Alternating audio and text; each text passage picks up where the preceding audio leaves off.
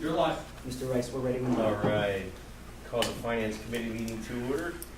According to Policy 903, public comment, which is limited to 3 minutes, should be directed to the presiding officer, rather than any individual board members, district employees, or members of the public. For confidentiality and privacy rights, specific comments regarding particular individuals must be communicated privately to the school board at superintendent, via email at psdeschoolboard@pennridge.org. Before we start public comment, I asked Mr. Daubert to make a couple comments in regards to what's going on in the banking industry, so everybody kind of gets a handle and understand what's going on with, to make sure our funds are safe. Yeah, Thank that's the immediate question. Are our funds safe? And they are, which is wonderful news. So we do not have any funds in the two banks that collapsed over the weekend, the one in California and the one in New York City. And even if we did, if we did have funds in those banks, it would be a FDIC insured CD, which would be under the limit of $250,000. When our financial company PISLAF does buy, we do buy CDs as part of our financing package, but we do buy them. When we do buy them, they are under the FDIC insured limits, so that we're never in that situation where we could lose funds. So we as a public school district are really governed by two codes.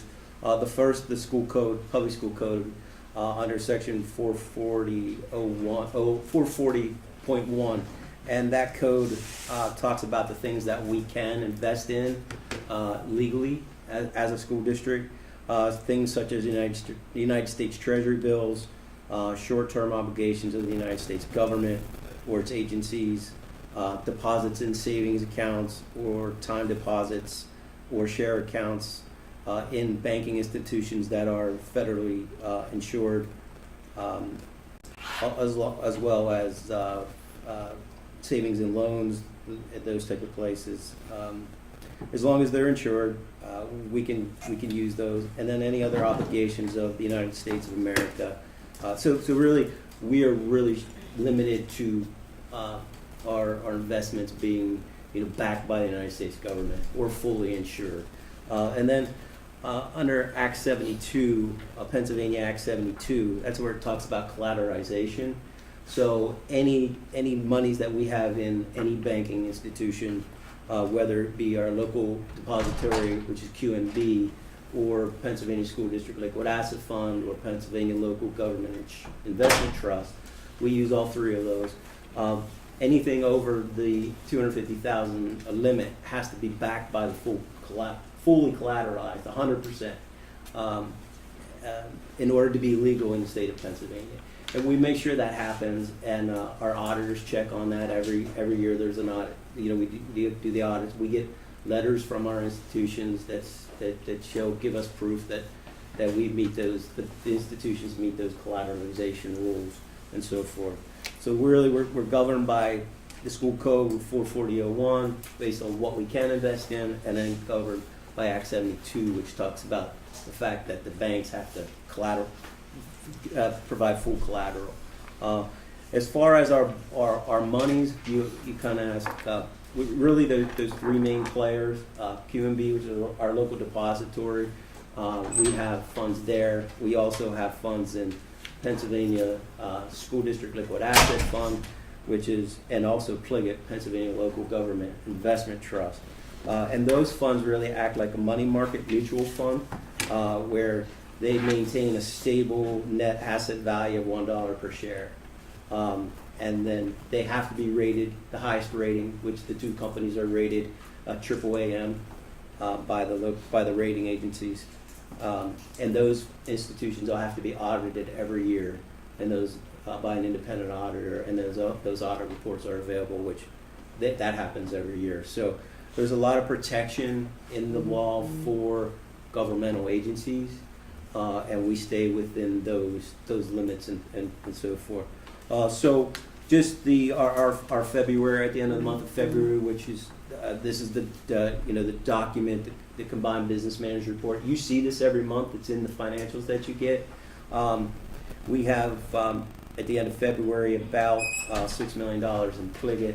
We have about $10 million in QMB. And then PISLAF has a number of different funds in the Max series, which is the liquid series, which means we can get it instantaneously if we need it. We hold about $5.5 million in there at the end of the month, the end of February. And then our fixed term investments through PISLAF, we're holding about just under $70 million right now, with estimated interest earnings through what we have invested right now of just over just over $500,000. Yeah. So kind of quickly, that's where the money's at. Those three major institutions is where we hold the funds. Now with QNB, our local depository, there are times we work very closely with them, especially in the fall when we're collecting our real estate tax very quickly. And sometimes we can get close to their limits. And we will pull, they will actually ask us to pull money out of QMB so that we maintain that. And they're required by law to maintain that level of collateralization, so they don't want to not have that covered. And we don't want them either, so we work very close with them on a day-to-day basis, and we'll pull money out, move it into our PISLAF funds and invest it there where we don't have those limits. So, okay. And really the PISLAF, they work with many of the school districts. I believe they're well over $8 billion in funding of Pennsylvania school district and other local government funds. So it's a very well respected institution within our industry, and they do a very nice job with our investments and planning and so forth. So they work with us each year on a full scale investment plan. Working from our cash flow for the entire year, and we plan out the whole year in advance we know when the money's coming in and how we will use it, because we have the history that we follow, and we invest to the and we try to secure as much interest in the safest way as possible. So thank you. Yes, I appreciate that. So our money's safe. Nothing in crypto then. we have nothing in crypto now. I assume. You're a very good assumption. Public comments. You said no? Both? Yeah. Both, Yeah. All right, we'll go with Mr. Linden, Robert Linden. This is general comments, right? Yep. I saw an article where the school built some houses for counselors. Is that correct? Did I see that for Pennridge? I don't know what you're referring to, so I don't think so. Okay, maybe I saw it for some other school. Then my question is for House offices. I'm sorry. House suite, maybe Oh, is what the suites. principal's office Oh. is what he's talking about. Maybe what you saw is we moved the offices of the house principals out of the main office and moved them into the school. So those are called house offices. Oh, okay, that's what I saw. Okay, yes, those we built. And we joined the counselors with the principal. Yes. So they're all in one location. My question, do you want me to stand? Please. You want me to stand here? Okay. It's up to you. I wondered if you went to the tech school and asked them if they could do those houses, or did you get an outside contract? Yeah, we worked through our general contractor who got the bids for us for companies. So you didn't make any chance for the tech school to participate? Correct, not in those. Yeah, it would have been nice if some of the students at Pennridge could have been involved. That was my comment. Thank you, Mr. Linden. Matt in Indira? Sir Matt? Matt anywhere? No Matt. That was about bus patrol. Anybody else say? Did someone sign up? Signed in, he's presenting. Oh. Oh, Okay. gotcha. No Okay. problem. We'll hear from you later. All right, well, there we go. Thought we lost the man. I guess we'll move forward. Upper Bucks County Technical School budget, please. Hi, everyone. I'm Michael Herrera. I'm the Executive Director of Upper Bucks County Technical School, and I'm proud to present this proposed budget on behalf of our amazing student body, faculty, very supportive business and industry supporters, over 200 of them, our center school partners, members of this Board of Education, and our joint operating committee. We believe the budget that we're putting together meets the needs of, again, the students, faculties, business and industry, and the community. Career Tech Education falls under both the auspices of education and workforce development. As a CTE National Fellow, I have the privilege of being able to see best practices from throughout the country. What I learned was I didn't need to travel too far because we have many of those right here in Percy, Pennsylvania. We have a lot to be proud of at UBCTS, including, once again, our enrollment is at capacity with over 150 students on the waiting list. Our students score exceptionally well on standardized tests, earning multiple industry certifications. Our students are college and career ready. We have multiple partnerships with Bucks County Community College and Del Valle University, and we are enhancing those relationships both on our site, on our campus, and vice versa, not too far away from Pennridge campus. So we meet bi-weekly on that because we want to be able to maximize our resources. Our School to Work program is one of the best, I believe, in the country. You'll see that in the report. In terms of competition, we want our students to perform well at local, state, and national competitions, which we have. The executive director of our Region 1 conference has stated that this year we had the single most dominant performance in his 10 years, earning the most amount of medals in 1 year. Our student body is very diverse. From our IEP, 504 EL, economically disadvantaged, we're over at 40% of that. I'm working very closely with our local legislators. Representative Stats is on the Education Committee and will be chairing the CTE subcommittee. So it's very important that we work closely with these groups to maximize resources. And he looks to us, vice versa, as that model. And so we may be having some hearings, et cetera, at the tech school promoting, again, these best practices. If I could draw your attention, and I do this right, from the excellent direction that I received from Pennridge Tech Support. And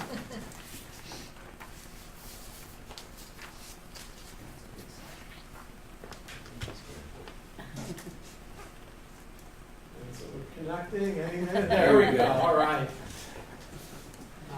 It's very important, again, for our mission, successful careers, lifelong learning, challenging and global economy. You're going to hear a lot about education and the economy and the competitiveness. So we will be right at the forefront of that conversation.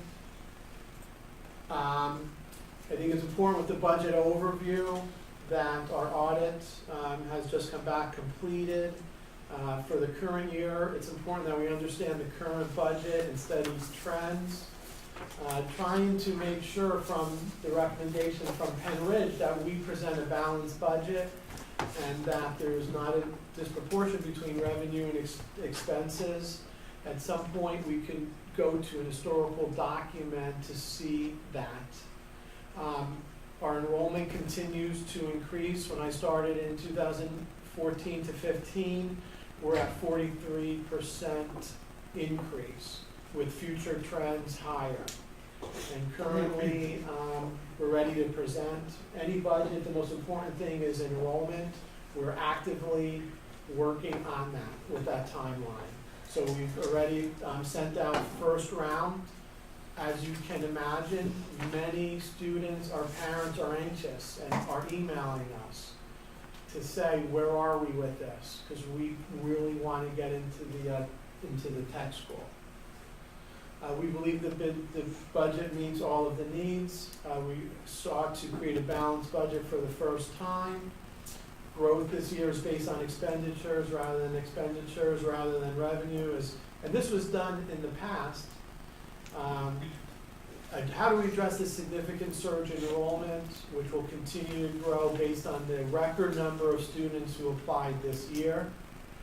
And we want to make sure that we correct that over-reliance of the fund balance as a source of revenue. We want to obviously maintain that clear fiscal picture, ensuring fiscal accountability and transparency. We want to have CTE high value, low cost. So when we talk about the CTE value, it's the industry recognized certificates, it's the ability to graduate with that CTE pathway, it's about the school to work opportunities, industry recognized certification, all of the best practices where you're going to see in those reports about the education, the economy, aligning those two institutions. We believe that we will continue to do creative staffing, such as adding a specialized facilitator to make sure that every student and parent that wants and believes that that CT opportunity is for them, that we're able to offer that. One of the creative ways that we're doing that is taking off-duty police officers and having them come in this year and work as a facilitator. A number of them said they would like to do that as a substitute. So again, that type of creativeness and trying to make sure that we're offering those spots to as many students as possible, thinking outside of the box is important to us. You'll see this year that our school to work, and I'll go over that, that we needed a second position and the workaround that we've done. And we also are looking for additional options to, again, get those students and parents that want to come to the tech school that opportunity to. This was a while ago, and our enrollment continues to grow. I believe that, Dr. Bowen, the last time we spoke that we were close to 650 applications that are coming in. It doesn't stop. We had priority applications stop at February 7th, but again, that doesn't mean that students cannot and will continue to apply and complete. Our first round, we placed 302 students. It's according to those ADM. But the waiting list right now, we have 189 students. There's a lot of those 8th graders, 146, that are looking to enroll in the tech school. A new report that came in March, if I could draw your attention to the bottom, right now Pennsylvania enrollment of 6.42% of all the state high school students in an intensive CTE program ranks 36 out of the 50 states. Our neighboring states are providing more opportunities. So when we come to the school district, we appreciate all that you've given our students and those opportunities, because our numbers are higher than that 6.42%.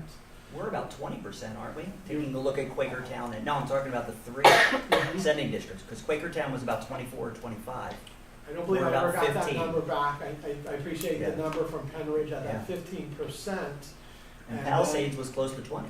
20, So, yeah, 25, it was- And why I think that's important is because when we work with our legislators, we are advocating more funding through appropriations in our success. I firmly believe it's not a top-down approach. What we presented when we had a local legislator day was, just come to the tech school, take a look at what we're doing, all those boxes are checked, and then we believe that we'll take our best practice and the rest of the state could benefit from that. So when we came last year to the Pennridge board, we said, listen, we have a lot of these students on waiting lists. can you please give us maybe $300,000? We'll add that new section, exercise science, complete success, fully, enrolled next year. We're gonna add additional sections in culinary and healthcare, and we'll turn it into, both. Maybe there's a little hyperbole there. But those numbers help this year. It helped get those students off the waiting list, and it will also help next year with expansion if we're able to, fund a lot of these programs. Because our numbers will continue, you'll see through the slides, our numbers will continue to grow. And again, that 146, those 8th graders that are calling and excited, we decided this year, rather than putting them on the wait list, that we're going to have a couple different rounds. We're going to accept students, we're going to give them an opportunity to take that seat. If not, then we're going to go to the next grouping on the list. So we want to make sure that that's all done before the summer's over. But again, I think that's a large number. And again, that cost value per, is important when we talk about cost per pupil, which we want that to be lower. But when we also talk about the value of what we provide, is there's a reason why that many students and parents are coming to the tech school. As a former person that was doing paper routes, shoveling snow, I know we see less and less of that. Not having the skill set that our students do, we're very, very proud of that. Our students, and I think this was taken a couple weeks ago, have worked 29,000 hours, 81 partnerships, a number of our students who were saying this is a skills gap, we need to get more students, there's 93. Today we just put 3 other students on co-op, 2 at St. Luke's and another at Sigma Controls. So these are students that are making up to $23.40 an hour, while in high school, some of them working 4 days a week, and you have the hourly wage. So I think, I said to our co-op coordinator, I think we may be at that $500,000 mark since when this is. So again, it's a testimony to students, their hard work. And we're seeing some students more and more saying, I'd rather take advantage of the CTC class. I'd rather see if I could do maybe virtual because of the work demands and what they're gaining from that. That's what some of them are choosing to do. Is there any questions in terms of programming? Because I think that's when we talk about budgets, I think enrollment programming is very, very important. And I'd like to turn it over if there's any questions or comments on that. I think it's great what we're doing over the tech school. I think there's nothing but success. You can see it through the last several years of continued growth. So it's greatly appreciated. Dr. Burrow. Thank you. And we do appreciate the ascending schools support. We understand without like a decentralized, without that state system and the funding, that you're forced to make these decisions in terms of funding and giving students at the tech school and those parents options. So thank you very much. What, just so I'm understanding correctly, the waiting list, is that due to the fact that we don't have enough teachers per student ratio, or also a capacity issue? Like when students get put on the waiting list and they're not in yet, what are the main reasons why they're on the waiting list? It's per program. Okay. And it's the ability to be able to, like last year, we were able to create different sections. Right. So because you can't have like an extreme amount of number of kids in a section. What is the max? So we basically have 40 students per program. Okay. Last year we added the 2 sections.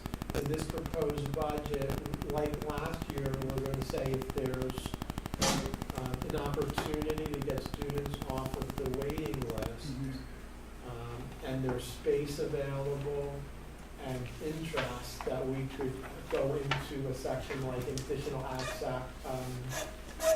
ag tech or law enforcement.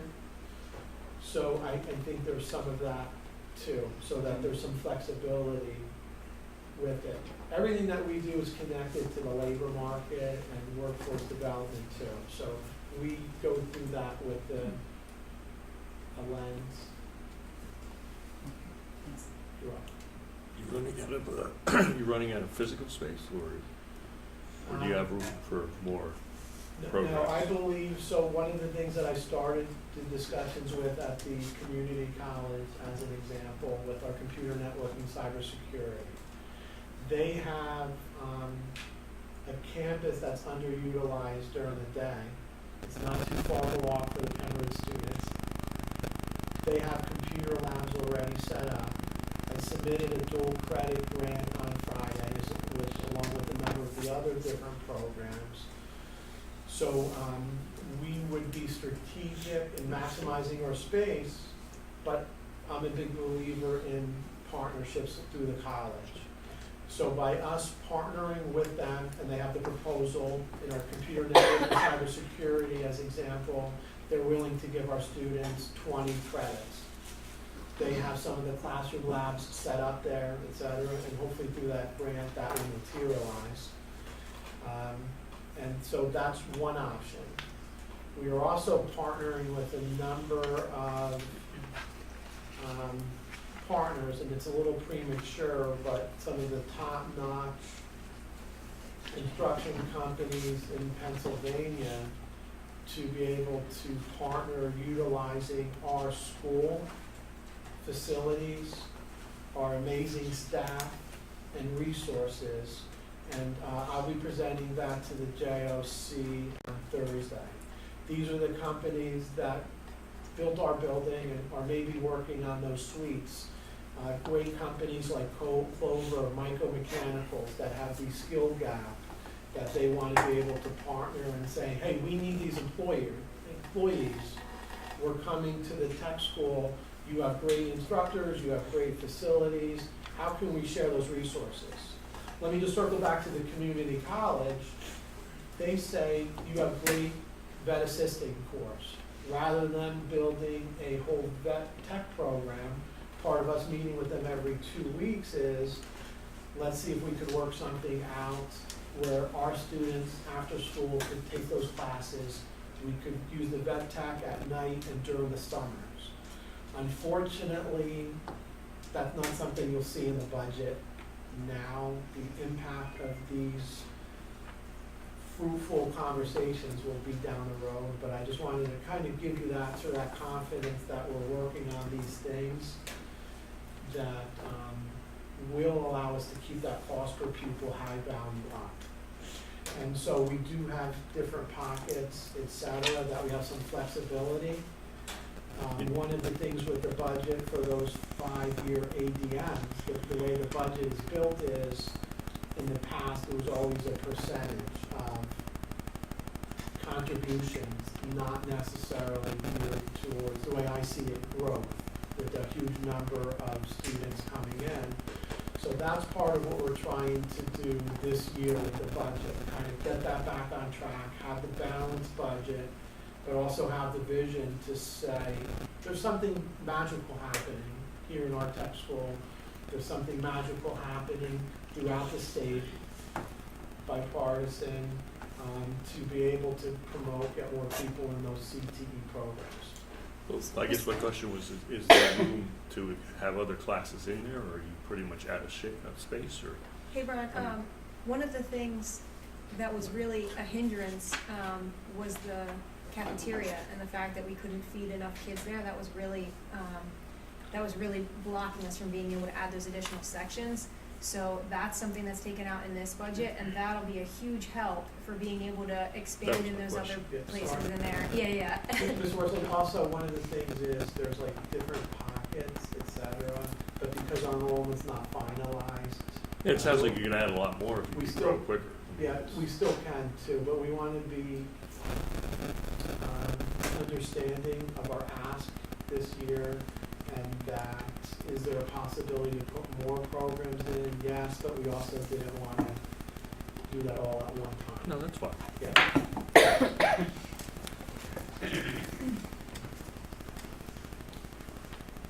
Good evening. evening, everyone. I'm Tanya Nelsnick, a business manager over at the technical school. So I get the fun part of presenting the numbers to everyone. So this is number 4 or 5 rendition of this budget. I think it's a pretty solid budget.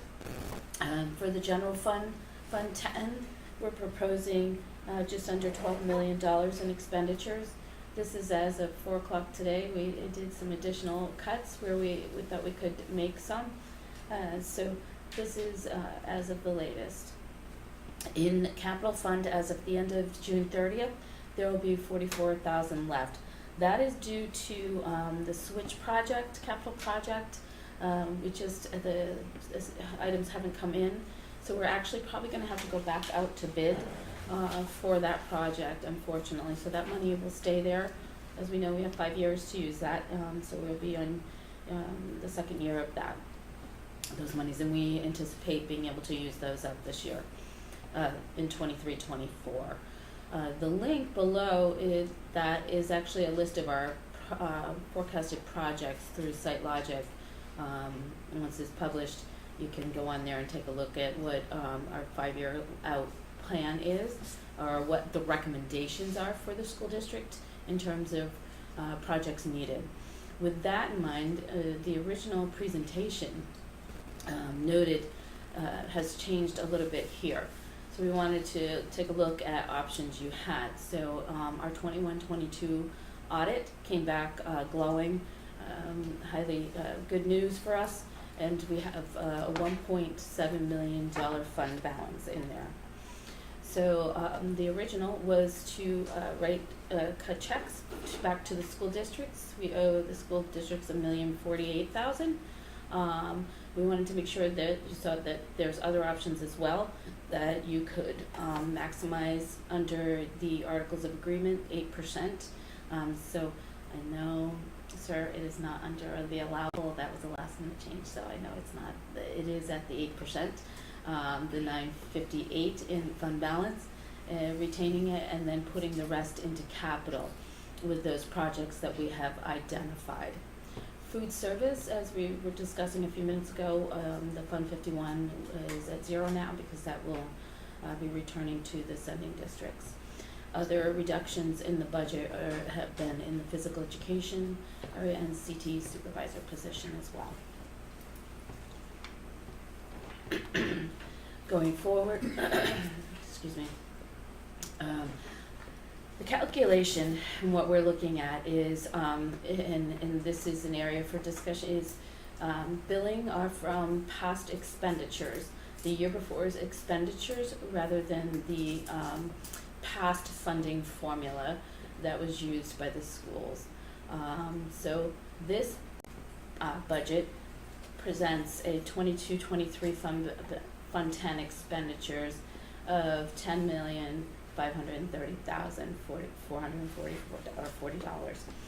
That includes the discussions I've had with the business managers in looking at reducing, making sure, and we can look at those costs later, making sure that we reduced out areas that should not be in our expenditures, including a fund balance or return of monies of $776,811 for a barn renovation because we took that from fund balance to reimburse the schools.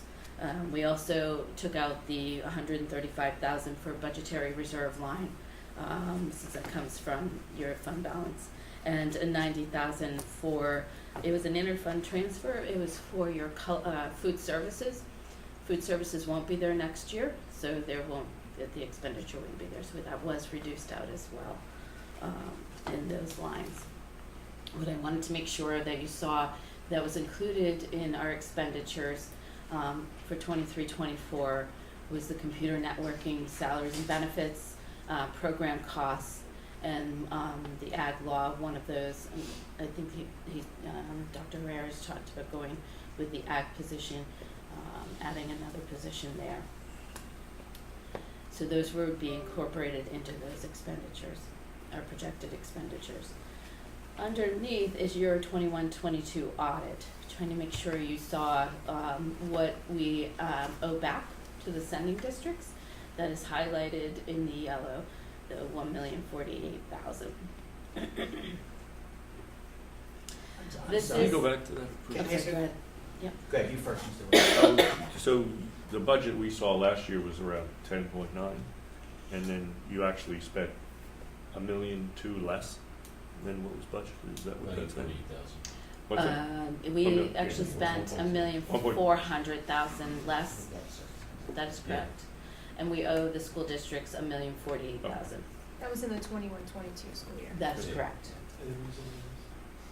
And And we looked at those numbers and broke those out. $1 million of that is salaries and benefits. So why was it so much less overall? Why was the budget so much higher than it came in a lot lower? The salaries and benefits with the changeover at the school Was it- district, we spent $1 million less in that area. so we were down a lot of admin positions and salaries and benefits, which is the reason. So primarily it was just. Can you go back one slide? I want to make sure. The number there, that 11.9 million, My projected expenditures, right, that's the expected expenditures For- with or Which- without debt service.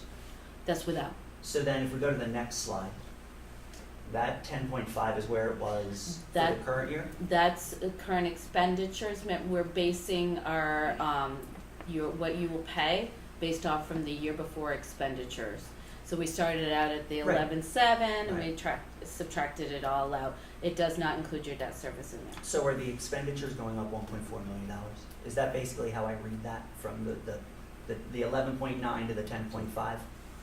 Those are expenditures without debt service, so the, Without debt service, so the expenditures are going up 1.4 million. including with your new programs. Right, Yep. yeah. Yes, sir. Wait, and I'm sorry, did you say that in the budget for this year, even though we spent 90,000 in cafeteria costs, that was taken out? I did. I took that out It because was actually still an expenditure this you year. are correct. It was in this, but I did not, because next year, remember, Should- this will be our expenditures, what we're billing for. And so we won't have, it in 23-24. Well, right, but when we're comparing what we did spend it last year, so when we're comparing, I would think then that's a $90,000 less difference because that's what we spent last year. I was surprised to see that part taken out, but, okay. Where is that taken out? It's a living document. You know, we change it. We're Was- not paying.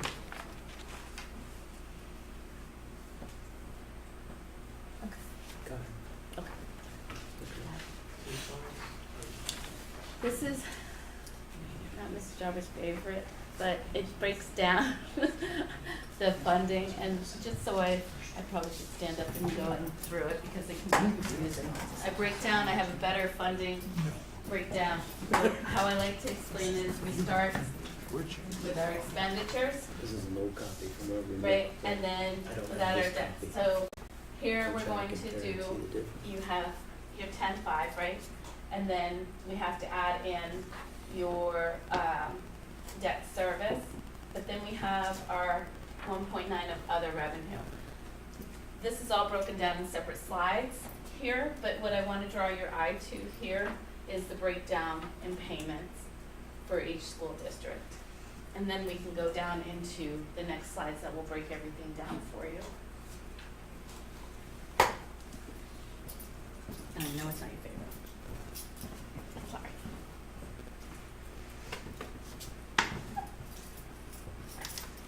Okay, so your ADMs, this is what you're traditionally used to seeing.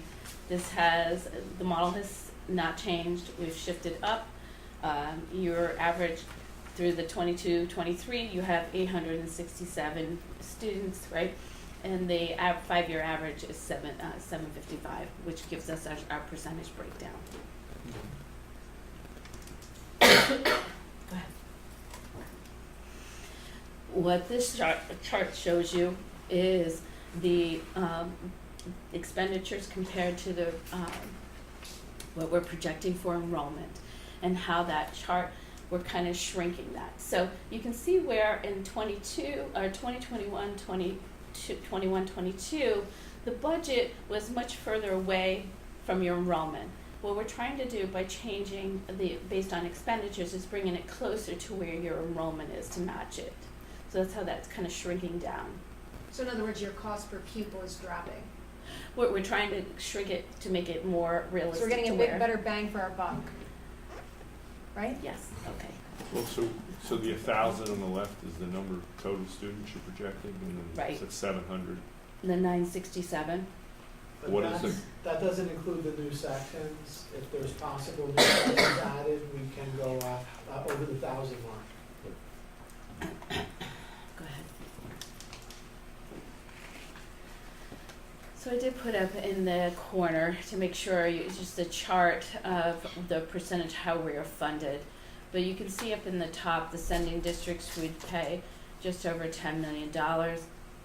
We'd get state and federal funding of just over $1 million. Grants we're projecting just under $300,000. Obviously, our debt service is already established by the 2 schools that owe. Our voc ed subsidies, we're expecting, projecting about 600,000. And then miscellaneous revenue, this was a really tough one, I'm sure for a lot of businessmen. That includes like your interest. Projected, obviously I went on the low because I didn't know where your interest rates are going to be in the year. I didn't want to over project either, so, and that's my total. It's just another way to look at your comparisons between the 2 years' budgets. Really what is drawing your attention to is the use of fund balance in the current budget. In my current budget, projected I should be using $919,000 to for this current budget to ensure we meet our needs. This new budget is not using any fund balance at all. So if you look at the yellow over there that gets absorbed, that's based on the fact that in prior years, that was all being budgeted and pulled out of fund balance, and that's why we didn't have a balanced budget. And we'll talk a little bit about the funding formulas and how we got to where we are now on a different slide. But this helps you see that the big difference here in the budget is that we are having the districts pay the full budget instead of continuing to have a structural deficit and continue borrowing from fund balance. This is gonna be the year starting fresh, get everybody paying their full budget and then building from here. So, but that's something that we can explain in a little bit more Like detail in a raising different one. taxes, right? Just a point of clarification, and maybe it'll be on a future slide. This is the first one, my first run through on this, but you just explained that the budget from this past year is actually $1 million less, right? Yeah. So you're when going we off of- compare, just trying to figure out, actuals to what we're budgeting, because the difference between these two budgets is smaller than what the actual expenditure was to what we're now budgeting. So why is there maybe there's a slide that shows that, It does, we'll Okay. go, yep, and then we can come back. Yeah. This is by your object codes, breaking, this is what I think most of you are more used to seeing. So, and we'll break this down even further in the next 2 slides. This is based on your salaries and benefits, that makes up about 70% of your budget. When you look at the 11.7 down below, you have to remember that we added in the board added in an additional $300,000 at the end, right as they were about to pass the budget. So that's where that 11.7 and the 12 where you were just talking about, it doesn't always match up. So the 11.7 is the actual dollar? That's where we started with the That was budget the budget presentation last in 22-23. And then they added 300,000 for the additional programs, which I'll defer This to is Dr. just this Herrera year. on. Which is the 2 additional Two sections in healthcare and the culinary and the, yes, so that's where we have more students. And the true cost of those programs was not 300,000, but we put that in there to make sure that we could service as many students as possible. That's budget, not actual. Keep the kids off the waiting list. Okay, next. So this breaks it down a little further. It was asked to make sure we showed an actual, current, and then the projected and the difference. So when you take a look at your salaries and benefits, this includes your new positions that are coming in that were added in 22-23, and that were added in going to be added for 23-24. You can take a look at your benefits. So I want to make sure I clarify your benefit opt-out. It looks dramatic, 123% increase. It's actually a good thing. It's somebody like myself who has retired from somewhere else. I already have my health benefits. So what I do is I opt out. It saves your district money down below where you're not as paying much in your medical insurance. So you'll see down below there's a savings, and that's because of that increase. It's cheaper for the school district to do the benefit opt-out, if that makes sense. I just want to make sure everybody understood why there's a 123% increase there. So the 21-22, those are actual, and then the 22-23, is that budget Correct. or projected? 22-23 is what we're currently living in. But that's budgeted, Budget. not Oh, projected. I'm sorry, yes. Yes, Because you you're have a correct. different number for You're projected. correct. Does So it's spell hard to it out. compare what we're doing year to year if we Yeah. don't have last year's projected. Yeah. Can we add that to the chart? Because it's Because growing substantially from 2 years ago, but I don't know exactly how much it's growing this year. Projected for the salaries and benefits this year is pretty. Oh, yeah, so Dr. Herrera was just mentioning, making sure that we talked about, we did have done a projection for where we're currently at, and we're projected, yes, we will be right on target with our salaries and benefits. So it will be For the- 4.6 actual. at the For end- the end at the end. of the school year, yes. Yeah. Some other areas to look at, in meeting with the business managers, they pointed out an area where audit under our 300s. I did remove that, just because I think that was from a previous, when there were things going on. I think they added additional funds to do an audit, an additional legal audit, so, I did take that out. Our 400s, I did take a look at that. We made some additional cuts.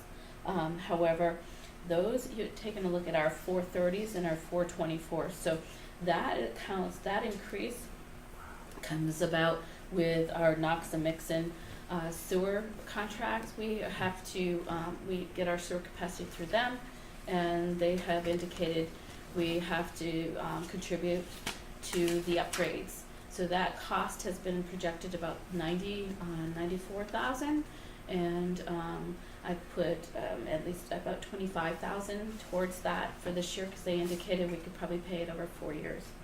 In addition to that, under contract maintenance, we have sewer lines that need to be addressed. We've got some issues on the property that has been made clear that we need to start mitigating. So there's some money, increased money in there.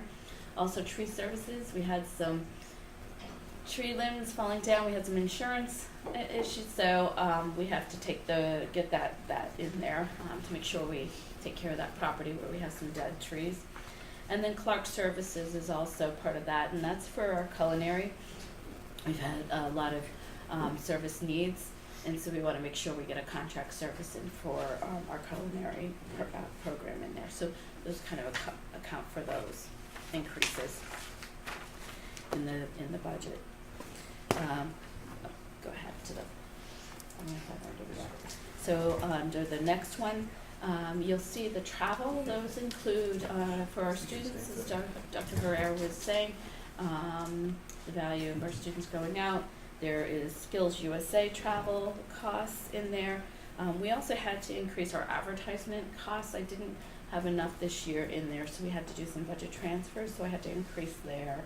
So that kind of accounts for the 23-24 increases. There's some of them in there.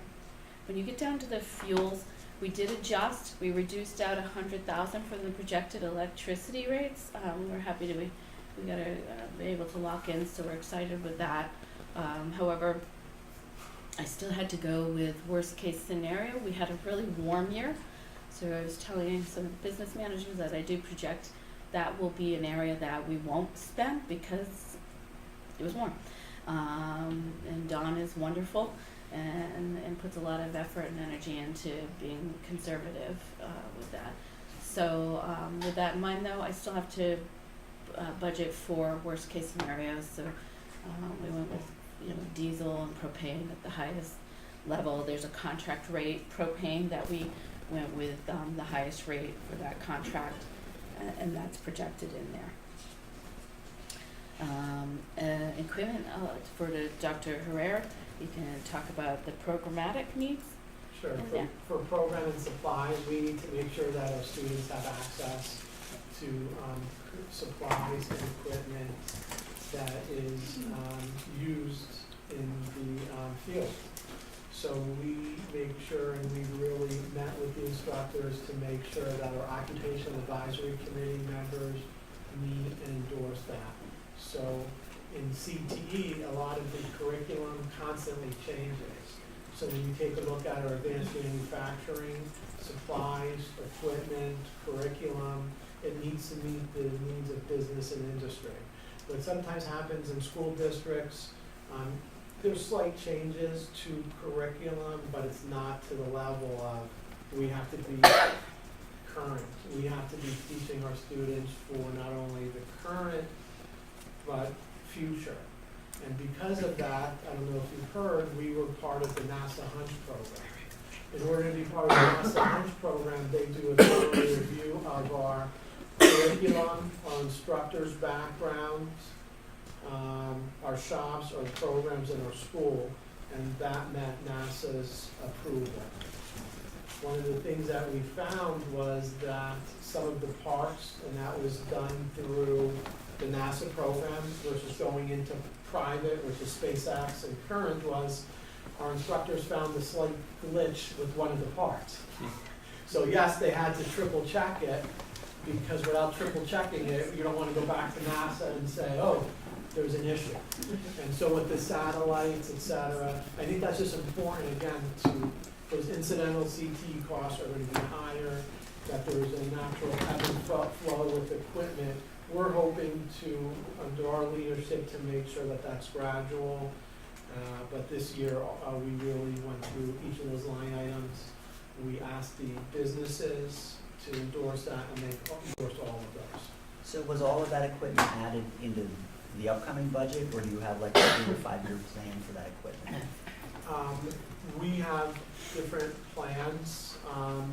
This year, Right, like how much of the list was added into the budget we're seeing in terms of 23, 24 for the wanted equipment list?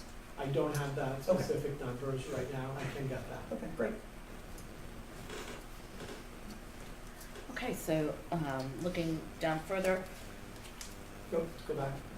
yeah, I just want to draw your eye because we've had significant conversations about making sure we understand when we're looking at these summaries, you have to put them out in order, but one of the things you should back out in your mind, you see the bottom 11,956 and 12 million off to the side for the other one. Significant conversations went in.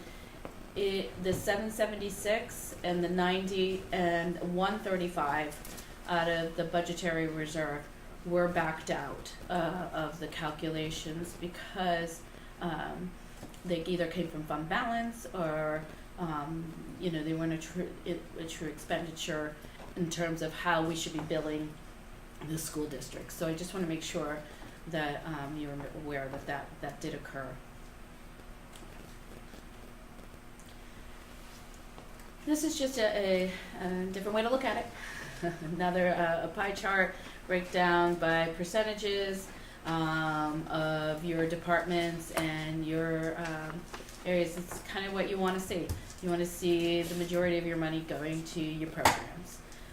So this is just a breakdown on the side. It breaks it down by department as well.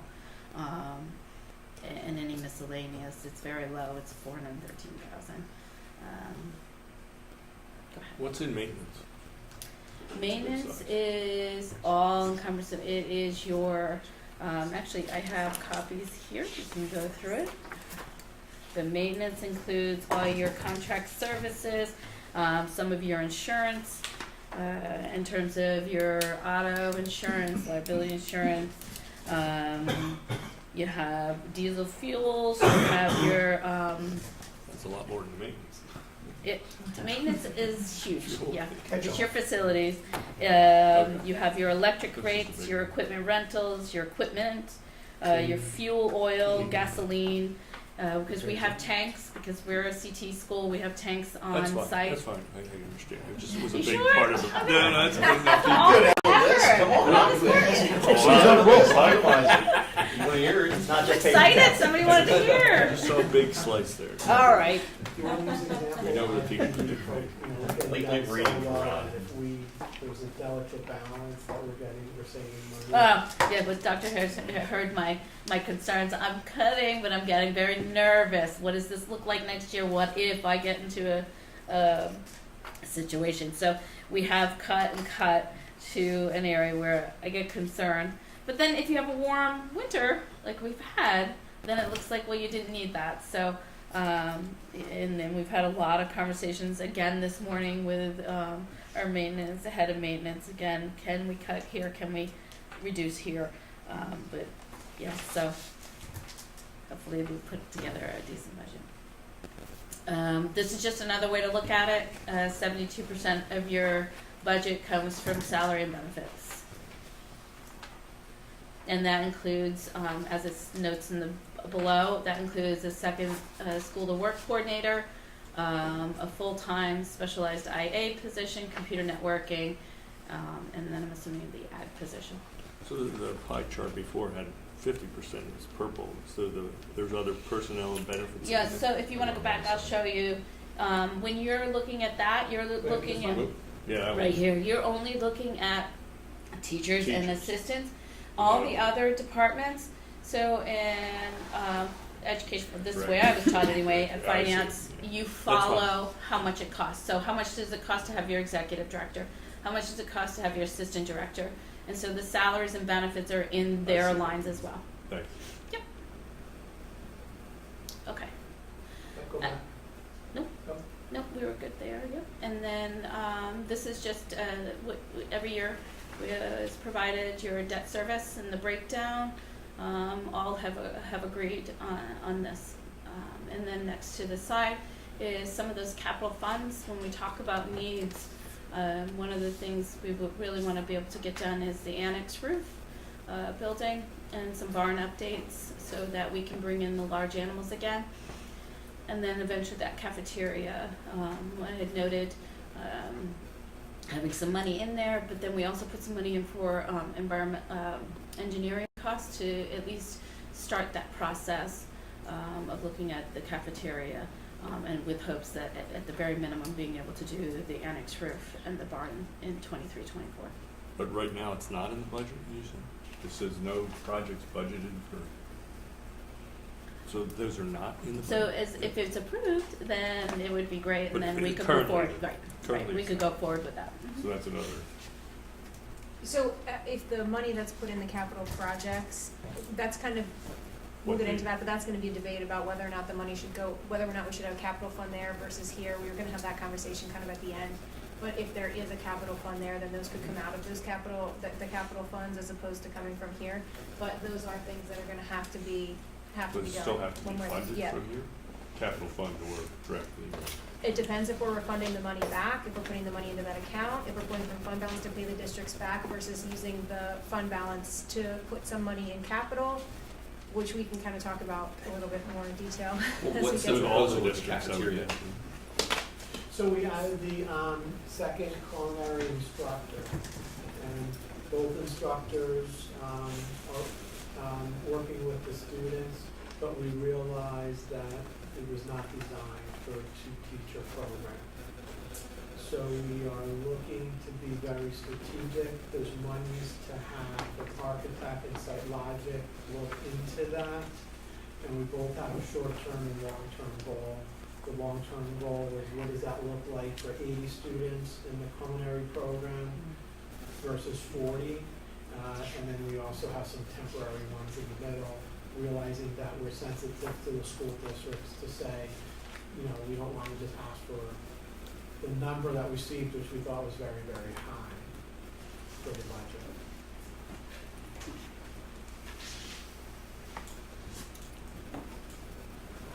And this is just finally the breakdown of the new programs offering,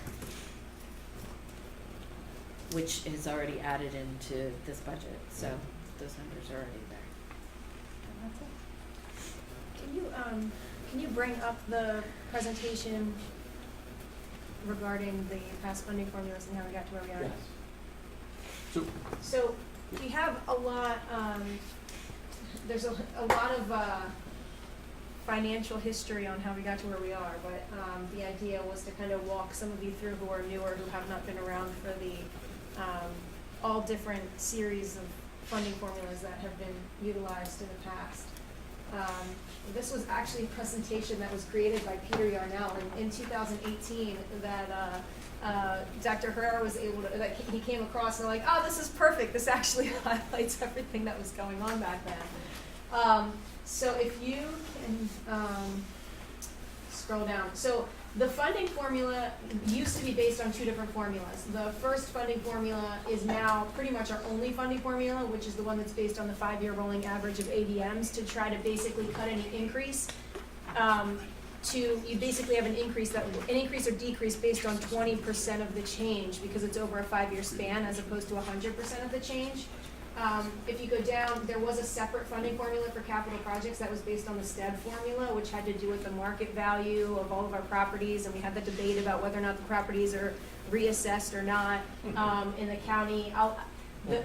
Now irrelevant because aside from our debt service that we're paying off, this formula was changed in the last articles of agreement, so it no longer exists, which is great. This also prevented us from being able to take any money that was going back to the sending districts. That was, and if the budget was underspent, there had been conversations in the past about putting that money into a capital fund or pulling money from fund balance and putting it into a capital fund. This language in the Articles of Agreement prevented us from being able to do that because you couldn't take money that was brought into the tech school through one funding formula and deposit it into capital because that had to be, that money had to come in through a separate funding formula. If you go down to the next slide, just telling you that it's our job to, the whole joint board, all 27 board members approve the operating budget for the technical school. You get down to the next slide. It has to be approved by a majority of the 27 as well as pass at least 2 school districts. That's how it gets approved. You scroll down and you can actually go. Okay, stop right there.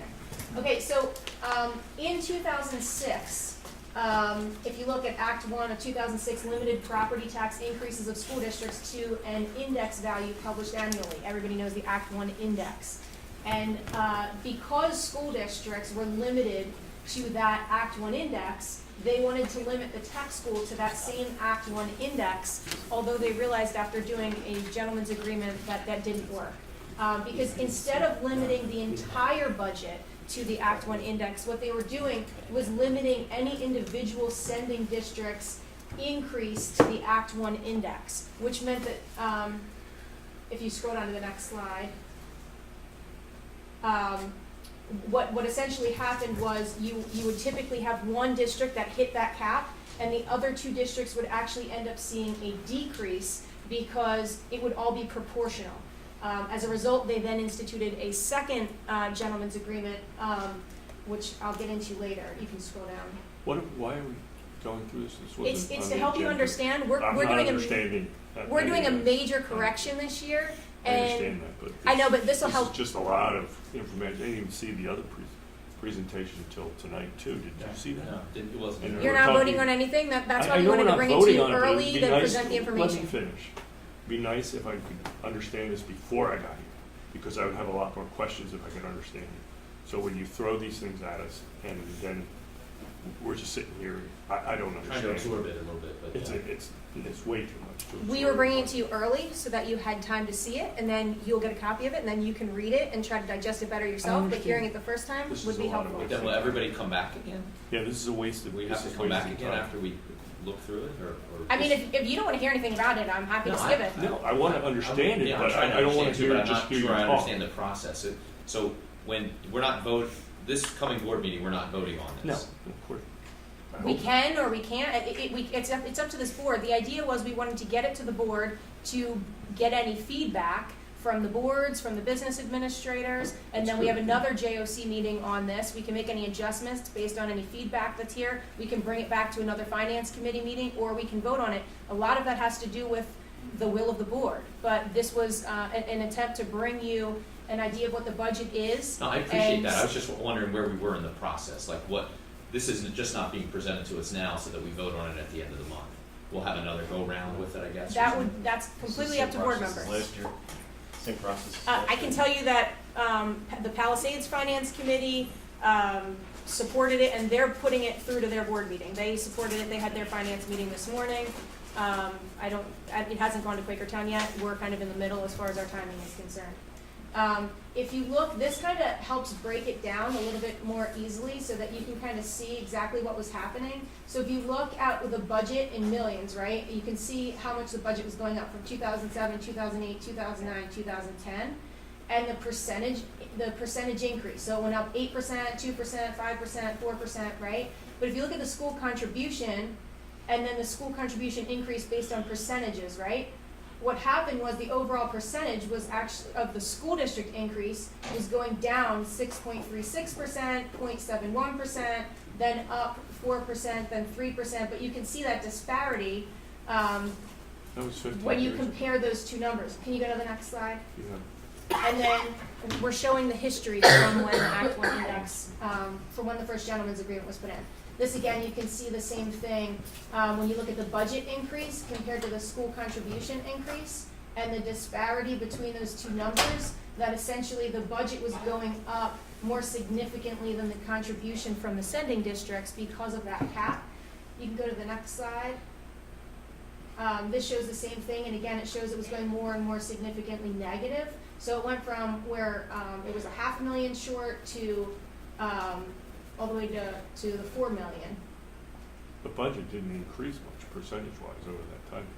Right, but because what would really throw it off is if you look at Palisades is less than 10% of the total admissions. So if they were the ones that saw the most significant increase in enrollment and they were the ones who hit the cap, Pennridge and Quakertown are the other 90% of the budget, so we all saw a decrease. So then the amount of money going to the tech school would actually go down by 90% because only 10% was going up.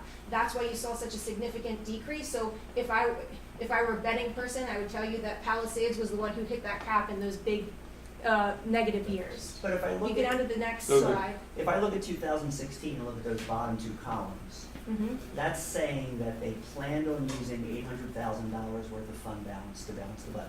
Right? That's what they had to work in. It was a structural deficit of $800,000. But the fund balance went up by There- about $100,000, which Right, means so there was a little bit of a shell game going on in combination of this, where they would inflate the budget so that there would be more money left over, and then put that money into replenished fund right. balance. So their that was budget kind was of this their whole budget was circular off by thing that was going on. $800,000 that year.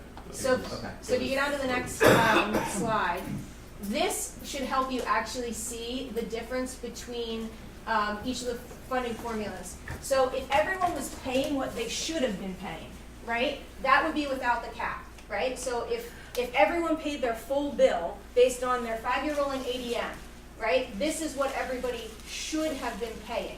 If you look at the capped at Act 1 in the first column, it shows you what they were paying with the first gentleman's agreement. So because the cap was Act 1, which you can see would have been 2.4, because if you see Quakertown hit the cap, Quakertown would have seen the most significant increase that year. So that means Act 1 was 2.4 that year. So Quakertown's increase, instead of being 27.7, which is what it should have been, theirs was capped at the 2.4%, and then everyone else's was proportionally capped. So if you see Pennridge should have been 12.7, ours went down to negative 9.6. Palisades should have been 10.9, theirs went to 11.1, because it was all proportionally capped all the way down. So that's how you saw the decrease going to the technical school, because we would cap whichever, just that one that was at the top, whoever saw the most significant increase. If you look in the center column, when this proposal was shared with the boards back in, I guess it was it 2018, there was a proposal at the time which had passed the other two sending districts, but not this sending district, to institute a second gentleman's agreement. The second gentleman's agreement essentially put in a floor. So, in other words, if you look at the left, you see how Pennridge and Palisades should have seen a decrease that year. Based on the second gentleman's agreement, they were basically saying no one will pay any less than you did the year before. So even though we should have all gone down between Palisades and Pennridge, they just basically put in zeros and said you're going to stay where you are and you're going to contribute the same amount you did last year.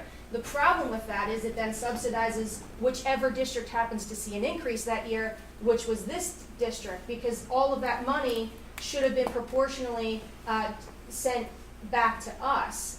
This was then corrected, that money was all refunded to us, but that was all based on this second gentleman's agreement that was put in at that time. If you go to the next slide, yeah, you can keep going. Scroll up a little bit. I mean, I think you get the idea, but that's essentially what was happening. You had those different funding formulas. So what we're saying is we had made the decision a few years ago that we were going to stop pooling from fund balance and everyone was going to pay their full share. There was one of the three sending districts who was not able to make that jump in 1 year, so the decision was made that that would be tapered off over a few years. That kind of went backwards last year when all these additional programs were added, and instead of those being a separate amount, the idea was to show an increase from the year before, but the increase didn't even take up the amount of additional programs that were added, and that should have been parsed out. It wasn't. Regardless, it took a shift backwards last year because of that. What we're saying this year is, you know, it's been a few years, we've had this conversation, let's just jump to what we're all supposed to be paying, get a balanced budget, everybody pay what you're supposed to be paying, no more pooling from fund balance, no more structural deficit, and that's why you'll see in our budget, you've got the 20-some% increase based on the fact that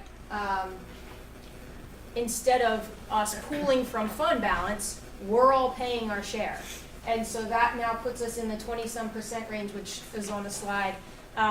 If you look at expenditures to expenditures, and instead of who was paying what and what came from fund balance, the increase budget to budget was 7.98%. If you take out all of the additional programs that we're adding in, because if you're looking at what was the increase of operational expenses, right? That's one thing. But when you're adding new programs, it's not really fair to say, well, that was all an increase. If we're going to add an extra law enforcement class and we're going to add an extra ag tech class and we're going to add all of these other things, you're going to have to pay for that, right? And those are going to be, that's what's built into that 8%. Which one? The increase? The increase where we're adding new The capabilities. new program, if you, right, if you I know separate, there's a lot of information. It's Yeah. really Yep. if you separate the new programs from that 7.98%, for this year, it ends up being 3.98%. But I know that there was a different calculation. I didn't see which slide it was on because there was another $220,000 that wasn't accounted for, or $228,000 that was unaccounted for the additional programs that were put in at the end of the year last year. So I'm not sure how that affected the 3.98% number. You're right, we ran the actuals. I did not add that into this one, I apologize. But what you're saying is we received $300,000 in this current year, 22-23, for those other programs that are currently with us. When we run the actuals, it was $528,000 that will cost this year. But that extra 200,000 came from other budget items. Right. You're not expecting to be over budget because of that extra 200,000. We were very conservative this year. Right, so you're pulling it from other line items. But David, that's because we had significant. Correct. We had significant staffing We had several Yes. major staffing positions that went unfilled for the entire year. I completely understand why Those we're things gonna be are under now budget. gonna be filled this year. What I'm saying is that you can't, You're not saying I'm low, I'm not, in a deficit of 200 this year, is what Correct. you're asking. correct. Could you pull up Mr. Daubert's favorite slide? Because this really is the money ask, and that's really what we need to harp on to make sure people understand that, right? Well, I respect that you guys put together a balanced budget, because we had this debate last year. Thank you. You know, when you put something in and don't hit it, then we're just here making up the difference, and we have no control over it, so I appreciate that. But this information should have been distributed earlier. If we were to have an intelligent conversation about it, it's not to be thrown at us at the last minute. And, you know, I have a number of questions, but I really can't even put them in the right format now, so I'm gonna hold on. Yeah, most of our administrator presentations that they give them first, and then we get copies of them afterwards, because usually it's easier to hear them present it the first time, but. This is something It's a new to budget, me it that should I be didn't, done so ahead of if you guys go, you don't spend as much as we approve, then you're gonna kick it back to, then it's coming back to us. So, I mean, Right. that's. Or the that's- other way around. Right, but I guess, But right. it's never been the other way around again. Well, because But- you're over budgeting. But could you please call up that slide, Mr. Daubert's favorite slide, please? Because the old method was based off revenue, right? One of the reasons that it is showing more of an increase than it is in normal years, besides the fact that we're changing philosophy on Sure. fund balance, No, which I that's- completely support Mhm. in terms of budgeting a balanced budget at tech school, is that what the rhythm used to be is that they would take the revenues, right, they were set, they would add the Act 1, which this year is 4.1%, they would subtract out that payback, right, whatever the payback was from the most recent audit, which is usually 2 years ago, right, in terms of when the audit is, and then they would use that to calculate the districts. And so the increases were never as significant because they were always based around the Act 1. When you change to expenditures, and I've said this in the meetings with them, in terms of my concerns about that is that the tech school budget has, over the last 10 years, often been not accurate in terms of the expenditures and the revenues. The most recent audit in 21-22, it was about $1.5 million off, based off what they calculated it to be and the fund balance they were expecting to use and what the actuals ended up being. So my concern is when you base something off of expenditures, we need to make sure the expenditures are accurate and are based off what we're really expending, right? To make sure, and if we are there, then I think it makes total sense to do it that way, right? Because I don't think it matters whether you do revenue or expenditures as long as you're using actual revenues and expenditures. Now, when you look at the bottom, right, this is the dollar-to-dollar thing, Right. Ms. Knowles, right? So can you explain this bottom to bottom in terms of why there are two different increases? Dr. Bowles, before we do that, I Correct. think there was 2 years ago where we, Tony, correct me if I'm wrong, Ms. Nelson, where we overspent 100,000.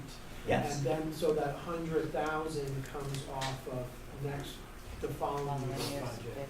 So it's sort of like, okay, you miscalculated, you overspent 100,000. So in the next year's budget, we start almost basically with a $100,000 deficit. Where did that We 100 do come that. from that you spent? So, over, Just the general fund again?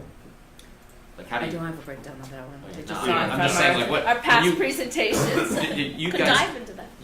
yeah, well, if somebody normally you think that if you're gonna, 100,000, and maybe that's not enough, but somebody has to cut somewhere, you know, if you can't spend what you don't have, so where did you get $100,000 to have it, to spend it? It would have been fund balance. but Would be fun. something taken So up. there's That's something like a correct. slush fund balance that Fund you balance. just gotta pull from. It is. to make Well, this- so now So- that's gone, so right? can Because you of that whole process that was going on. But David, I think it's also important to note that we have completely different staff over there than those prior budget years, and there's been a lot of cleanup as far as making sure that the budget is accounted for. I know that just the last couple years when we had the IU come in and do the budgeting, we had there was a lot that had to be almost guesses. I mean, I think that she even said guesses because there wasn't a clear record of what everything was. And so she had to really, I think, do the best that she could to try to put those numbers in so that she had actuals to then refer to in following years because of what the situation was when she got in. And so now we're in a better position where they have those actuals to budget from.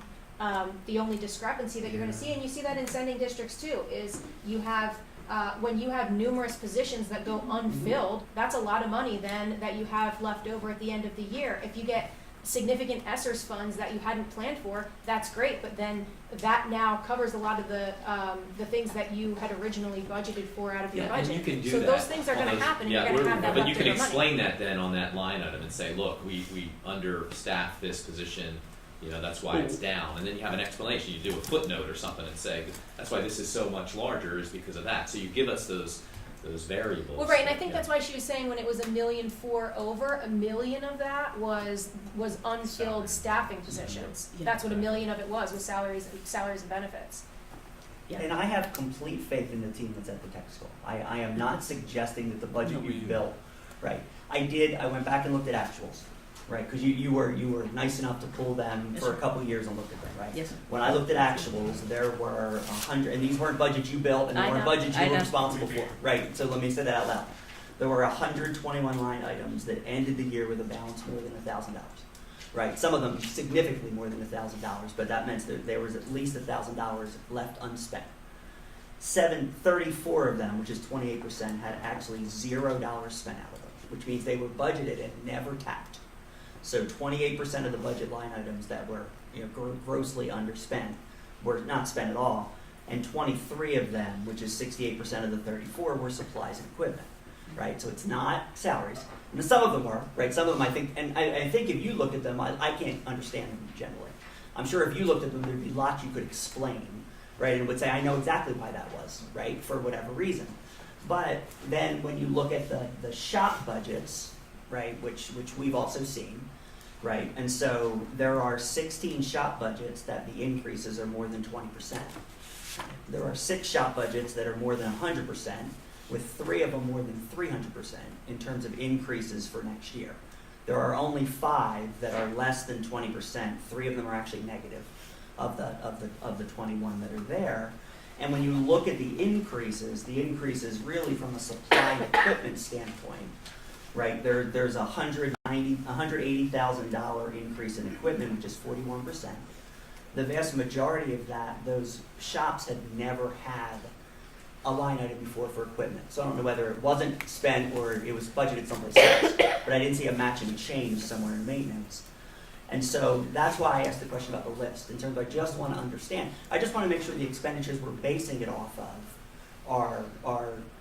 are reasonable, that we feel like that was the actual number. Because there was a $183,000 increase, right, 41% increase. In supplies, it was a 52% increase. It was $114,000. That's pulling out, right, the new programs in PE, because they obviously are different from year to year. And so I just want to make sure, my only concern is that we're sure that the increase, because it's not insignificant, right? The increase is going to be more than the Act 1 index in terms of what it's asked for, regardless of whether you include the fund balance or non-fund balance. That's why there's 2 numbers down there. I just want to make sure that we have all the information we need to explain those types of things in terms of why it's that, right? That's the equipment piece, that's the supply piece in terms of those things, okay? Mhm. Can you, Ms. Nowzy, explain the Pennridge numbers across the bottom so people understand why there's 2 numbers? Because I see a 13% increase, but then I see a 26% increase. Can you explain why there's 2 numbers there? So the 43 is your percentage of the budget that you would pay. The 23-24 is the 4,320,000 is what you would owe for the year. Then you have to add in your debt service. So you go across 142, and then your total 23 payment would be 4.4 million. 4.6. Then you're doing a comparison to your current year, 22-23, of 3.4 million. When I take out the debt service, we're looking at your 25% increase. What goes over next was a comparison had we not used fund balance in this current budget. Have we paid our What- share? I won't Right. say, But no, that's what, that's Had all philosophy paid the change. actual. What- Right, yeah. right. If we had paid the share of fund balance. Right, but I don't think that's And I now- don't think that number is an updated number, because that 3.8. was 8%, wasn't it? Not 13? I'm sorry, The it's the amount, percentage the of, amount expenditure to expenditure when you when you were running it was like 7.98%. No, so, when you go up top, when you would have looked at your budget, that's, we added in, go up top to the fund balance, I'm supposed to use 919,000 in 22-23 of fund balance, right? So then we look at our percentage breakdown, your total budget, which you were paying, that's how I got that number of the percentages. I wasn't smart enough to how to add in 21-22, which it was pointed out to me, it was a moot point anyways because we did not use it, and I thought that was a really good point. So we left that out. So we just left the 566 up top from 21-22 as an example of what we have been doing, projecting expenditures, whether those expenditures were on target or not, and to close that and make sure you had your budget, you were relying on fund balance. 21-22 is 566. 22-23 is 919. So those are your percentages there. Down below, I only included 22-23 in there. Those And are the reason why there's such a significant change increase is we're basing it off from last year's expenditures, minusing out all those areas that we talked about earlier when we started at the 11.7. We take out the 177,000 for the barn, the 135 for our budget reserve, and the 90,000 for. Are you saying that it went up to 13 because you're budgeting taking $1 million out instead of from fund balance to refund the sending districts? Because the number was 7.98. Where are you? Where are you looking? Bottom line. That 13%. I'm wondering how you got from 7.98 to the 13%, unless you're saying because you were talking It was about. never 7.9. It was never. It was always that 13. Are you referring to a budget increase? I'm talking about expenditures to expenditures. The difference when you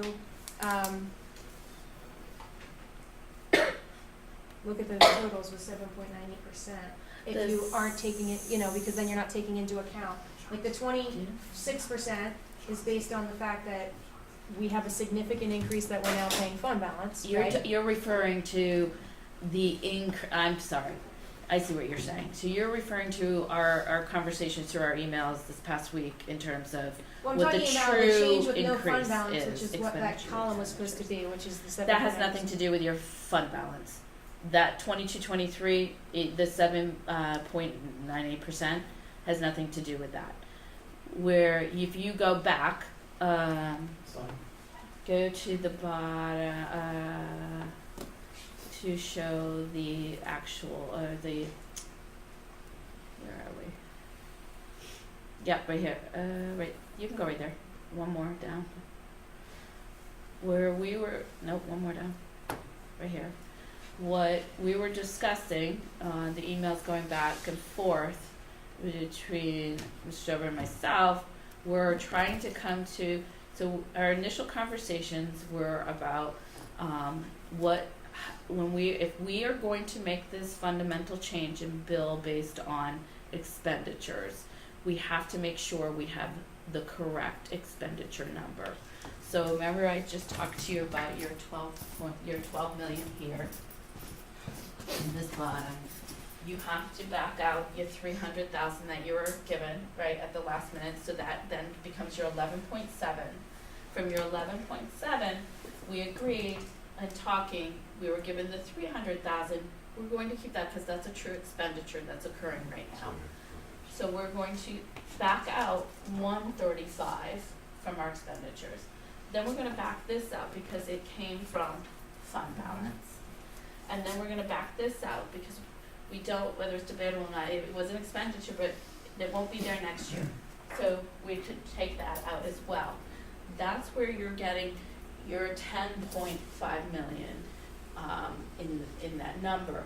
What we were discussing from there is how does that look in terms of your expenditures? And then that's where we started talking about the projected. How does that look in terms of our number? And that's where we got the 7.98% increase. And from there we talked about, okay, now you have, your 393,000 in new costs. We backed that out from there because that's been added. So your final expenditure increase, when you're looking at it, and I agreed, Mr. Jeffrey, is that you have those costs from 22-23 that were added in here. We have them in our budget now. And so we can't say that was an additional. I tried, by the way, but and he's right, I can't. So it's not I had a 1.7% increase. It's a true 3.9 or 8.9% increase in our expenditures for 23-24. As long as we are all taking into consideration the 300, and you go to that last slide, the 393,000 that was added at the last JOC meeting, then increased that up to closer to 8% increase. Does that make sense? Can you go back to the other side? So, I mean, basically, right, we were looking at expenditures to expenditures, and budgetary reserve isn't an expenditure, and, So we backed and that the up. ag building renovation money that wasn't used wasn't an expenditure, so that's why those things were backed out, right? But, so expenditures to expenditures, the increase from one year to the next, or from this budget year to next budget year was 7.98%. And then With the new. the, the increase, if you take out the additional programs that we're adding this year is 3.98%. Correct. But there's an additional, built into that 3.98% is still $220,000 worth of new programs. So it wasn't all operational expenses. So in other words, the operational expenses was still less than the 4% as far as the increases in operational expenses from the current year to next year. That was Exactly. that was the part that was, that I think was important for people to be aware of. Fair point. You following? Yeah, but I think it's all there, the data's there, but it would be. So what's the if somebody increase put from, it in a concise format, because you it's, go back to that? I What's feel the like I increase? can't subtract it from one slide to the next slide. Like, it would be nice to say, this is where how we derived at where our true expenses were for last year, and this is the budget increases based upon these true, fiscal year ending, what we're projected to be our expenses for that, and we're moving forward from that. But I feel And I like could there's a take kind of those a- out. I try to I maintain do. that Sort of summary. like, we're trying to right the ship and it's a new norm. So if we have these systems in place, Tanya, are new, we're able to show apples to apples. Right. But one of the difficulties with the historical knowledge, et cetera, coming in new, where it just doesn't continue all of these norms, was challenging. So But maybe we can just use this year then and say, all right, this is the new benchmark. These are our expenses. But I understand that you have to subtract out some things that wasn't in the budget because it was added in. So let's forget what the budget was for last year and look at what your anticipated fiscal year ending expenditures are going to be, and then base it upon that moving forward. So that would be the good comparison to say what your fiscal year ending expenses are projected to be versus what the budget is now proposed. And if there's a real weird deviation, then just footnote it and say, look, this is a big increase. If we see more than a big jump, like Dr. Bolton pointed out, if somebody could just offer some explanation as to why there's a 300% increase in this, and just footnote it down and say that's it. But this is a little bit, it's helpful to go through this, but I think that would be helpful for us, and then we could digest it. You wouldn't have to, and then if we come back again, we could ask questions related to that data that would be more, granular than this jumping around a little bit. Is that fair enough? makes sense. We have a tech school board meeting Thursday night. I'm sorry? We have a tech school board meeting Thursday night. Probably talk more about it. I'm sure we will. So I think, a couple of things just to keep in mind that could change. This budget was built on the idea that there was going to be an additional facilitator. There was going to be an increase in law enforcement, more of like adding half as many, kind of like a half class with by utilizing a qualified facilitator that is qualified to actually teach it as well. But the waiting list for that program is actually significant enough that there may be interest in just making that a whole separate program because there's that much interest in that program as well. And so that would be one of the potential changes here, as well as, the conversation about capital and whether or not we should be holding a capital fund at the technical school versus holding a capital fund here at the sending district. And that's something that's kind of been debated back and forth for a while now. The idea was to get on the same funding formula so that that could happen and potentially not send the refund back to the sending districts and put that in capital instead of using that as a deduction. I think what the business administrators were suggesting was for the tech administration to deduct the $1.4 million that's owed back by paying it with fund balance. I have concerns about doing that because the whole idea is we're not going to pull from fund balance, and so I would not, support that idea of putting that money back to the sending districts to see that offset with the funding balance or with the fund balance. You could either build that, have that built in and pay it out of the budget, the $1.4 million back, or. But that's where the money's at. It's in the fund balance. That's where the auditor put it. So it needs to be returned to the sending districts from the fund balance. If you put it back in as an expenditure in that budget, and then you increase you're either going to pass a budget that's a deficit, or you're going to increase the revenue by another $1 million to balance the budget. So now you've charged the districts again for the same money that's actually their money.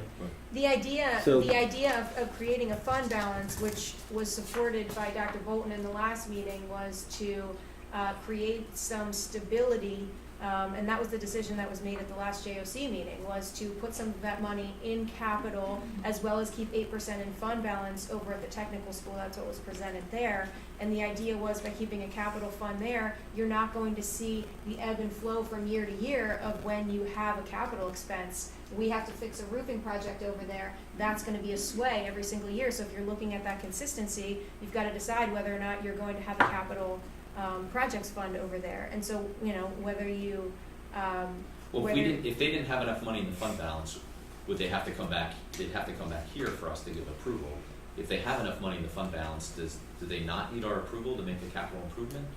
If they have a capital fund over there, then when they budget it, they can budget it with money coming out of their own capital fund. But I just wonder if it circumvents our oversight. If we have to, again, what is our charge as relates to oversight? Is it the oversight of the budget or also the capital budget? It's just the operating budget, or is the capital? It would still be built into the budget. It would just show that the money was being pulled from a capital fund as opposed to coming from the sending districts, and then you'd have that stability every year, as opposed to having a jump because you need to replace a roof or you need to renovate something or do something. And it probably wouldn't be significant until you really established a capital fund over there. But I think that's a debate. I agree with what you're saying. You don't want to have it charged in twice. Then Correct. Paid it and then pay it another time. Right. The money's sitting in the financial statements from 21-22 as being owed back to the districts. And if it is kept at the tech school, it would have to be a decision by the sending districts to keep it there. In the scenario that we're in right now, with the district's share going up by almost $1 million, I don't know that it's the right time to let $1 million sit there whenever the sending districts are being asked to turn around. And Palisade or Quakertown and Pennridge are both asked for about $1 million more. Palisades has asked for their share of that. The $1 million owed back to the districts for Pennridge would be about roughly $400,000 coming back. And it may make sense if you're trying to get a restart almost, to send that back, start over fresh, and then work from there, right? Yeah, there's two philosophies on capital projects at the tech school. The philosophy that my colleagues like, the other two business administrators, are that the capital funds are held at the sending districts, and then as the tech school has a project that the JOC approves, comes back to the sending districts approve it, and then they send capital project funding to the tech school. The other philosophy is what Megan's talking about, is that create a capital projects fund at the tech school and you hold money there. but then it never comes back to us for approval, right?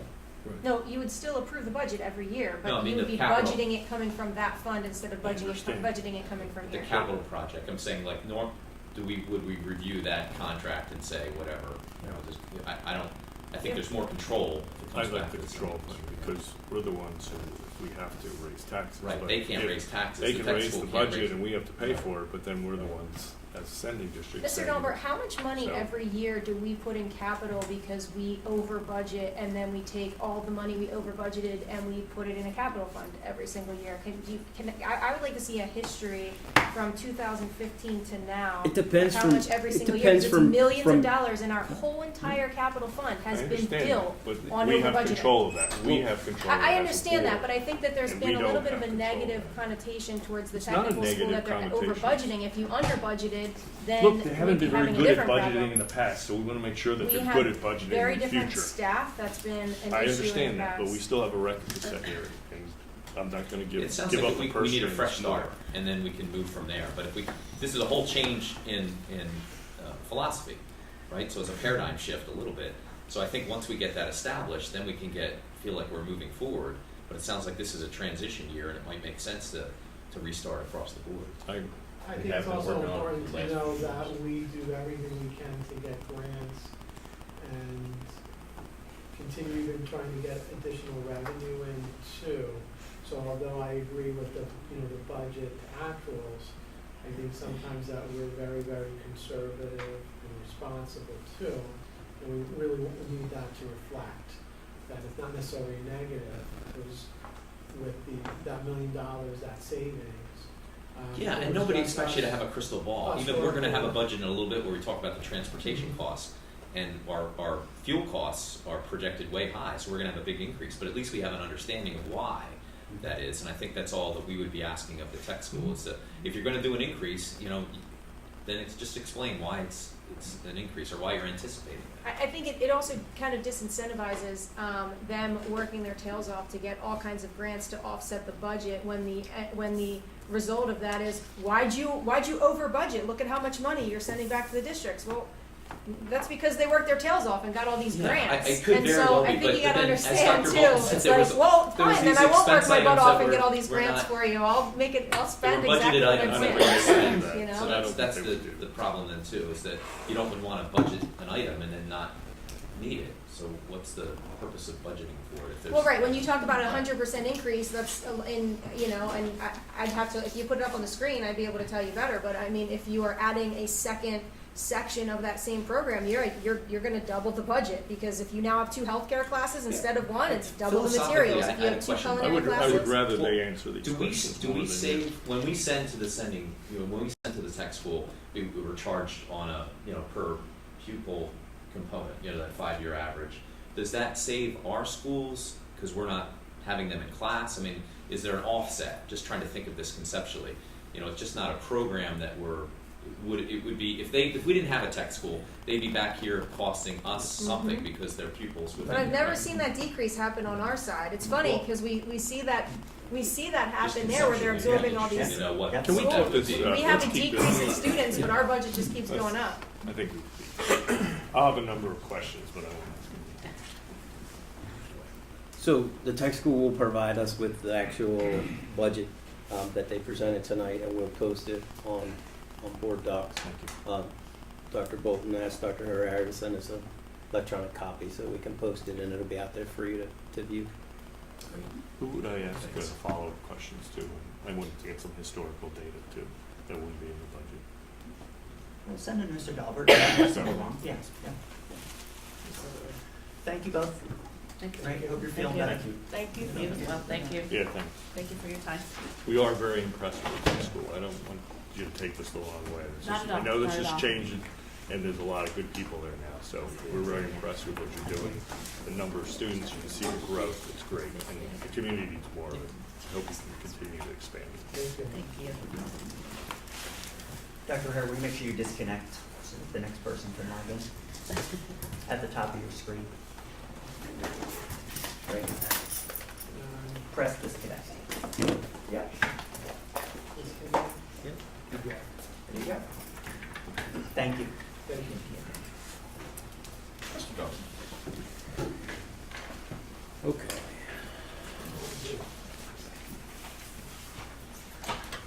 All right, so we have a few contracts this month for your consideration.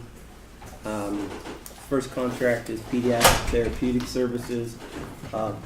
This is for our occupational therapy, 3-year agreement, 2023 through 2026, at the hourly costs in the attached schedule that you can see. We also have an addendum, which is including a speech therapist, $77.49 per hour. The next one is our leader services. Sorry, can I stop you? I'm sorry, I still don't have a question on it, but just examples for what the therapy services would be. Like the speech, I get that for the addendum, but what, is there an example for what? The we rest use of that? I'm sorry, the rest of the contract is occupational therapy. Okay, so it's OT and speech. Incorrect. And physical. Okay. Sorry. And And physical. PT. Oh, and PT, sorry. Okay, got it. Thank you. The next contract is leader services. This is the IEP writer. This is the renewal subscription and web module renewal for the 23-24 year. Cost is down a little bit, $26,784, down from $26,944. Item C are 2 settlement agreements. For the students identified as 2023-14 and 2023-15. D is Music Theater International. This is for the drama club play at South Middle School. Cost is $1,003, and that's. And the next contract is Lehigh University. This is the junior prom.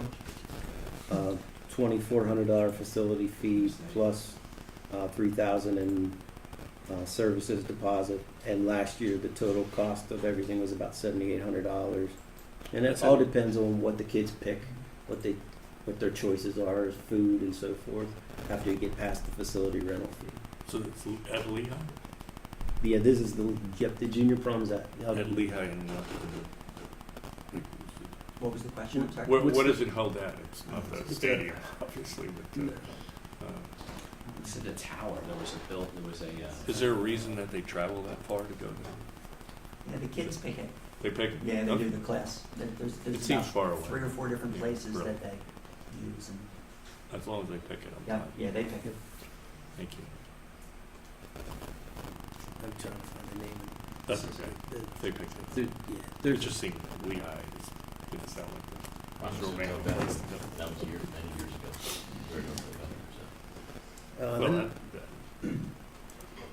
okay. yeah, I'm fine. Okay, the next next contract is Arts Quest. This is for the 2024 senior prom.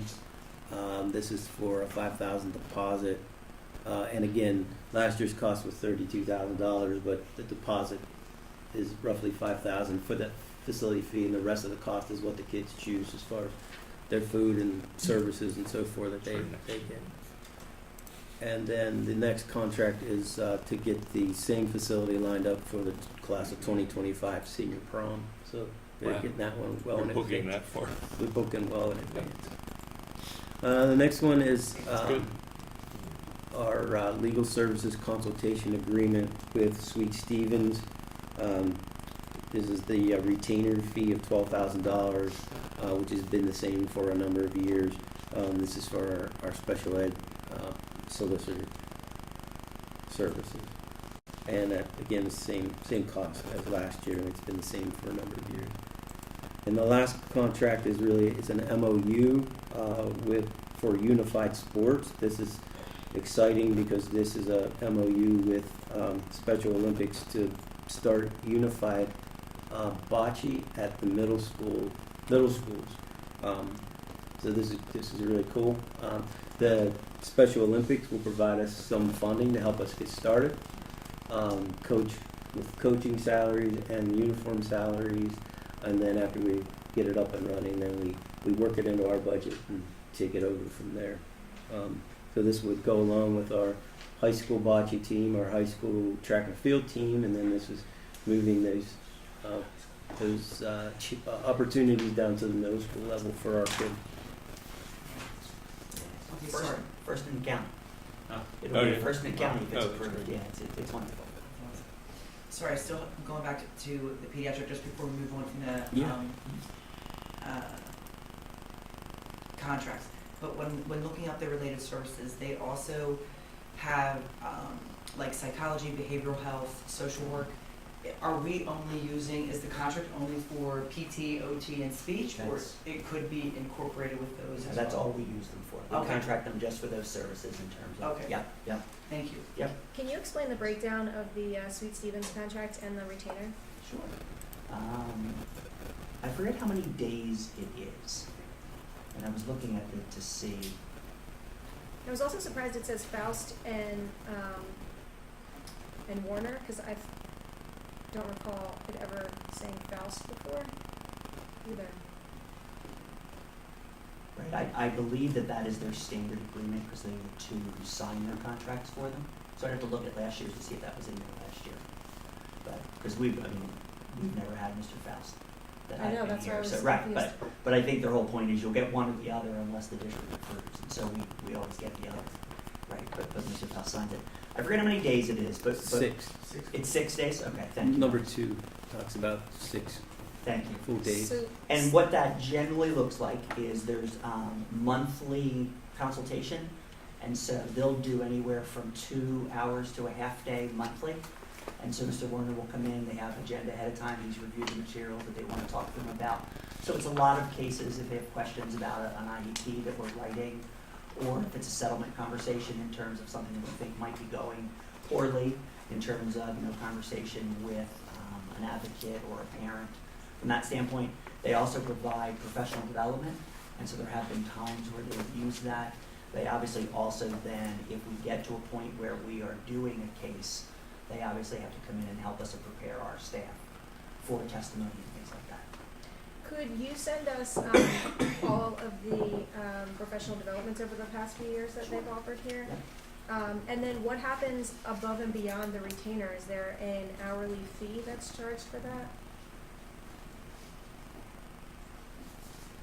I would didn't assume see the an answer is hourly yes, rate right, in in the- terms of that. They have an we'll hourly fee for then we'll get. their services above that. Is that in here? I didn't see it. This is just the retainer for Just the the retainer. 6 full days. But So we then can we're pull the signing hourly off fee, on though, at whatever. least what the hourly fee is currently, right? Yeah. So I'll is get that that is from that you, a send that separate out. contract that gets approved at a separate time? That should be in one of them. Yeah, I don't know the answer to that. Mr. Delper, do you know the answer to that? If not, we'll have to ask Ms. Summers. But they would have been approved at some point by the school board, just like our current solicitor was Right. approved, and then it just continues on from year to year. Okay. Yeah. But we don't look at it every year. We don't bring a contract back for our current solicitor or this, or for these guys, their extra hours, or anything. We don't know if the rates are going up.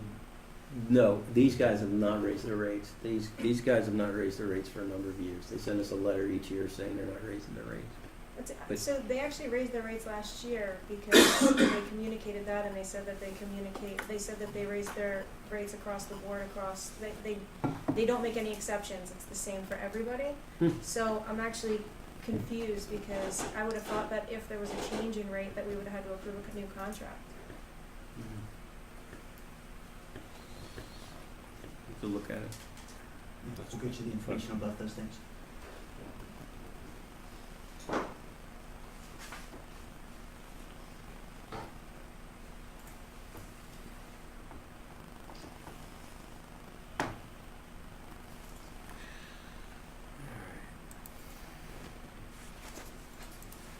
The next item on the agenda has to do with our core, or our switch replacement.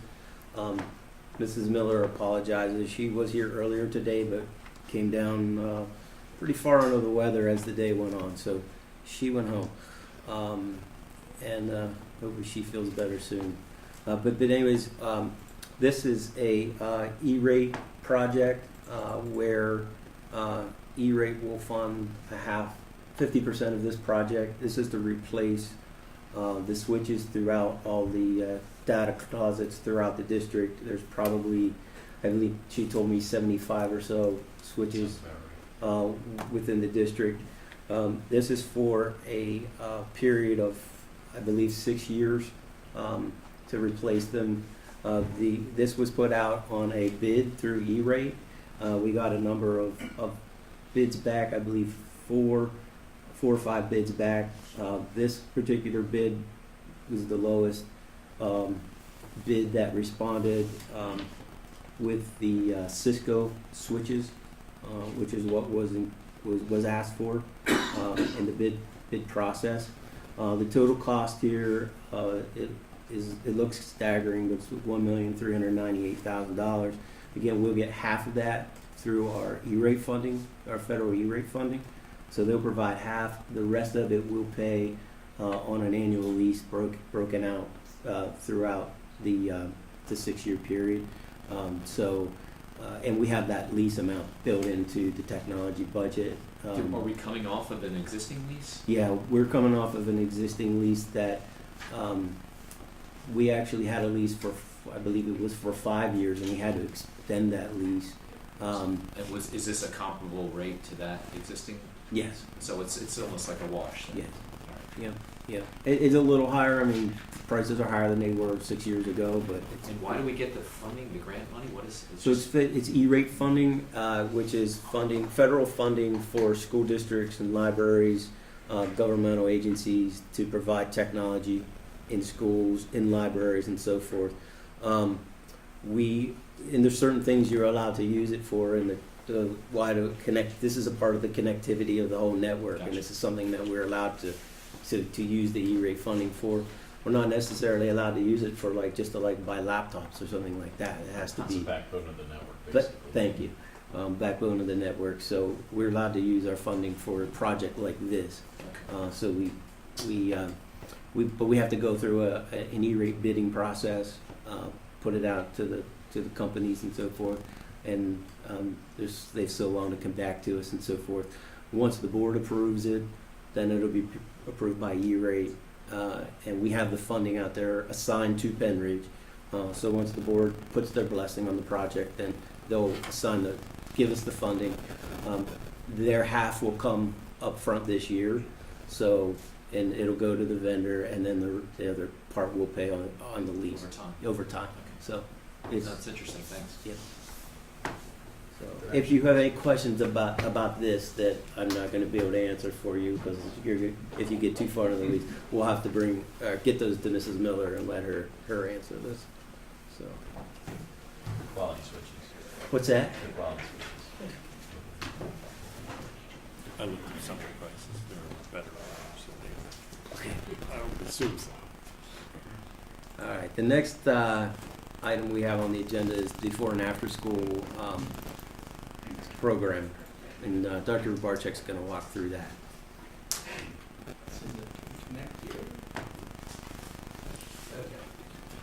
So our contract with Kids Care expires at the end of this year, the end of June. So I put out a call for proposals to Kids Care, to a program I'm familiar with when I was in a previous district called Right at School, and I reached out to the YMCA.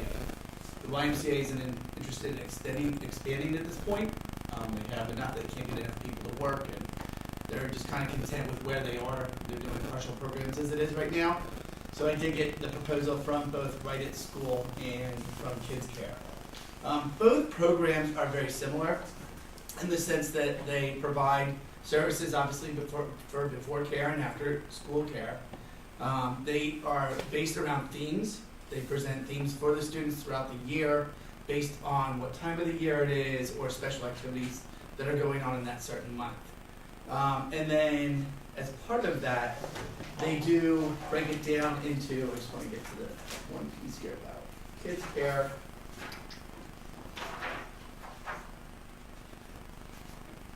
Dr. Labarczyk, Yes. before you get into the details of Sure. that, could you just conceptually say this is a program that we provide for parents that may not be able to be home for their kids, or is it what's the concept of it? Yes, And then how does sorry it, about that's that. all right. And then how does the school benefit, or is it an expense to the school, or is it even, or does the school get a revenue from that? Sure. So, yes, for the first part of it, yes, it's a service that provides care for before and after school on those holidays when school's not in session but parents are still working.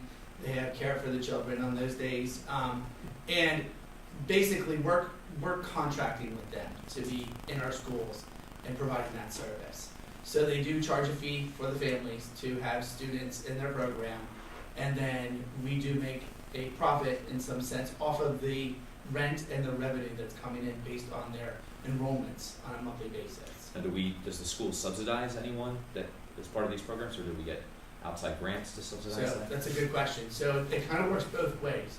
Both the school will assist when needed, and so will Kids Care. Currently, Kids Care has, I don't know the exact number, but they've done a number of scholarships, especially over the past couple of years, where they will either partial payment or no payment whatsoever and just take the child into the Kids Care program in order to subsidize for whatever the situation may be. And then in the schools itself, we do have, through our school counselors, we'll work with Kids Care and the parents and establishing some type of scholarship, maybe to the PTO or whatever it may be, in order for their children to participate in the program. Thank you. How many kids are in? So currently we have, okay, Mr. Daubert, you just sent us our enrollment numbers, 255. 255. For the whole, We have 255 among the 7 elementary schools. Every elementary school is a site for the program. They utilize the cafeteria. All Kids Care has supplies of all their own materials. They have cabinets stocked with, all the different resources necessary for the activities that they're planning throughout the year. And they basically just rent that space. So they really don't take up a whole lot of space, and they're always cooperative in regards to how they interact with the staff and help with the students with whether it's homework or even communicating with the teachers just to make sure kids are, their needs are being met. So as I said, we have the 2 proposals, and the breakdown of it is the Kids Care agreement that you see in here. The reason there's just lines crossed off is because basically they're using the same exact contract. There's only one small change, and I'll get to that at the very end of this, but basically it's the use of the facilities going through and the parts of the school used by the provider, the limitations of the premises. They do use our playgrounds as well, so all of this is covered within the contract itself just to make sure that all liabilities are covered. Emergency closing, stay off of school aid program. So it's broken down into, it's hard to read. yeah, I said, into It's the your water. subcategories. It's those switches, we need to switch You can't read that? You're too slow, right? need There it is. So, That's why we need the new switches. yeah. There you go. Getting But there. I want to get down to it, and I'll let it reset 10 once I get there. So currently, as a board, you've been very helpful to the Kids Care program because, as you know, a lot of the daycares and programs like this, the services like this, were hit very hard through the pandemic and trying to make it through. And I will say, Charles and Debbie, his wife, they're the president and owner of the company, have worked with us as well and working through, their monthly rate. And with Mr. Daubert, we go through their enrollment each month to make sure it's adding up to what was the intention to follow. So I want to get down to the bottom. I apologize for seeing the gibberish up there. Dr. Rush, try Yes. not using the touchscreen. Oh. We believe that's the issue. Thank you. Wow, that's a quick fix. Huh? I like that. Dave guy. That's good. So this is the revenue piece that they're proposing for this year based on the number of students. I'm going to use the touchscreen a little bit because it's easier. No, that's great. So basically, they're asking for a rate. There's a rent rate per month per building. So as you can see, what they are proposing in 23-24 is $77 per day per building. And then 24-25 increasing to $78, so $1 each year on the average of $78.50. And so what you can see across from September through June is they have the average rate and then the number of sessions they're using the building by the number of sites. And that's how they get the annual rate of the rent of $100,000. And then when you go into the revenue sharing piece, so it's broken down by their actual enrollment. So 0 to 250 students, and as that increase in enrollment goes above 250, obviously it's more profitable for the school district and the revenue sharing that is occurring. So the revenue factor, the student revenue factor is the $1,235 for, that's every student above the 250. So at 250 students, we're getting the rent, which is the $100,000, plus that revenue sharing of $1,235 for a grand total of $101,235. But then as you go up, obviously, we see the increase. Like we said, we're at 255 right now. That's $6,175. But we are seeing an increase in enrollment, especially over this past year, where parents are taking advantage of the program because parents are getting back into the office or whatever the circumstances may be.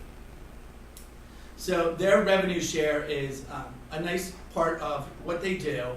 And as you can see, if we get back to the 331 students, we're talking about $100,000 of revenue share on top of the rent. So 331 is actually where they were at before the pandemic. yes, They just did not. that is the baseline enrollment that we've been using to help subsidize their cost over the last couple of years, just to get them back to where they were prior to the pandemic. What are the revenues used for? I'll let Mr. Dolber speak to that piece. So the rental revenue and the profit sharing revenue is it's one of the revenue line items in our budget. It's miscellaneous revenue, Okay, and it's just Just part of the part of budget. okay, Yeah. all right. And they're a local, it's just kind of. They are local, I call them a mom and pop shop. How many school districts do they do other than? They're Pennsbury, they were in the Chamonix. I think they're 4 or 5 of them. And they really are. They're great people in the sense that, they'll come on site, they'll meet with us. If you have an issue, they're responsive. They're very So responsive. you're very satisfied with this. Even with the staffing issues that occur. Like, Charles will be calling me saying, okay, we have an issue, we have no staffing for these 2 schools. And that's actually when the first year we returned, we actually combined schools. And, that worked for them. So they are responsive to any incidents that occur or, situations. But you're happy with their performance, essentially? We are. It's a, take it for what it is. It's a before and after care, But they are, what's nice is the instructors are engaged with the students. It varies from school to school, but overall, they're doing great activities. They have the kids engaged. They have them outside, helping them with homework. So we really don't have anything from parents coming to us saying, oh my goodness, what is this program about? So, but just to put it in perspective, I did reach out to Right at School. Right at School is more of a national brand type of service. They expanded into the Pennsylvania area about 4 or 5 years ago. Very similar in what they provide in regards to services. They're thematic around their themes that they build and provide the same type of care and include the same type of activities. Now, the difference that you will see here is we brought to the pricing of their extended day program. On the left is the Right at School pricing, and then on the left is the Right at School pricing. On the right is the current pricing.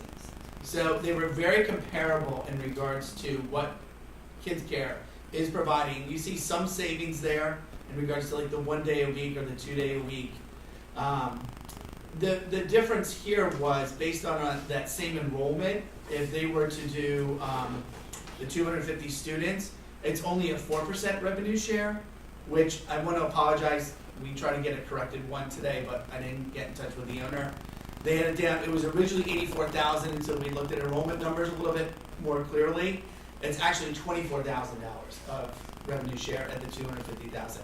But that's a combination of rent and revenue. So revenue share. So they're really not comparable to what Kids Care is providing in that essence.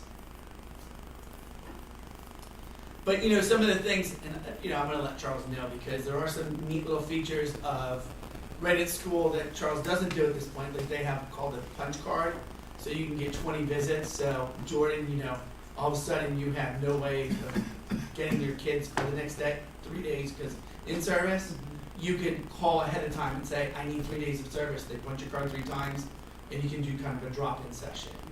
But overall, they do a lot of the similar things with the holidays.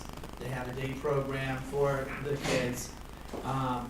You know, Right at School does do some discounts and fees, which I didn't see that at the kids care piece of it, but like I said, they do a lot of scholarships and free offerings for kids who are in need of service.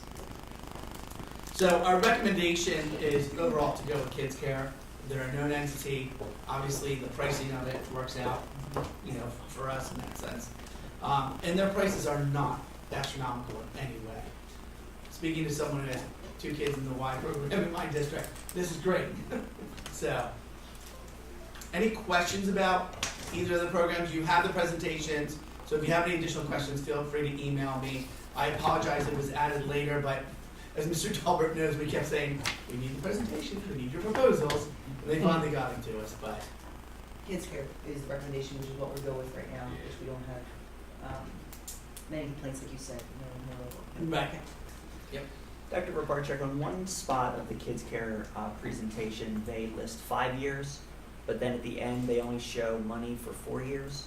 Are they willing to consider a 5-year deal, or is this a recommendation for a 4-year? I will check with them. He was saying to duplicate the contract, so it was the 4-year contract, but I'm sure he would not, shy away from doing a 5-year agreement. And one of the things that we talked about with Kids Care, we didn't do it for this coming summer because we knew the contract was expiring. We were going to explore other services just to see what was out there, is they do have a summer camp, and they're very interested in coming in and providing that service for students as well. Again, it's very reasonable in the sense of what it costs, and they've had great success in Pennsbury. So we're actually going to take a group of us, of a couple of elementary principals and a couple teachers. I want to get them involved as well. We're going to go down to Pennsbury and actually see their program down there and see what is involved.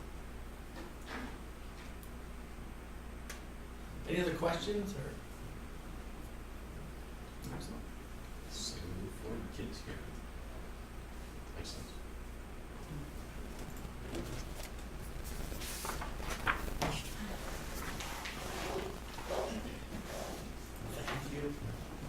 Thank you, Dr. Rabarchuk. Next up, All right. transportation, right, John? Yes. Next up will be Jess. There's transportation, so I'll let Jess get started and introduce her guest. And How do you want to? Put you here so you can be close to your Looks like we found Hi, that. good evening. you found Matt, yeah. I was just trying to get on. Everyone's my turn. Yeah. You have 3 minutes. Hey, you've got 3 minutes. That's a good response. While he Sign gets up. set up, I just want to take a minute to introduce you to Ken. He is the lead mechanic over at Transportation now. You all know that Carl retired at the end of the year, and Ken has stepped up to take that position. Thank you.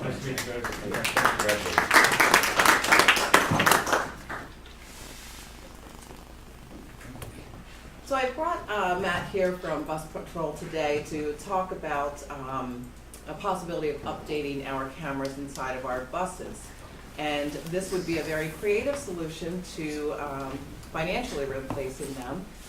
And I'll let him explain it, and then we'll talk a little bit more about what's happening now and things like that.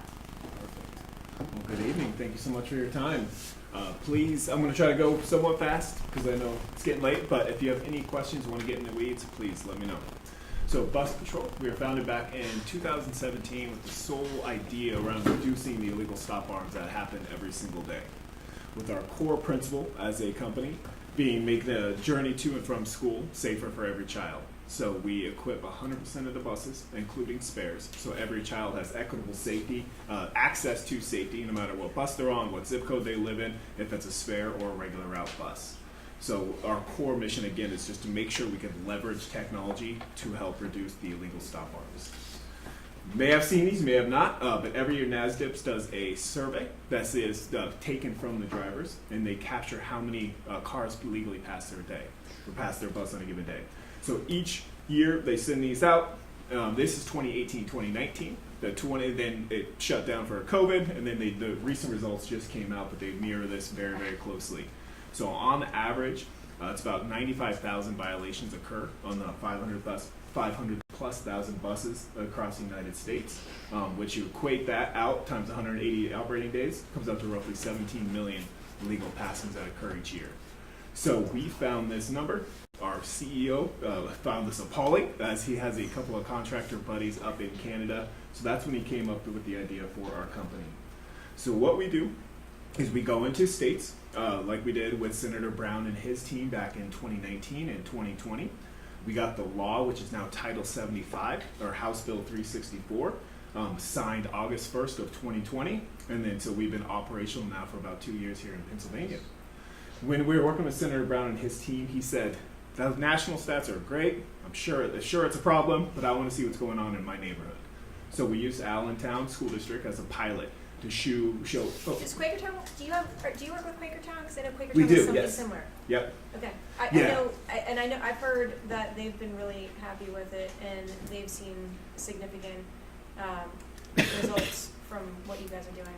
Awesome, thank you. Yeah, so on the left is kind of the old way.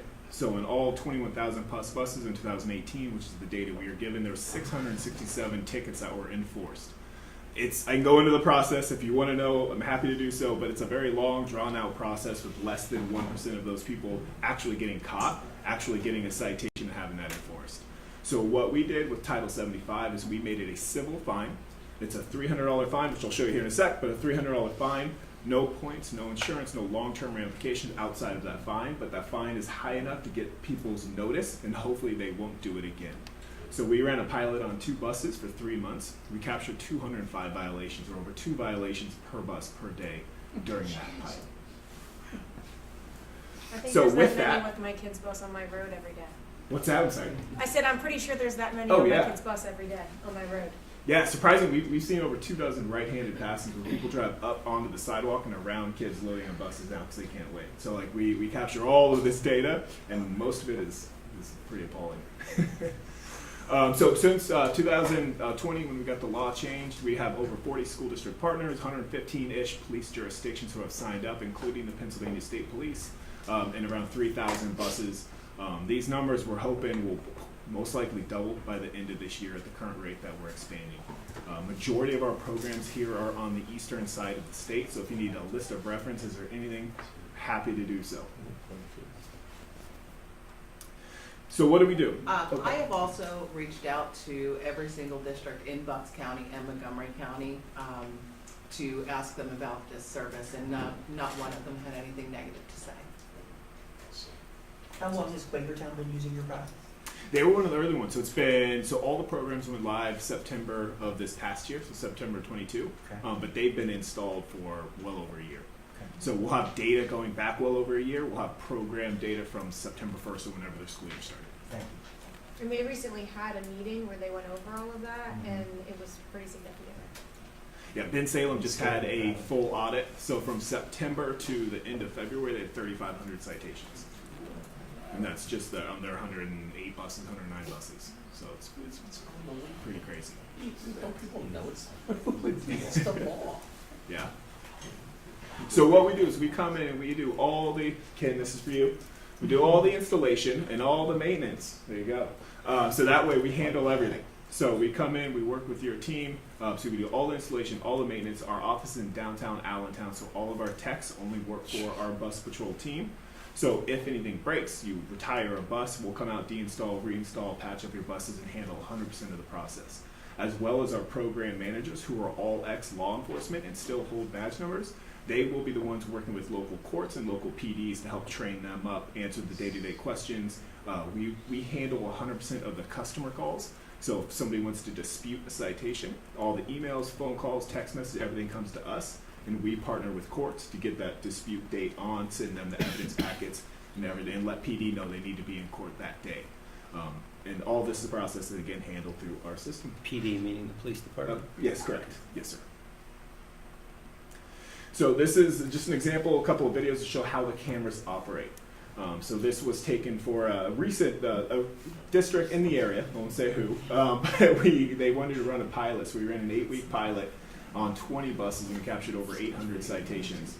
And as you'll see as you're watching this video, you don't see a whole lot of brake lights. There's not a whole lot of, oh no, I just passed the bus, I better jam on my brakes. It's people just willingly, openly passing the bus with the stop arm out. This video, so believe it or not, went on. Do the bus drivers have to appear in court then, or no? They do not. Okay. So with the title change, so if it's a criminal fine, they do. If it's a civil fine captured via video, then they do not. And so right now what is happening is it is a criminal offense because we do not have the camera systems. So our driver, while they are trying to keep the children safe, entering and exiting the vehicle and monitoring traffic and everything else that they're doing, if someone were to proceed through their red lights, they need to attempt to get the make, model, color of the vehicle, a description of the driver, and the full license plate number. And so we have occasionally, we do get that information.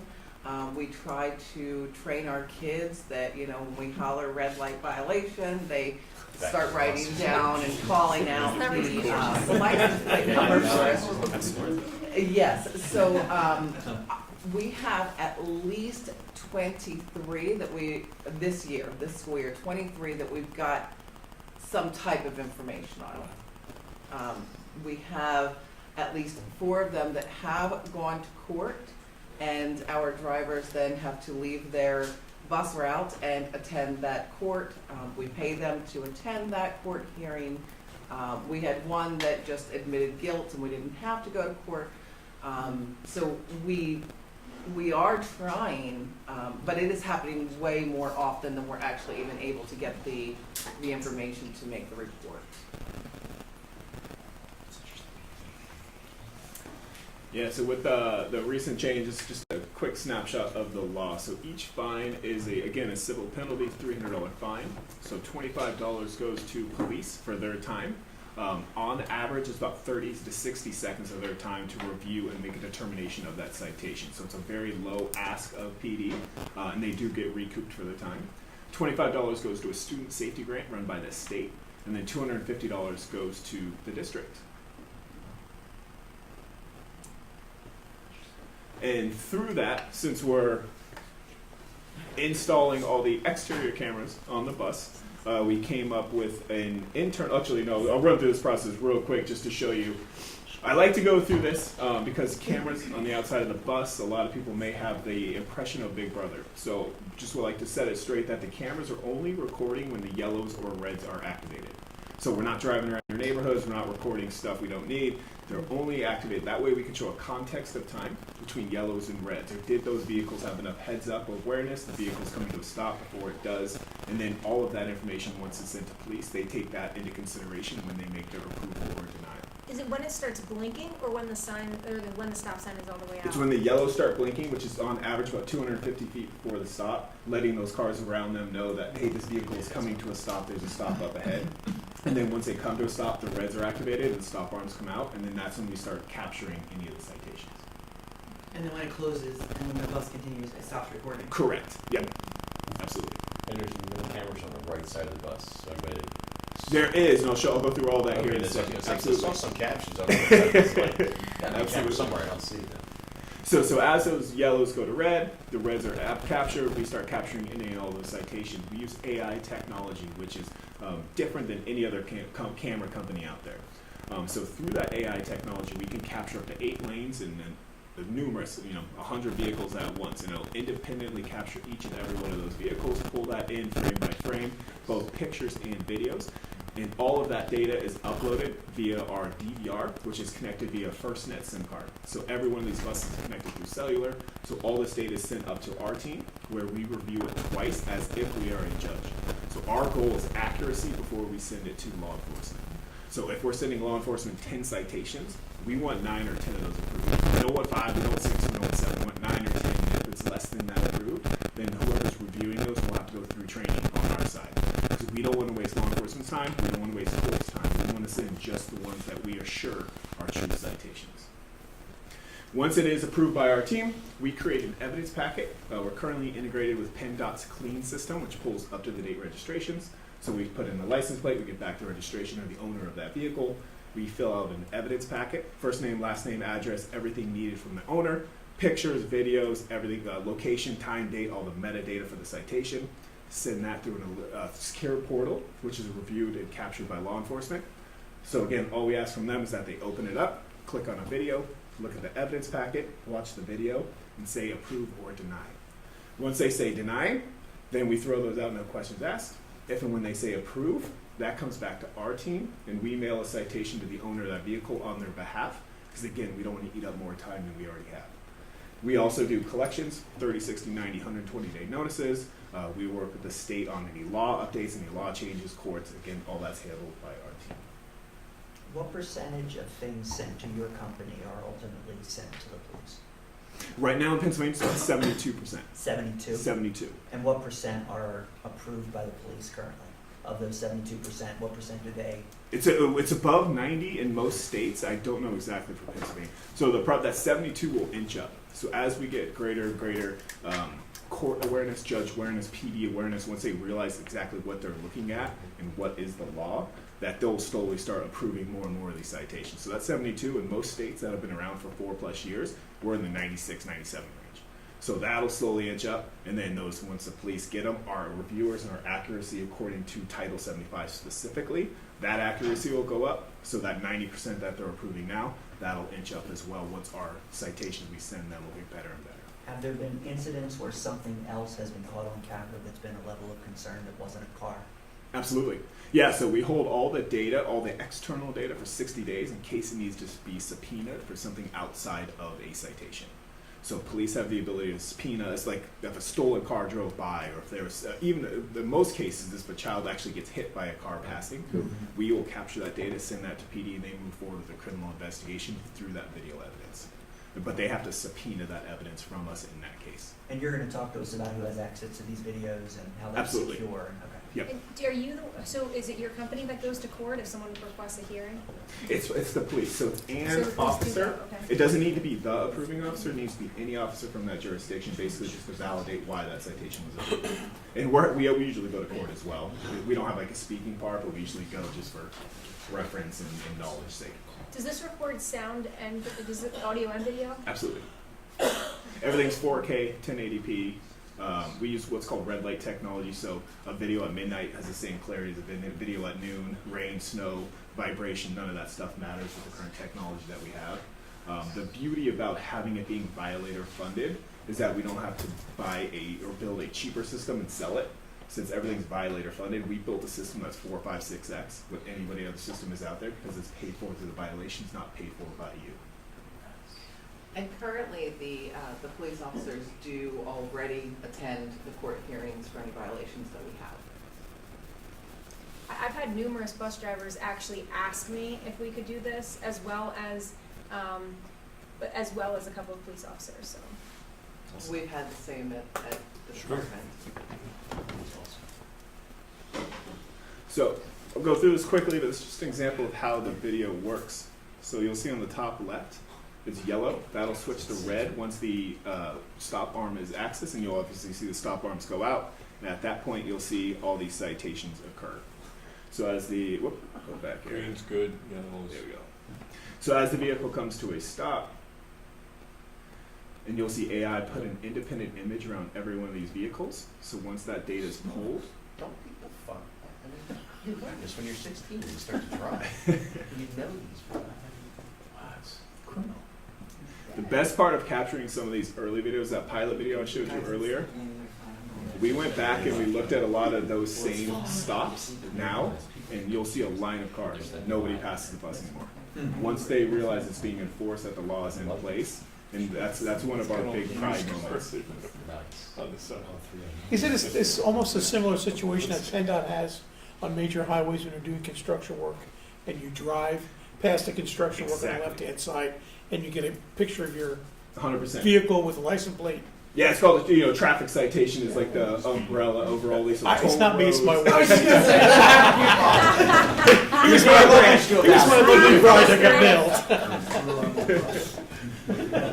So yeah, toll roads, worker zones, school zones, they all fall under that umbrella. Yep, they're handled the same way. So it can pick up, even across 3 lanes, it can pick up a lot. 8 lanes. Yeah, so we can go up to 8 That's lanes. awesome. Technology. It's 8 lines. Love it. Yeah, it's fun. When can we start? What's So, the, yeah, what's the every- drawback? Is there any drawback? I think Is so. there any negative? So yeah, so again, equitable access for all those students. So we install in every bus, and through the system, since we are building the exterior system, we also build an interior system. So we have up to 7 cameras on the outside of the bus, and we have up to 7 cameras on the inside of the bus. So we were working on reviewing a proposal to upgrade the school bus's interior cameras as well through our system. So again, everything's 4K, 1080p, 7 cameras. That includes a camera facing forward, so you can see what the driver sees. A camera out back, so if somebody hits the bus or an incident in the back or the rear of the bus, you have video of that. We have a loading zone camera on the right side of the bus, so pair that with the stop arms on the left. The outside of the bus is covered 360. And then we have a stairwell camera, and then 3 to 4 cameras staggered on the inside of the bus, so there's really no dead zones. And through that pairing with the FirstNet SIM card and the 14-channel DVR, each one of these cameras is always connected. So the best part of it is if it's ever offline for more than 4 hours, that sends our team a notice saying, hey, camera 7's offline.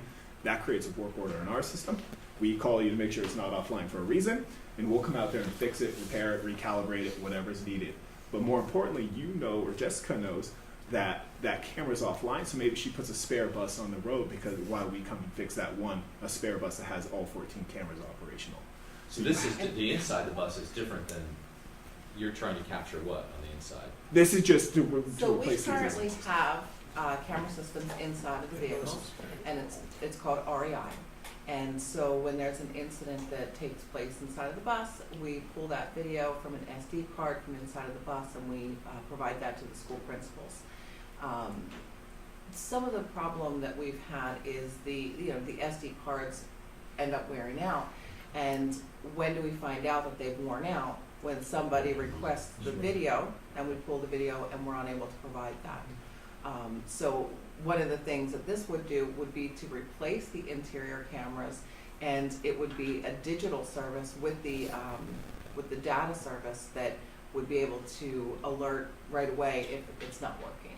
Now, you're not picking up on audio on this though, right? You're just, You do. see, is there, We currently have audio and video. because I thought there was, you had, in Pennsylvania, you had to get consent in order to capture audio, So, if I am not mistaken, I was not here when it originally went in, the audio video, but I believe that the notice in the front of as you enter in the bus like, don't come on the bus. is, it does inform, It's not really a good Oh, that choice. you are, But I'd be concerned about that a little bit. I mean, I'll let somebody else look into that, but I'm almost certain you can't even pick up from a baby monitor, theoretically. There's a wiretap. You know, we think of wiretap as telephone, but it actually involves any electronic device that captures somebody's conversation. It has to be consent both ways. Right. It can't just be consent one way. and like I said, it was done before I was here, but I believe that there was consent through the local courthouses as well. I believe it went through a whole process before it was implemented. Maybe we could look into that. We'll see what we find It is the out. signs, Yeah. but aside from the legality issue, because I think the signs are legal, I would prefer not to record sound on the buses. I just, unless it's a special needs bus where you have to worry about, kids who, are more vulnerable, may not be able to communicate if something happens. I feel like the other buses, I would prefer not to record. Is there an option to not record sound on the buses? There's not, because we found in the case, so we've actually been asked that before, and in every case, when you're watching a video can tell one story, but you can't hear what's going on, and that audio portion has saved many drivers from conflicts with parents, conflicts with students, helped them save their jobs because you heard the scenario and the situation that's going on. And to answer your question, PennDOT did approve this. Cameras have been around for 30 years. This has been approved, and per state law, there just needs to be a notice on the bus saying that you are being I get the videoed. camera. My concern was the audio. Yeah, So no, audio, it's okay. been approved for school buses. And I'd be happy, we have that approval, Yeah, I'd be happy to great. email it to you, absolutely. Is it just specifically then for school buses? Because you can't do it in any other buildings or things. That I don't, I only Yeah. know school buses, so I'm not sure. I guess for me, it's one thing to be recording the audio in the front where the bus driver is, and I get what you're saying because I actually saw a person block my kid's bus, get out of the Oh, yeah. car, It's all go the up time. to the door and scream at the bus driver, Mhm. and then go and get back in the car. And I think it is helpful to have that kind of audio when someone goes in and does something that's that completely inappropriate. Mhm. I guess I would just prefer not to be picking up everyone's conversations that they're having in the rest of the bus, you know? Yeah, and just to touch on that, and to answer your question earlier, is that the data's owned by you. So we don't have access, nobody has access to it. You'll have one admin that sets up those users and those permissions. You are the only people who have the ability to download, store that data. We rewrite everything, so it's a 2 terabyte hard drive. So every 30 to 35 days, depending on how much that bus is used, it's rewriting over that data. So we don't store anything long term. The only stuff that's stored long term is if you decide to pull it and save it on your internal school district servers. Otherwise, everything's rewritten every 30 days. And if you did ask us to delete something, or you own the data, so you tell us what to do with it. We're just housing it on Amazon Web Services because most of the time districts don't want to buy a bunch of servers to house a bunch of data. Bingo. And we only pull it if there's a reported problem. Yep. We don't randomly watch bus videos to listen to the conversation. Would Really be have to beautiful go if I over. had Have the the time. So time. and there have been times where No. the audio has been helpful to an investigation. Yes. Absolutely. And I will tell you that even when the video is pulled because a principal has requested it, when the principal requests, we basically send them the clip from the beginning to the end of the run. We don't even watch it. They're requested so often for different things that we don't have the time to watch them. So it's very unlikely that it's going to be reviewed. It is the same exact thing that we have currently. We have the internal cameras. It is both audio and video, and it would only be pulled in the same manner that it is pulled now. The one difference that this particular system gives us is with that AT&T piece, if we needed to, in an emergency situation, if there's a collision and our driver is, incapacitated, and we needed to see what was going on in that bus at that moment, we would have the capability of doing that in emergency situations, which we don't have that capability of doing now. I like that idea. The number of cameras currently in our buses, We have 3 internal in all full-size buses. and that covers what you needed to cover. I'm questioning 7 internal. So the 7 is what they will provide us up to 7. But we get to decide. We get to And the decide. price changes depending on how many we put in. The price does not change, right? 5 We'll is cheaper talk- than 7, isn't it? It is, but we'll Okay. talk through the price, Okay. right? We'll go through all that. It's kind of the best part about coming. Yes. Why more you get that? Don't worry about the price. Never mind. Because it's free. So, Don't worry about it. Yeah, it is. But we'll get, hey, ruin the surprise. So just an example of what some of the camera placements are. Again, all recommendations. So you tell us exactly where you want to. If you want one turn left more than right, or the right instead of out the back, you want that facing down the road. It's completely up to you. We have our recommendations based off of each make and model. All that data is captured and accessible to you guys at any time. So you can see how many citations have been written, how many have been paid, how many have gone to court, how quickly they're being paid. You'll have access to all this information. That's cool. The most important to us is the top left, because we show you exactly when and where every citation occurs. So if you have a Operation Safe Stop and you partner with ED, we'll show you, instead of guessing first in mains where all the citations occur, we'll show you the 3, 4, 5 highest traffic areas where citations occur, and you can go park a vehicle there, go park a motorcycle there during an Operation Safe Stop to really get that community awareness out there. We do a ton of PSAs and public announcements prior to the program going live all the way through the 6-year contract. So we'll do Facebook and Twitter, Facebook, board meetings, PTA meetings, news agencies, news articles, you name it. We do both earned and paid media to make sure the community knows what the program is, what the law is, what the fine is, the importance of the 10-foot danger zone around the bus. Basically just make sure that awareness, because the worst thing for us as a company is that gotcha feeling. If somebody chooses to pass it, there's 2 different ways we see those reductions happening. It's through getting a citation and saying, oh no, this is being enforced, I better not do this again. Or they see one of our articles in our PRs and say, look, this is being enforced, I better not pass that bus. So the first 2 years is our biggest reduction. We usually see about a 50% reduction in violations in the first 2 years because, again, people are getting citations and we're doing a ton of press letting them know that the program is here it's live, this is what it is, this is the fine and everything else. Can you see where every bus is located then? Like, are you able to track exactly where every bus is? Some GPS. No, we have GPS that's only activated again when the cameras are activated, so we can capture the metadata for the evidence package. So we can show that chain of custody. That the camera was activated at first in Maine at 12:06, and it was turned off at 12:08 at the same location. Outside of that, we're not capturing any information on the bus. That would be a nice feature. You know, kids would love to look on their phone, Uber, and see where their bus is. So Especially when it's raining, you know? I mean, So the IU actually has that, where it sends an alert to parents right before yeah. the bus is gonna come Super to their common. house, so Yeah. then they know, oh, the bus is almost here, go out, you know, and Absolutely. then if you have a weather delay or anything, you don't have to worry about sitting outside for 25 minutes. So it might be an added feature, maybe you can try to build into this. Yeah. you have the Part of some of GPS those already things. and you're communicating already, you could basically. If we gave you the idea, we should get a reduction, correct? Done.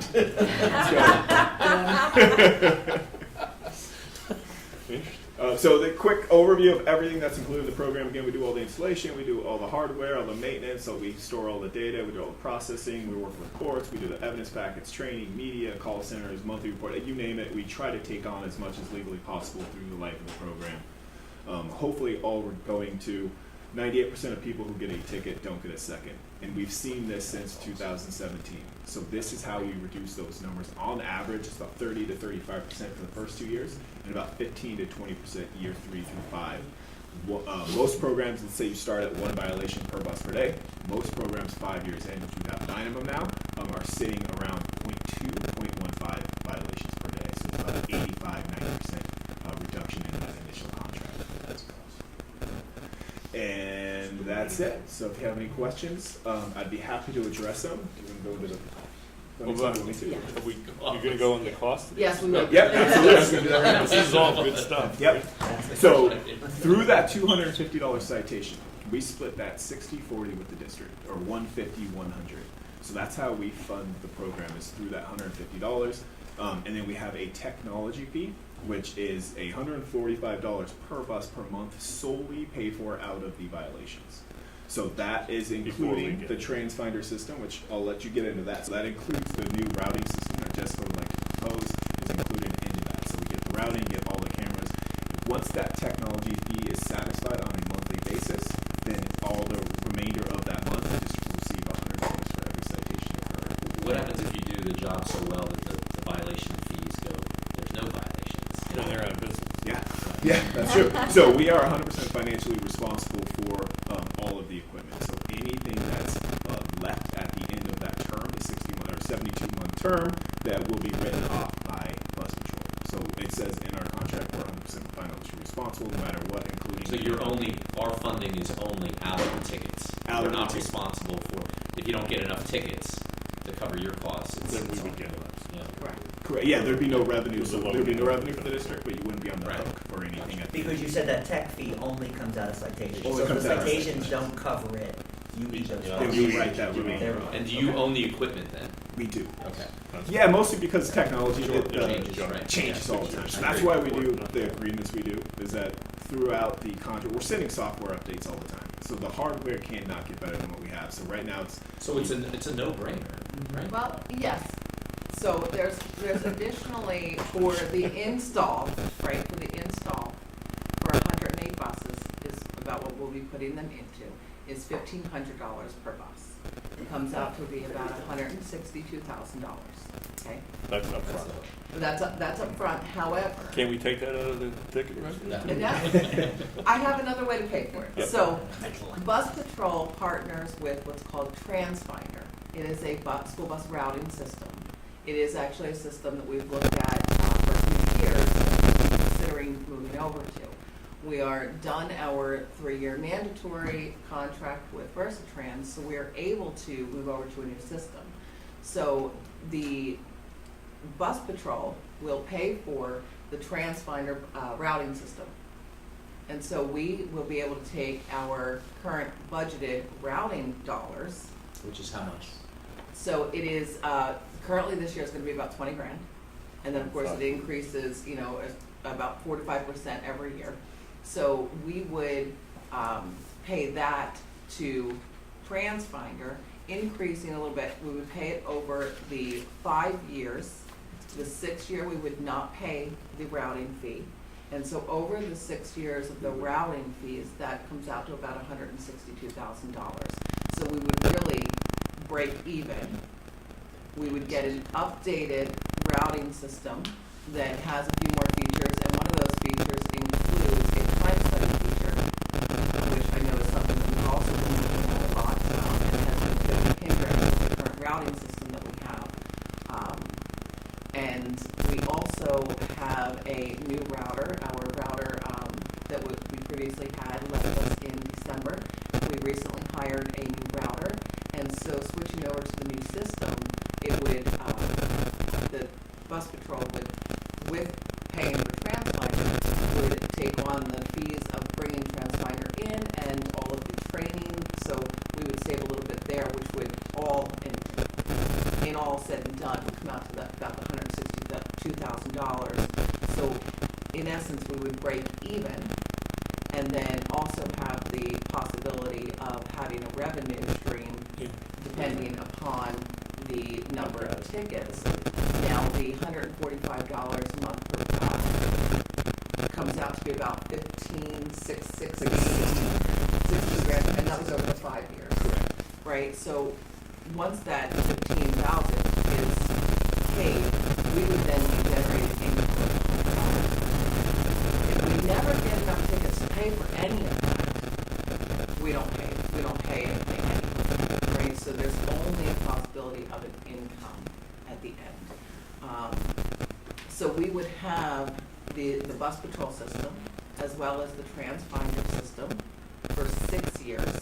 And then at that point, we could decide whether we wanted to stay with the two and renegotiate the contract, depending upon how many tickets are continuing to happen, would also depend on what their contract came back with. But as the way the technology is going, that's about how often we're looking at something new anyways. So this would keep us at a steady break-even pace over the next 6 years. And the setup fee you're gonna allow us to pay over 5 years? Correct. Because we're going to use those funds, and it just made sense for you, it made sense for us, so it's a win-win for everyone. It helps us offset that initial cost of installation as well. It taken on the TransFinder we never did that. TransFinder costs and all of our costs no matter what. So you're kind of off the hook, if you will, for those costs, which makes it a complete wash. And TransFinder is not one of the routing systems that tells you where buses are at what times or sends alerts or anything like that? No, so you're looking at the actual GPS component of that. And that is certainly something that we could look into, and that is certainly something that we could negotiate with them. But then that's an additional cost at the end of the 5 to 6 year contract that we would also be looking to add on. So we could certainly have further conversations about that if that's something that the board's interested in looking into. I'd be interested in learning more about it. Sure. TransFinder has a unique partner where they partner back to back, so they have the ability to take that GPS data into the routing data and vice versa to give you the real-time double geofences. Possibly there in 3 minutes, possibly there in 15 seconds, or turn-by-turn directions for the bus driver. If you have a sub-driver driving, you'd have a towerless bus, turn right, turn left, or you have a student manifest. If you have a special needs route that Timmy can't sit by Sarah because they fight, so you can send that information to the bus in real time. So they have that capabilities, which we could work our way into throughout this contract. Yeah, I'd like to see if we get numbers for that too, that'd be. Absolutely. I think it would be great for the bus drivers too, because it relieves one hassle that, It gives them really better does. job satisfaction, more enjoyment of the job, and it's a have really less cool turnover technology. if they don't, because everybody hates that when they see that, and you can't do anything about it, it's frustrating. So it'd be like helping them out. Mr. Anderson, when we talk to other school districts and look at their contracts, are all the contracts the same, or are we gonna find that there are negotiations to be had? They're all pretty much the same. So the program says, so we have some new leadership within Bus Patrol that just took over about 3 weeks ago. So that setup fee to help offset the initial installation cost is a new thing. Outside of that, contracts are mirror images of each other. So that's something that our new leadership came from the VC world. So obviously they're looking at that return on capital over the 5-6 year term. So that's why they put that program set up beyond there. So it's new for all of us, but we're making it work. So And we're how gonna much is see that? contracts where the setup fee didn't, because that was true the last time we had this presentation, right? Yeah. The last time we had this conversation, it would have been completely free. on the front Correct. end. Okay, and so that's the only Yep. thing that's different. That's the only- So why did we not go ahead with it the last time? When was the last time? It was years ago. Was when How long ago was it? So No, it was within the last 2 years, but I wasn't here, but I heard about it, and I heard that people thought it was too Big Brother. Yeah, it really had to do It with was what with it you, I captures. think you guys and were all what here, it's- I just What, wasn't, in I the missed that meeting. I've never I seen know, I was anything outside the bus, outside the bus. When was it? So I have been looking at this for quite a while, and we have been talking about presenting, but we have not brought it in front of the board. Okay. So we were proposed to present last year and ended up holding off one more year. Better. That makes sense. So how much did you say the setup fee is, this new? It's $1,500. A bus. Per bus, and we have approximately 108, so it would be $162,000. Oh, paid And over. so we would pay that over the course of 5 years. We would have a contract for 6 years. So in the 6th year, there would be no payments bus patrol. You have examples So to his of point- what other schools have taken in as far as dollars, after all the fees and everything? Is I that- can you provide look us up that data. So we See what kind of, everybody expects to make a lot of money. Yeah. How much we're Yeah, doing. we limit that information to a very small group of people in terms. That's of- fine. And yeah. so let me just draw your attention away from, even without getting an income from these tickets, we are still getting an updated camera system, which we need to do anyways, so we're getting this at no cost, right? Well, there's So- still, Go there's ahead. the $62,000 gap, right, or something, or maybe, Right, so we're currently paying out money for a routing system. Bus patrol, yeah, but that's 20,000 you said a year approximately, right? sorry, it's about 23 right now this Okay, so year. 23 times 5, Yes. right? Mhm. So we're a little bit over 100,000 there. But we But all we're have not to paying pay. in the 5th year, so multiplied by 6, Okay. and so we're about breaking even. So you would have to spend We're figuring that 6 years 23 at goes up each 23. year, I'm about sorry? 4%. 6 years at You're okay 23, Yeah. and then We're gonna bear. And it's a now, if you're 4 to gonna 5% break it increase in. every year. versus the 150 to Yes.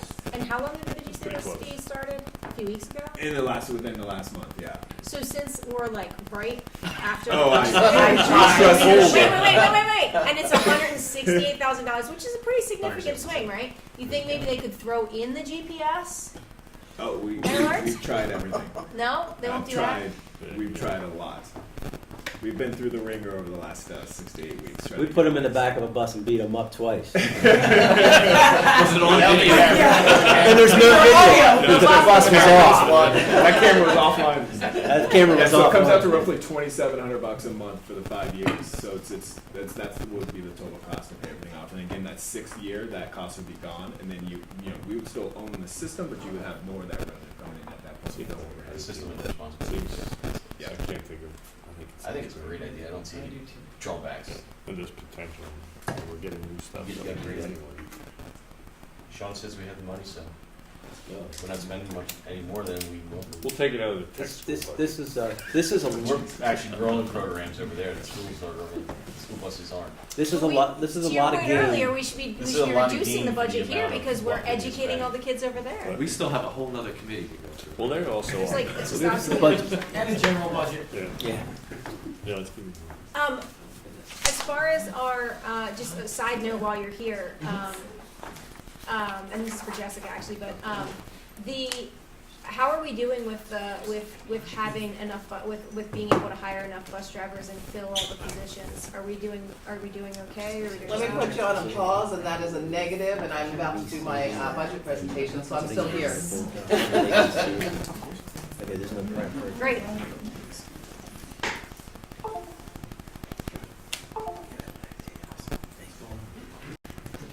Thank you, Mr. Thank you so much. Thank Thank you. Great evening. I think that's I think it should be Jesse and Short. you have 14 cameras. We said it was 27 cameras. Who's trying Upgrade. Upgrade. to? The 162. It's 5 years. We're looking at $2,700. That's 0% interest. Is there an interest charge there? Wow. I would assume too. No, I think Exactly. I knew there was a kicker there.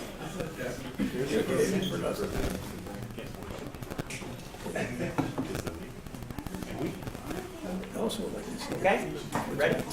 Versus urban. Urban's got a lot of weird roads. Go down to the next one. Okay. All right, so for the previous year, we had 81 home to school routes. We had 60 homeless and foster students, 70 work studies and midday routes, 9 late bus routes. Of those, we had 6 added beyond the bells, 552 athletic and contest practices, 202 field trips, and 25 summer school routes for the summer. Now, the previous year, we had 94 home to school routes.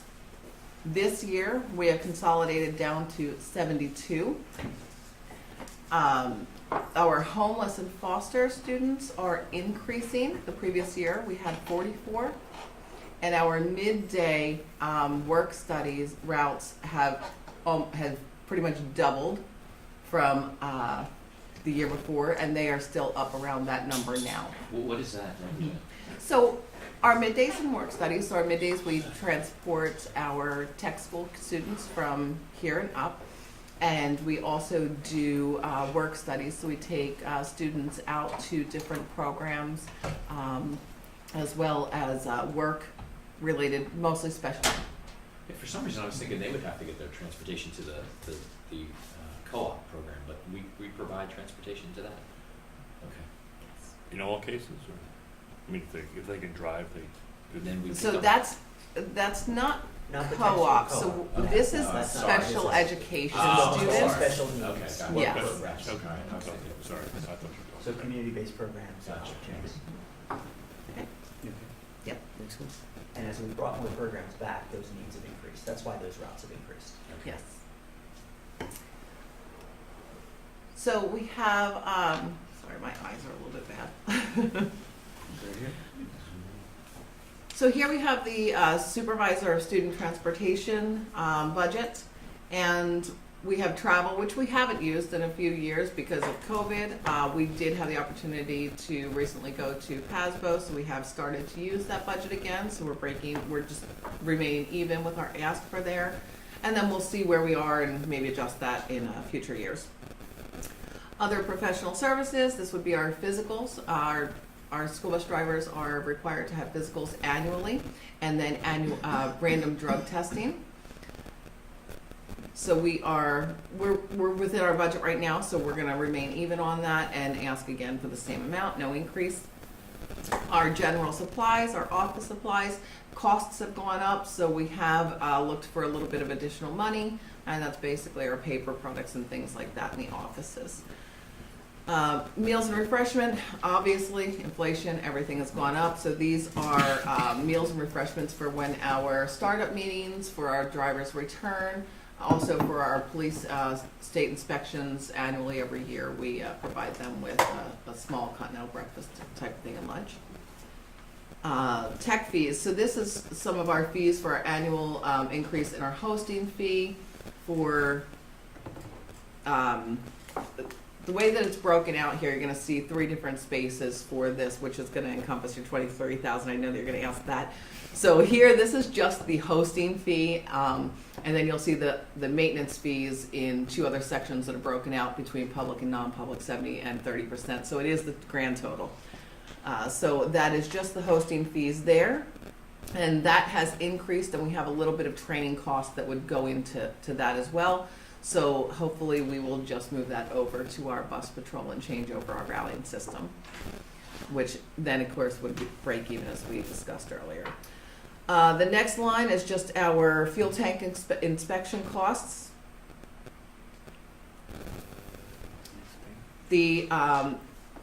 This is going to be for our contracted services out. So we have Lakeside Transportation, which is provided by Lakeside. That is in the overall contract with Lakeside, so we don't have a choice to transport or not here.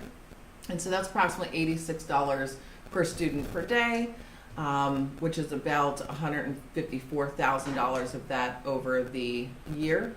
We have our Plumstead Christian students, which we're thinking is going to be about $201,000 this year. They are currently transporting, and we are just under that amount for those students to help with our driver shortages. CADS, that is a parent contract for transporting. We are unable to provide transportation down to the Philadelphia school, and so that is a contract that we have with them. So there is some increase there, and that is the majority of that is going to be the Plumstead Christian piece. Which one? The 226? Yeah. Mm-hmm. How much of that is Plumstead? Just over 200,000 of it. Of the 226? Of the 226, of the increase, because that's really been the change, that because of the lack of drivers, we Right. transferred those routes to them. Okay. Or you- So the transportation services through the IU, that's based on previous years, and then our CDL reimbursement to our drivers. Why was there a dip last year? It just I'm sorry? it went from 430 to 380 to 430. So the actuals are usually over that, and then we pull from any additionals that we have extra. So this is, We were under Flat. budgeted in 22, 23 compared to 21, 22. Yeah, no, so Yeah. that was good. Back up.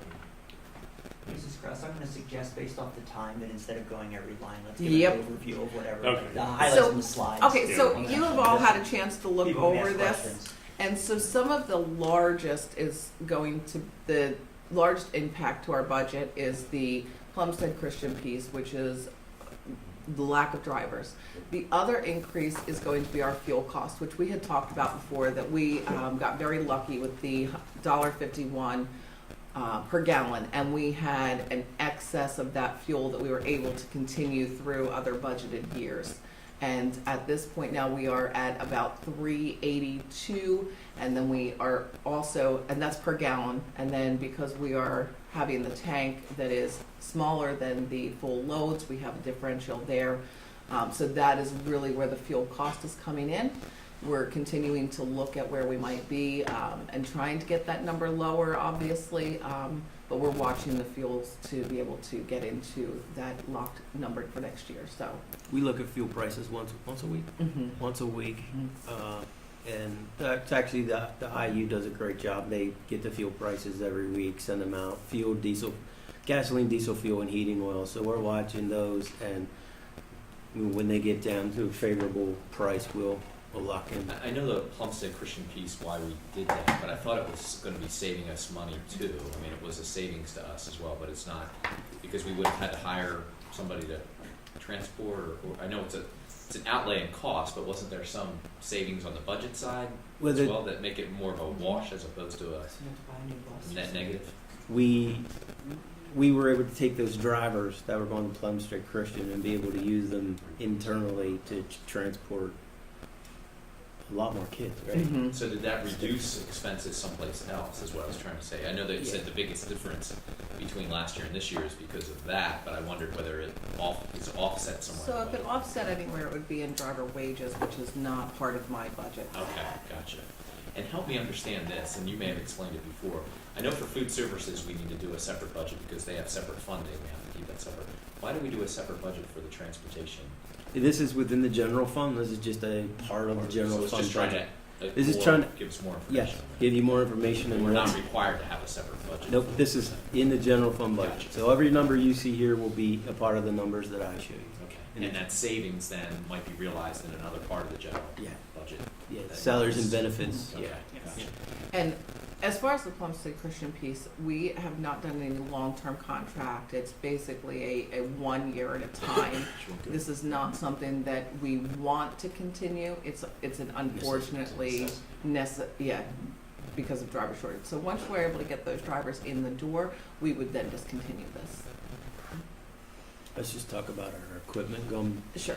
And then, as far as the capital equipment, we previously were replacing between 8 and 10 school buses per year. We have not done that in the past few years. The age of our vehicles has greatly increased. We have some of them, we have one that is not currently running. We have one that has parts that we are no longer able to get because they're not manufacturing those parts. So we're really running on older fleet and trying to keep those. So we really need to start getting those out and get those replacement numbers back up. How many did we replace last year? We reduced this line item whenever when COVID hit. The first budget that we put together when COVID hit, we reduced this line item from $850,000 to $500,000, and it's coming back to, we now need to make that effort to get that line item back up. I'm sorry, you said how many buses? Because we did replace some. Yeah. We just did not. Three full-size and 148 passenger wheelchair bus last year, And which we we're wanna still waiting to replace- get in. We want to do more than that, right? Yes. Plan is. Yeah. This is for 7 vehicles, is that accurate? Isn't that the ask right now? 7 vehicles total. Yes, 6 buses of them in being the school box. buses. Yep. Okay. This is the same exact budget, just 30% broken out For non-public. for non-public. And so here's where we're talking about the overall budget numbers. So the increase are really in these 3 major items, which is our diesel fuel increase, continuing with Plumstead Christian transporting their students for us, and the vehicle replacements.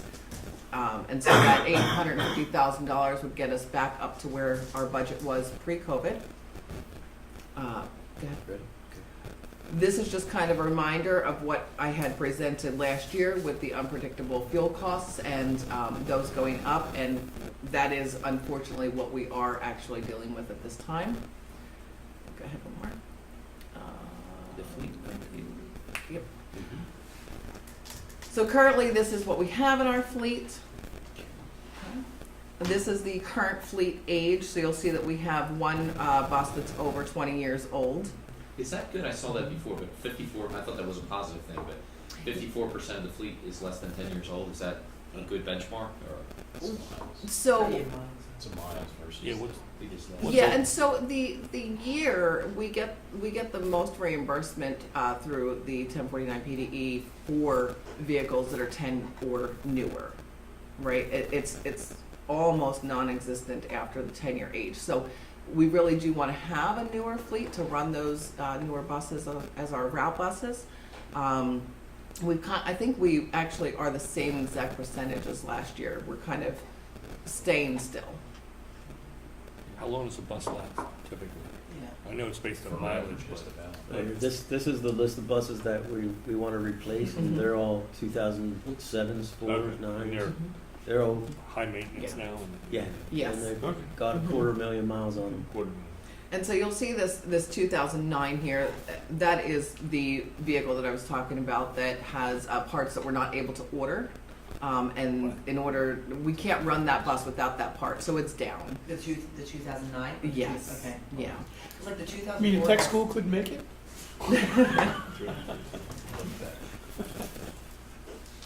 So do you base it, I know it's off of year 2, but the 2004 has 182, which is Mhm. like a lot less miles than the other ones, but it's just, is that also one that's hard to get parts in for? Yeah, so when we are looking at these, I do talk with the maintenance staff, and we look at not only the age of the bus and the mileage of the bus, but which are causing the most problem, which are down, which are, financial risks of having larger repairs. So we take it all into account, which is why that 2009 has moved up, and we still do have 2007s in the fleet currently.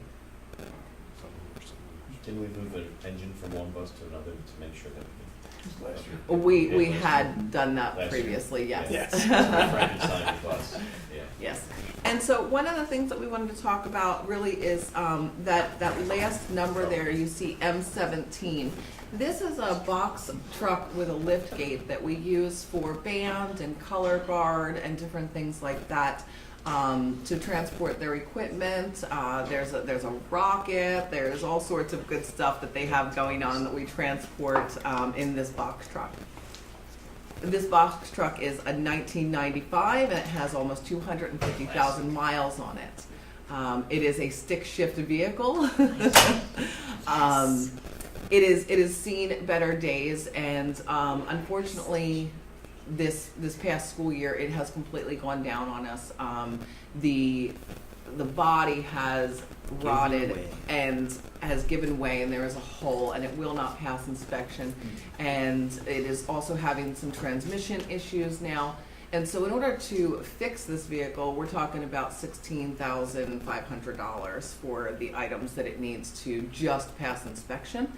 And so we would like to go out to bid for a replacement on this vehicle.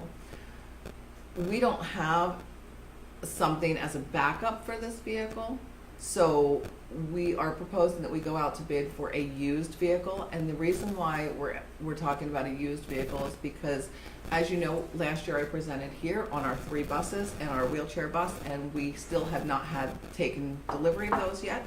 There's a supply chain. The manufacturing is just taking at least a minimum of a year. We should have those sometime in May, June. So if we were to go to bid for a new truck replacement, we would need to utilize a rental vehicle. We are currently renting right now for the next few weeks until that school is over and the competitions are done. So we would need to rent that vehicle for all of next school year, where if we did go to bid for a used vehicle, then we would be able to take possession of that much sooner and be able to provide the service that we need for this coming school year. And we're looking for a similar type size. So We are 26 looking- foot correct. lift and stuff like that, so that way you're not losing anything. We're gonna try. That's what I was gonna say. That. And so they are out there, right? So we have looked around a bit. Obviously, with the cost of this, we would need to go to bid. But we do think that we could get something around $100,000, right around that range or a little bit under, with under 100,000 miles, at least a 2019 or newer. So they are out there. We'll have to see what that bid looks like, since we've not really had that experience with going for used at this point. So. Can we approve it both ways, and that gives you the flexibility to see what you can do?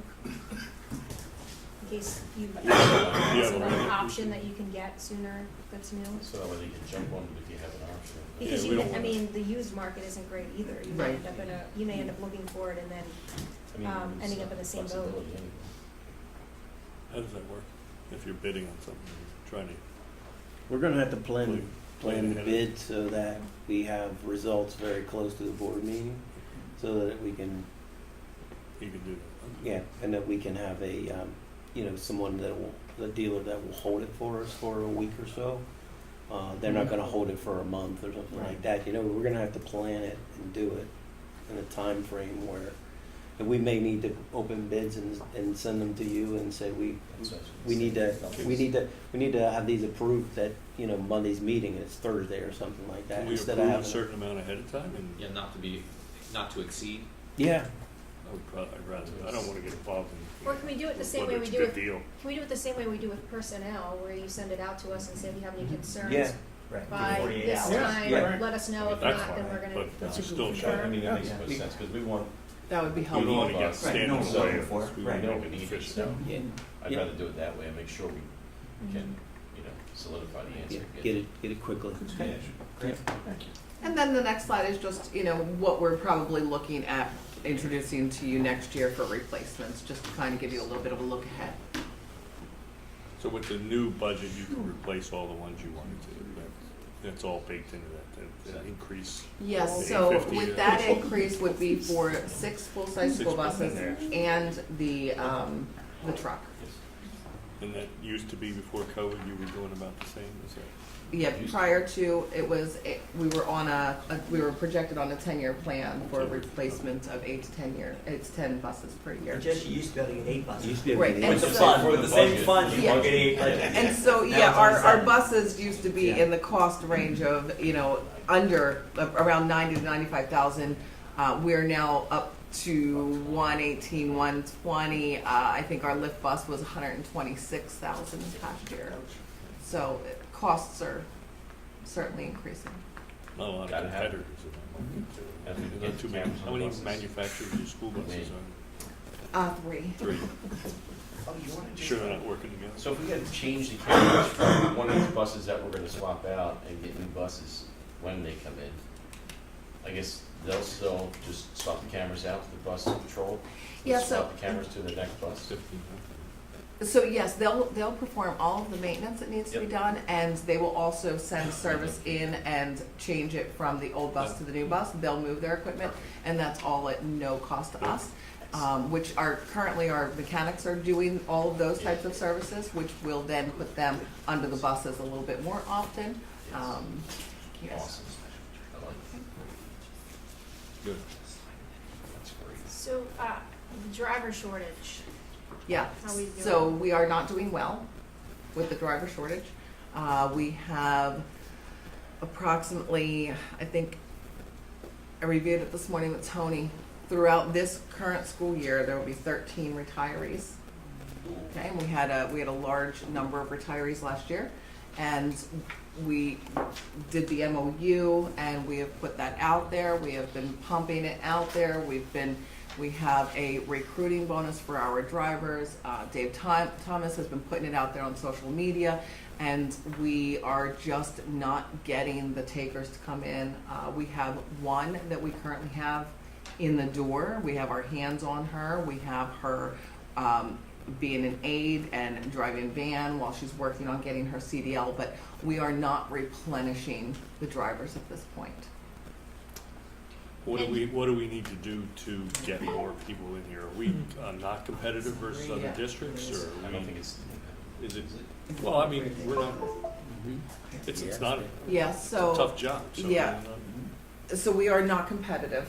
Okay. Our last contract, we reduced our starting rate for our new hires, while the other areas were increasing their starting rate. And so we used to be on more of a level playing field with our starting rates. And so when we went down and they went up, that gap is even further. And so even now we have an MOU where we can hire in experienced drivers on the experienced driving rate. Our rate is still not competitive with the others, Well, they the can't others get- in the area's They rates. can't get people either, too. It's not just us. I mean, everyone's struggling, so Yeah, and we're so, putting ourselves at a disadvantage big time for that. and And in it's the, costing us so much to now. yes, and in the meantime, we have been getting extremely efficient and extremely lean with our routes. We are really getting there at the end of the dismissal pickup times and things like that. We're just getting very creative with our runs, and it is not the best case scenario any way you shake it, but we are getting the job done, but it is not the best way. What do you need from us to get the job done better? We need to figure out how to get drivers in. We need to be able to hire people. Can you get us a cost analysis of how we compare to everyone in the surrounding areas, both private and, private and public? Absolutely. And then, also, if we do get to a point where we can start to replenish those drivers, are we gonna be at a point where we have enough buses? Or do we need to plan for additional buses? Like, in other words, are the current plans based on the fact that we're short drivers, or do we have enough buses so that we're hopeful we get them and then we still have enough buses for everyone to do what ideally we want them to be able to do? So we have never taken the position that we would not want to fill the buses, so we have not reduced our fleet. So we have buses to put drivers in today. Okay. Now, if we were to move to later start times and we were able to get enough drivers, would we have enough buses, or we would still need more buses and more drivers? Say that one more time. If we move to later start times, are Yes. we short buses or are we just short drivers? So that would depend, right, because there's a lot of different logistics to that. So if we move to a later start time, we're looking at the times that our non-public schools start, right? So it would depend on what are we currently utilizing over the same time right now, would depend on whether we needed additional vehicles or whether we can compile those together. So right now, we have LC and Doc riding together and then transferring at the high school. If we move to a later time, what are the options of other non-pubs doing that instead of? And then so that really would be something that we would need to look at from a routing standpoint, which we have been attempting to do as we're continuing to talk through these things. Like I said, the current routing system is a little bit more tricky, and it takes more time, as well as being shorthanded over there. So that is something that we're hoping, not that we're going to not continue working through the current system that we're working on right now. We are looking at a possible 30-minute push and what that would look like. And we're partially through the morning pieces of the routes, but not the afternoon routes, because not everything is mirrored because of the way that our system is. But that is something that once we are able to possibly get the TransFinder in, they do have a setup in their system that does the time change pieces, where we can mass change the time schedules. Where if we change a building schedule right now, it changes in our live system and every other routing scheme that we're looking at. So in the play scheme, we actually have to go in and touch each individual route to schedule them at the school So Oh, at this will different make it times. so much easier for you. Yes, so Wow, it's okay. very time consuming, which is why I would love to be able to give you that answer immediately. It's just very difficult.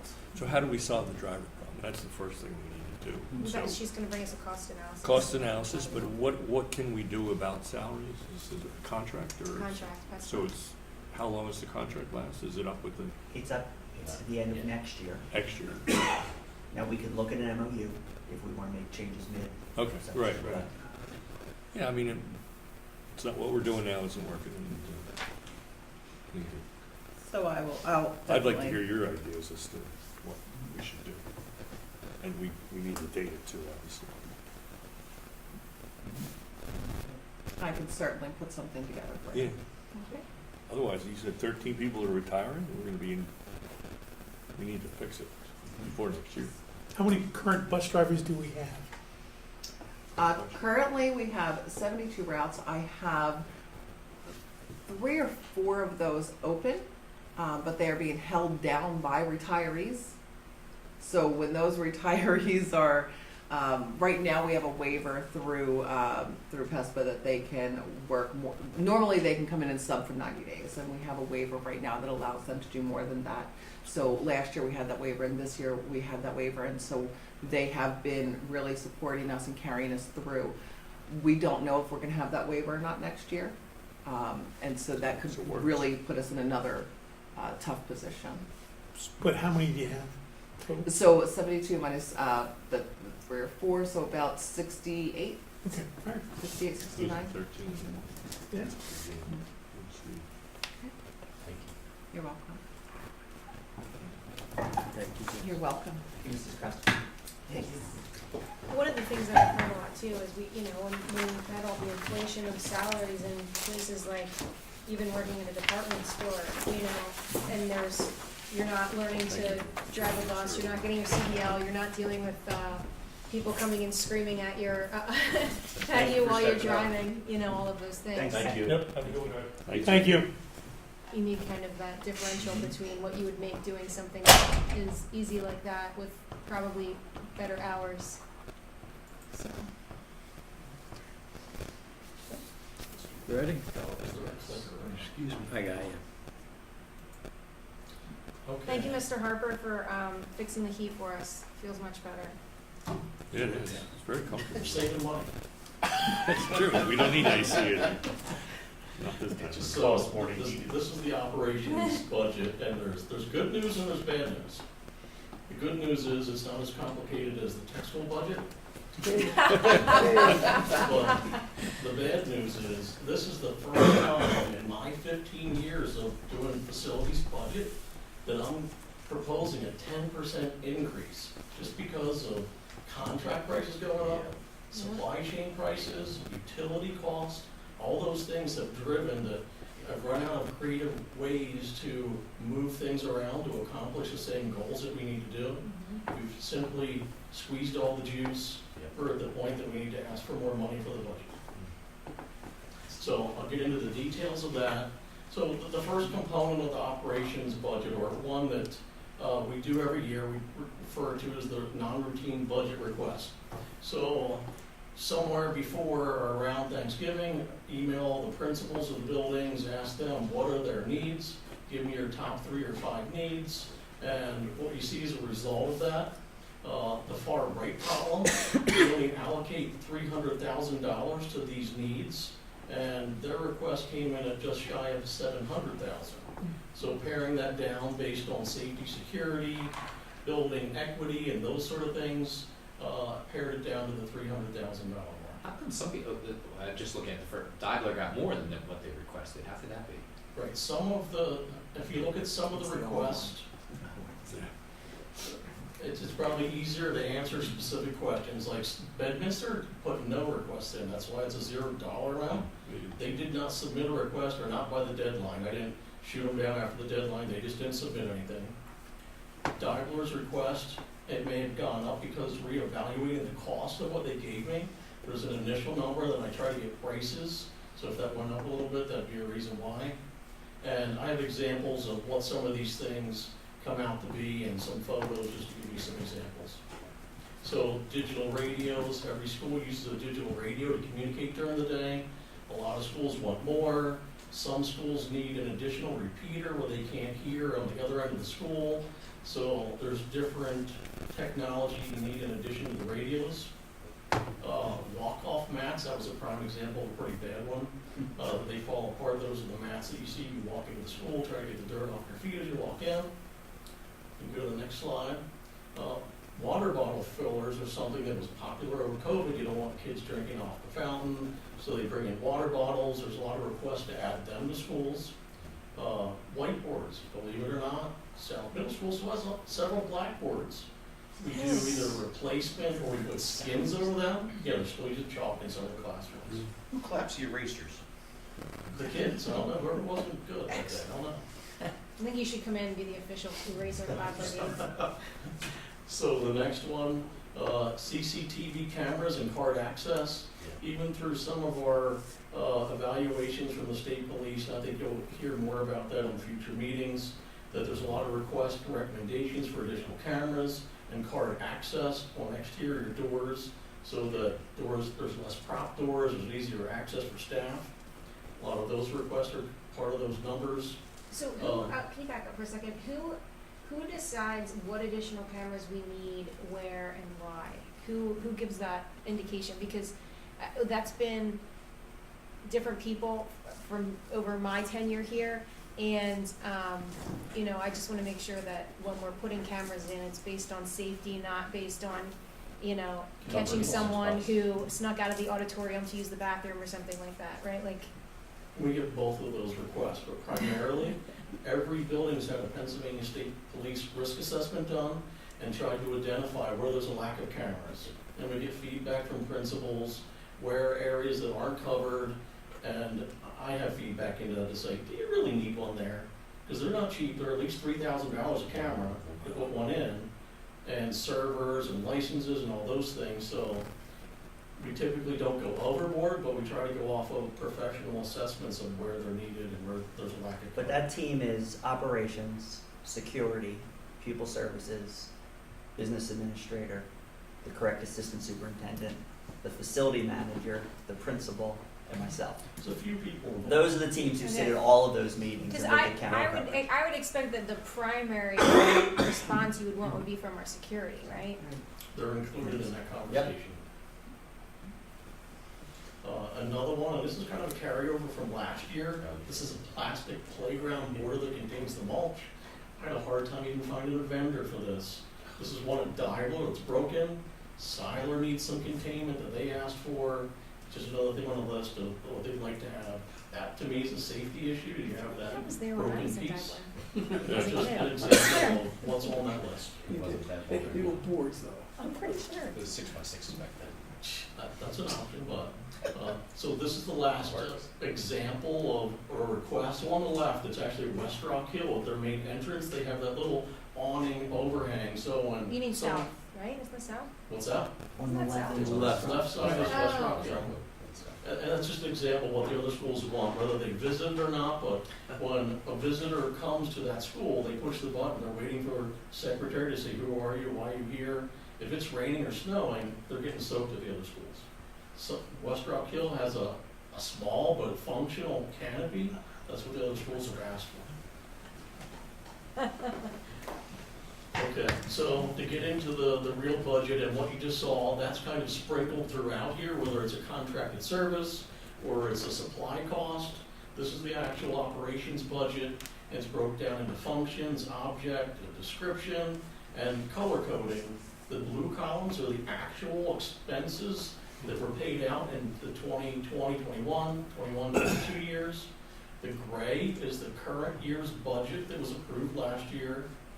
Green column is the budget I'm requesting for this year, and what I'm gonna focus on is the orange column at the end. That's the difference between the requested and this current year's budget.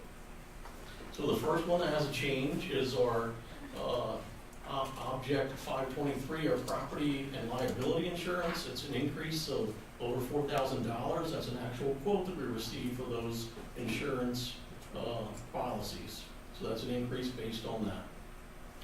The next line item has a change. It's a plus $25,000. This is telecommunication. It's what we pay for our hotspots, our phone lines, and those sort of things. If you look at the actual in blue, the number is well over what we budgeted for. I'm trying to find a way to get closer to the middle of that. I'm anticipating some reduction, but I'm trying to also budget consciously to say, how much are we really gonna spend this year? So we increased it from $75,000 to $100,000. Why was it 127 the year before? I think we paid a lot more for hotspots and things during COVID. We may have given some back, and we're still going through a phone line Okay. process with IT, trying to shed some maybe redundant lines, so I'm expecting a reduction. Okay. The last one here, that's a change, it's a minus $7,000 plus, it's under tech supplies and fees. This is a contract for software, School Dude, if you've heard that name, it's our maintenance, preventive maintenance and scheduling software, that we actually looked at vendors because the price kept going up and up. We found a competitive vendor called FMX, and I was able to lock in a 3-year contract at a $7,000 less than what we were paying currently. So you said the tech school. So wait, can you go back for 1 second?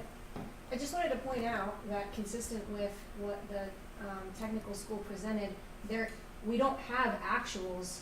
That's why we're using budget For for this year. 22. Yeah, because we don't have actuals yet. We're not even through the year yet. You're Right. not going to have them You yet. can So have projected. that's why you can't. That's Well, what we don't have a assumption- yeah, projected some column assumption. here either. Some So I can just do want it. to point out that we're doing it consistent. That it's consistent. Did They the have tech more school provide history. actuals from 2021 and Yeah, you 2022 didn't in your have presentation? complete. Yeah. I'd like The to see, actuals for 21, 22 were in there. not and then you were 2021. saying, well, why It's are they nice to from see a last year? period Or of why are time. they from In 2 any years budget ago? review, it's good to see at least 5 years. Okay. Actual You're asking for data so you actuals can for this see year, where I was things pointing are out that they don't exist, but I know we have different standards, that's all. Okay, so these are graphs, This is which are gonna relate to the next slide, but these are actual, you don't have to look that close, it's 2009 through 2022 data, so it's from left to right.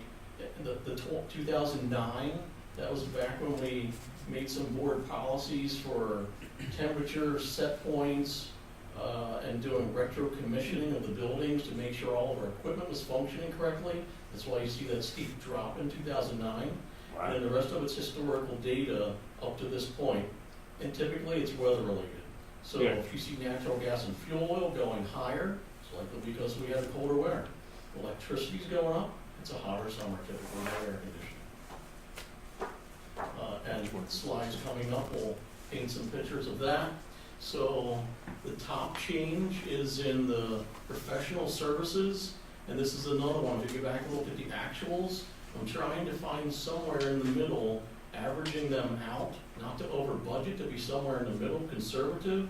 So this is a decrease, but we've also reallocated some of this into a different account, the 431 contractor services, but this one's an actual reduction. The next one's a reduction of $1,000. It's laundry services. We send mops out. I'm a little reluctant to cut it much further. I've dropped it 1,000 just to try to get closer. Actuals seem to be less than 1,000 previously. I don't know why that is, but it's a reduction nevertheless. The next line item, the change is an increase of $40,000. This is that contracted services. And again, I reallocated some things out of the 390 account and look at averages to try to make better predictions. Also looking at contracts that are expiring that are most likely going to increase. Every year we do HVAC just because they don't want to lock in a contract over a period of time. I believe we're expecting at least a 10% increase in a contract. It's right now, I think, $125,000. All these contracted services just seem to go up and up every year. I'm just trying to find the budget that's going to match what our expenses are going to be. The next one that goes up is an $800 increase. It's a contract or exterminator services or pest control. We're currently using Terminix, and I'm just expecting the contract's going to go up again. The next line item do we check around with others for stuff like that, or? Yeah, we actually go out to bid and go for the lowest price that we can get. But they've all gone up. It's unfortunate, but it seems to be the way things are in the world today. That kind of an increase you can expect. I mean, when it jumps a few percent, that's normal, but some of these other ones change. And a lot of times we've done multiple year contracts where they've held them the same. That's just not the way of the world anymore. The next line item is one of the bigger increases. It's just over $100,000 increase. And this one's going back to looking at actuals. I'm trying to be conservative in the middle between the actuals to have a more representative budget that makes sense. Why was it so high in 21 and it goes up and down? Yeah, we've reallocated some things. We've tried to do more things in-house as opposed to contracted services. And we've done that to some degree, but there's a limit to how far we can go. But the numbers have gone up. I think it's supply chain. Things cost more money. And if you look at those 2 years of actuals, that's $100,000 difference from one year to the next on supplies. And this is everything from toilet paper to drywall, light bulbs. The cost of goods has just increased unbelievably. And that's a reflection of it. But there's a big drop projected for this year. And then it's back up. I'm trying to meet in the middle. I'm being conservative. I don't want to really over budget, but I don't really want to exceed my budget either. I'm just trying to get a fair number. And this is a 10% increase. Again, I've never asked for more than this much of an increase ever. I'm trying to be conservative and realistic. So for the current year, it's 435. Is it still going to be in that range, or are you going to be over budget this year? I just don't know why you would go from 430 this year to 5. With just the price increase doesn't make sense for that. If you look at those averages, the prior year was 595,000. Right. And then it was 500 the year before. Right. So that's trying it's to all find, over the map. I'm looking for some sort of average and that's a crystal ball prediction. What am I going to expect? What will the expenses be this next year? Okay, but there's no big new number in there. No, but we virtually haven't changed anything significantly. It's the same things we do every year for the most part. Cost of goods and contracted services keep go up. The next increases are natural gas and electricity. Again, looking at averages, trying to meet them in the middle.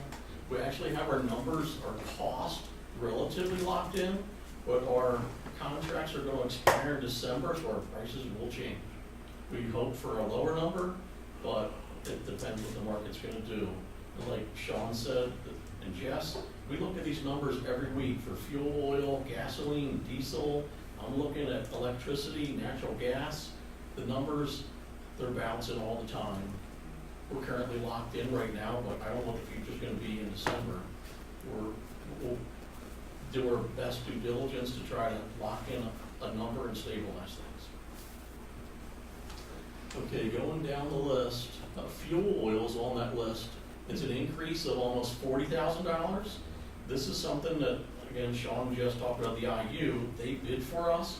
We have a certain commitment. We committed to 50,000 gallons of fuel oil, and the rate that we have locked in, that's what this budget number is exactly. 189. If I'm reading the numbers right from this distance, that's the cost of 50,000 gallons of fuel oil at the rate that we have locked in with the IU, which is an increase of almost $40,000. And that's a good price. While the budget is going up, it doesn't seem friendly, but it actually is a good price for what we're getting. The next line down is a reduction. This is one being conservative again. This is capital new equipment. We're not purchasing new custodial cleaning equipment. We're kind of holding off, trying to sacrifice, not increase the budget, make do with what we have. We have relatively new things. The next line item is replacing some equipment, floor scrubbers, vacuum cleaners, carpet extractors, those sort of things. It's a small adjustment just because the prices have gone up. You can jump to the next slide. So, I thought we replaced that thing last year. it's a representative photo, yes. You caught me, it's from last year. Is there a slide before that? Yep. Okay, so this is our mower and tractor replacement schedule, if I will.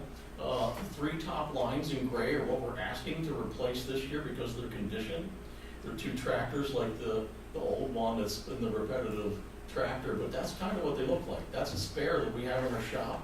If someone's breaks down, that's what they get until we're able to fix their other tractor.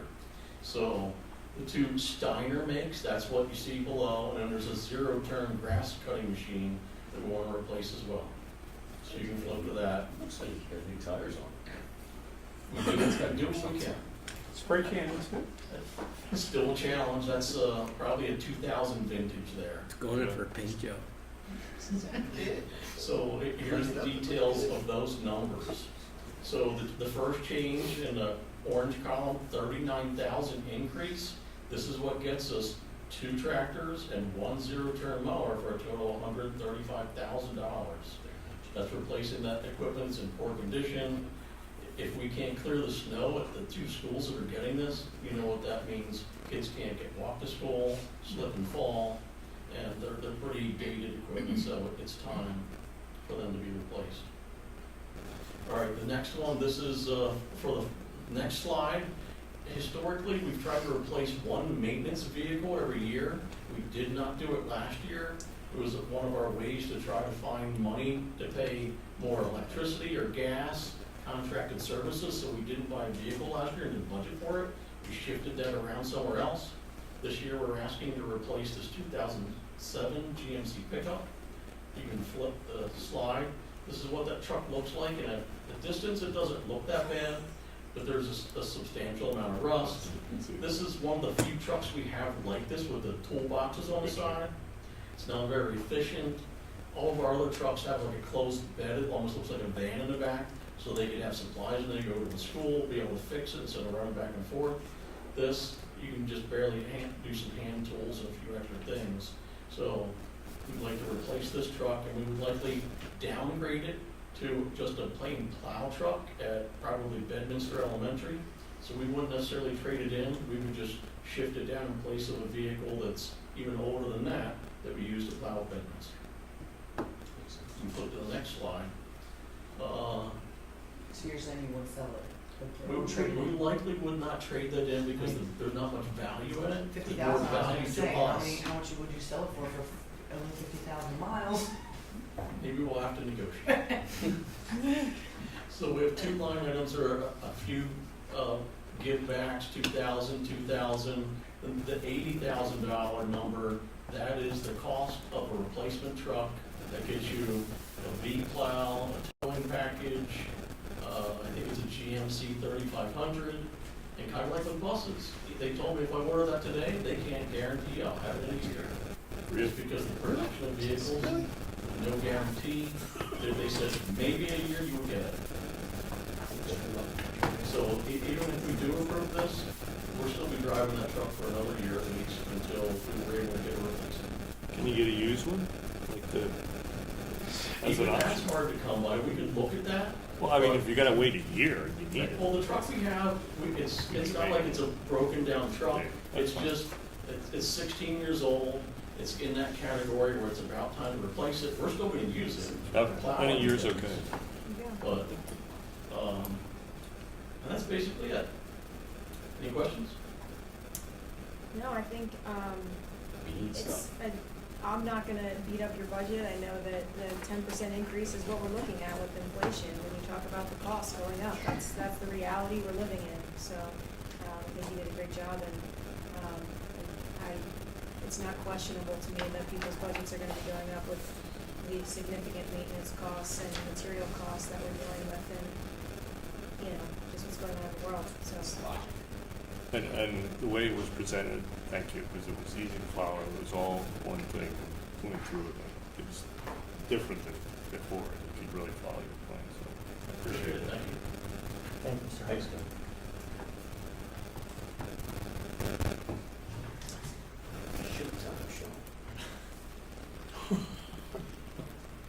We can get it open.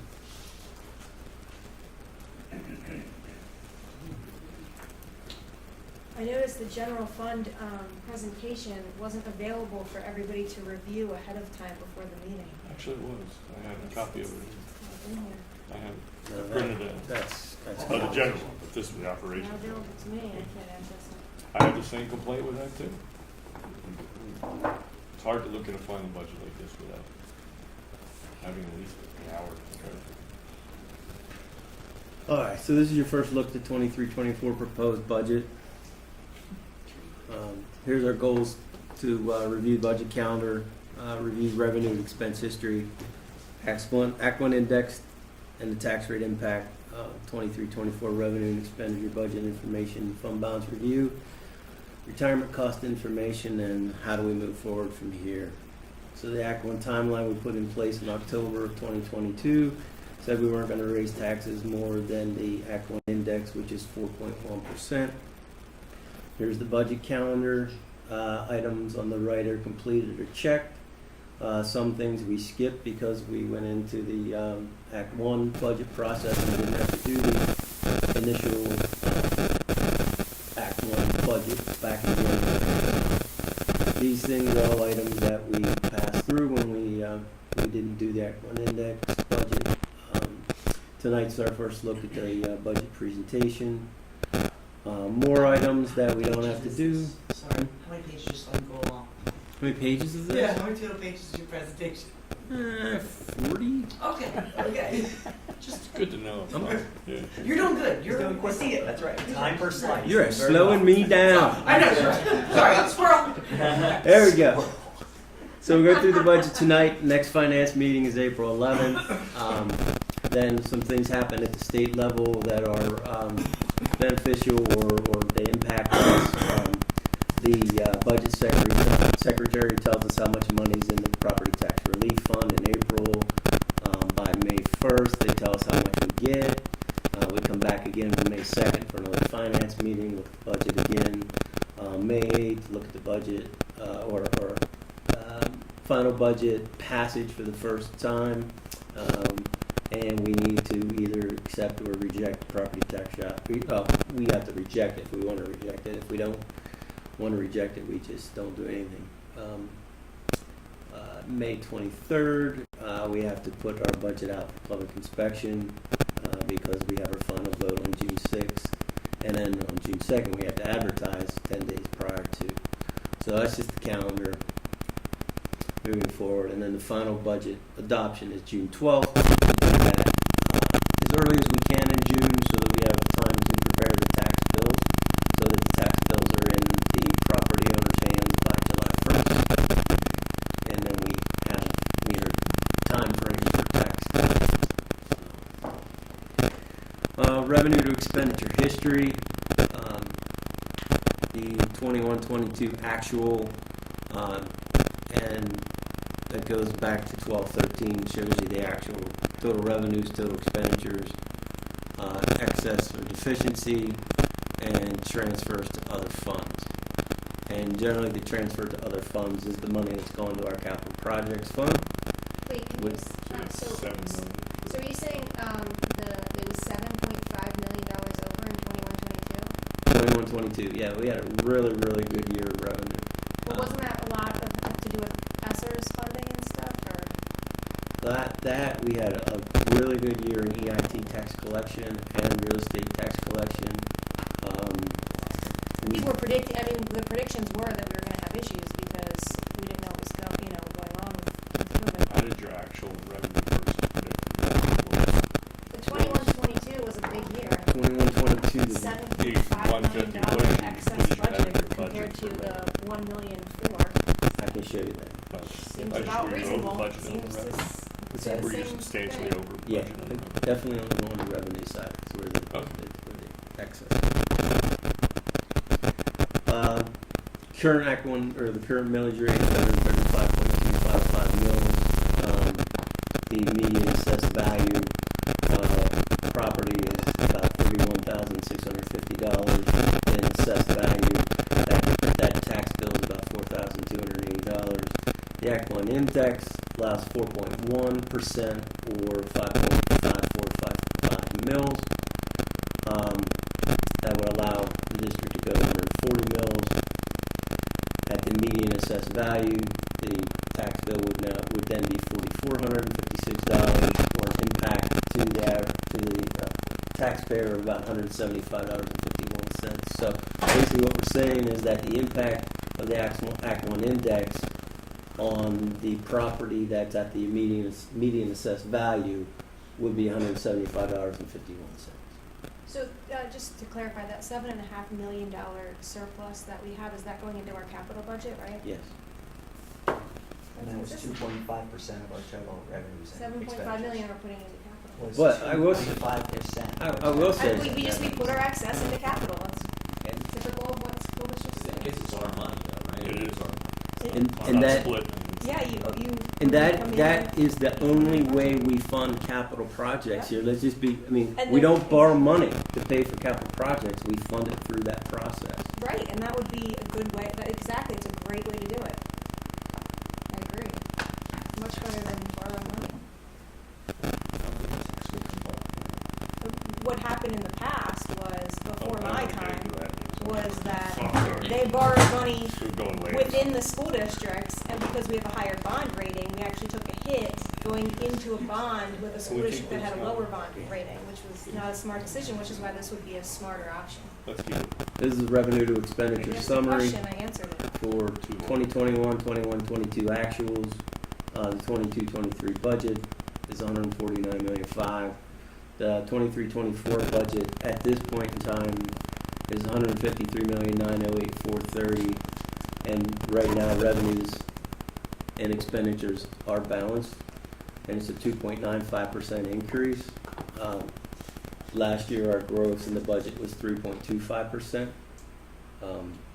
So we have, there's a lot going on with, you saw in Kelly's budget is up 10%. And that's, it's driving, inflation and so forth is driving his budget. Everybody's Market budget cost. is up. How is our total increase down then? Because the transportation was up, Kelly's budget's up, but we're at 2.95. So we worked really hard in other areas to bring budget down, cut costs elsewhere, and bring it under control, so that we're not, at a 10% overall. We might be at a 10% in Kelly's. We might be up in transportation as we're trying to put those vehicles back in the budget and cost of fuel and so forth. But we would look for other areas to make that up. So why is it the exact same number? Yeah. So right now, the budget's balanced, revenues and expenditures on our first look. To the dollar? Yeah. How is that possible? Sounds good. All right, so you're That's close. what we want, yeah. To have the same. What we wanted, right? Balanced budget, no tax increase. We're good. Just does not include a tax increase.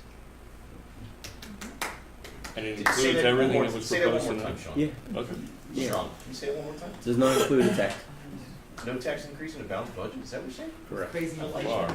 Now, I like where we're going. But he's just saying now. There is an asterisk, and we'll get to that. So local revenues, you can see our actuals for 2 years, our budget for the current year, our budget for 23-24. Our local revenues is where we've been doing very, very well. And the two line items that we've been doing very, very well in are EIT and the real estate tax. We've had growth in our assessed value each year. We haven't had to raise taxes because the growth in our assessed value has afforded us enough revenue in order to balance our budgets. Our EIT collections have gone up considerably. In the last, when I came, they were $13 or $14 million. We're over $20 million in EIT collections. You see the state revenue line items. The 23-24 proposed budget state line item has last year's state budget increases in it. If you remember, last year we did not put them in because it was a very high number that came out from the governor, and we just didn't know where it was going to be, so we didn't put anything in. We put those numbers in this budget. That's why you see an increase. And the federal numbers are, again, it's showing an impact from ESSERS, the ARP ESSERS, or the ESSERS 3. We have next fiscal year plus a few months out of the following fiscal year to spend those money. So we divided them up, and we're spending them over those 3 years. So that's a summary of the revenues. This is more of a detailed look at the revenues. Again, you can see the growing areas. Your first line item is your real estate taxes going up each year, and the actuals in the budget. So our variance this year budget's about $787,000. But again, that's no tax increase. That's just growth in the assessed value. The other line items are pretty small until you get down to the third one or the fourth one. That's your EIT is in that those Act 511 taxes. So your EIT is the biggest driver in there. Then we have some delinquent taxes. Here's another one, earnings on investment. We look at 2021, 21, 22 for $100,000, $143,000 was our 21, 22 actual. Right now, we're at about $1.6 million in interest revenue at the end of February, with 4 months to go. So we proposed $1.75 million for next year. So that's a line item that. What's the biggest driver on that? Just the increase in Interest rates that we have? Interest rates. Last year, we had a lot of CDs, things like that. We're getting 0.20 of a percentage point. We now have interest rates that are 4.5, high 4s. That's 10 times that. So boy, there's more to it. Yeah. It's 10 times what it was last year. It's all interest rate. 50? Yep. 10 times something. It's interest rate. Same amount of money? Relatively, I mean, there's a little bit more money there. Yeah. Well, the top line, this is the variance. What's from 84 million to 88 million? Is that, why is it 787,000? It's not calculated accurate. That's a typo on that. Okay, that's what I gotta look back and look at that. it doesn't hopefully. Nope. That bottom part. Thanks for seeing that. No problem. Because you have a big increase in that compared to other years. You think? It's like 84. No, I'm 84, being facetious. Yeah, I think my 88 number is wrong. I think I just have a typo. Typing that in. So that's affects your. Yep. Yeah, if that's 85, then that variance actually is the right amount. Yeah. So. Yeah. But the total at the bottom is right.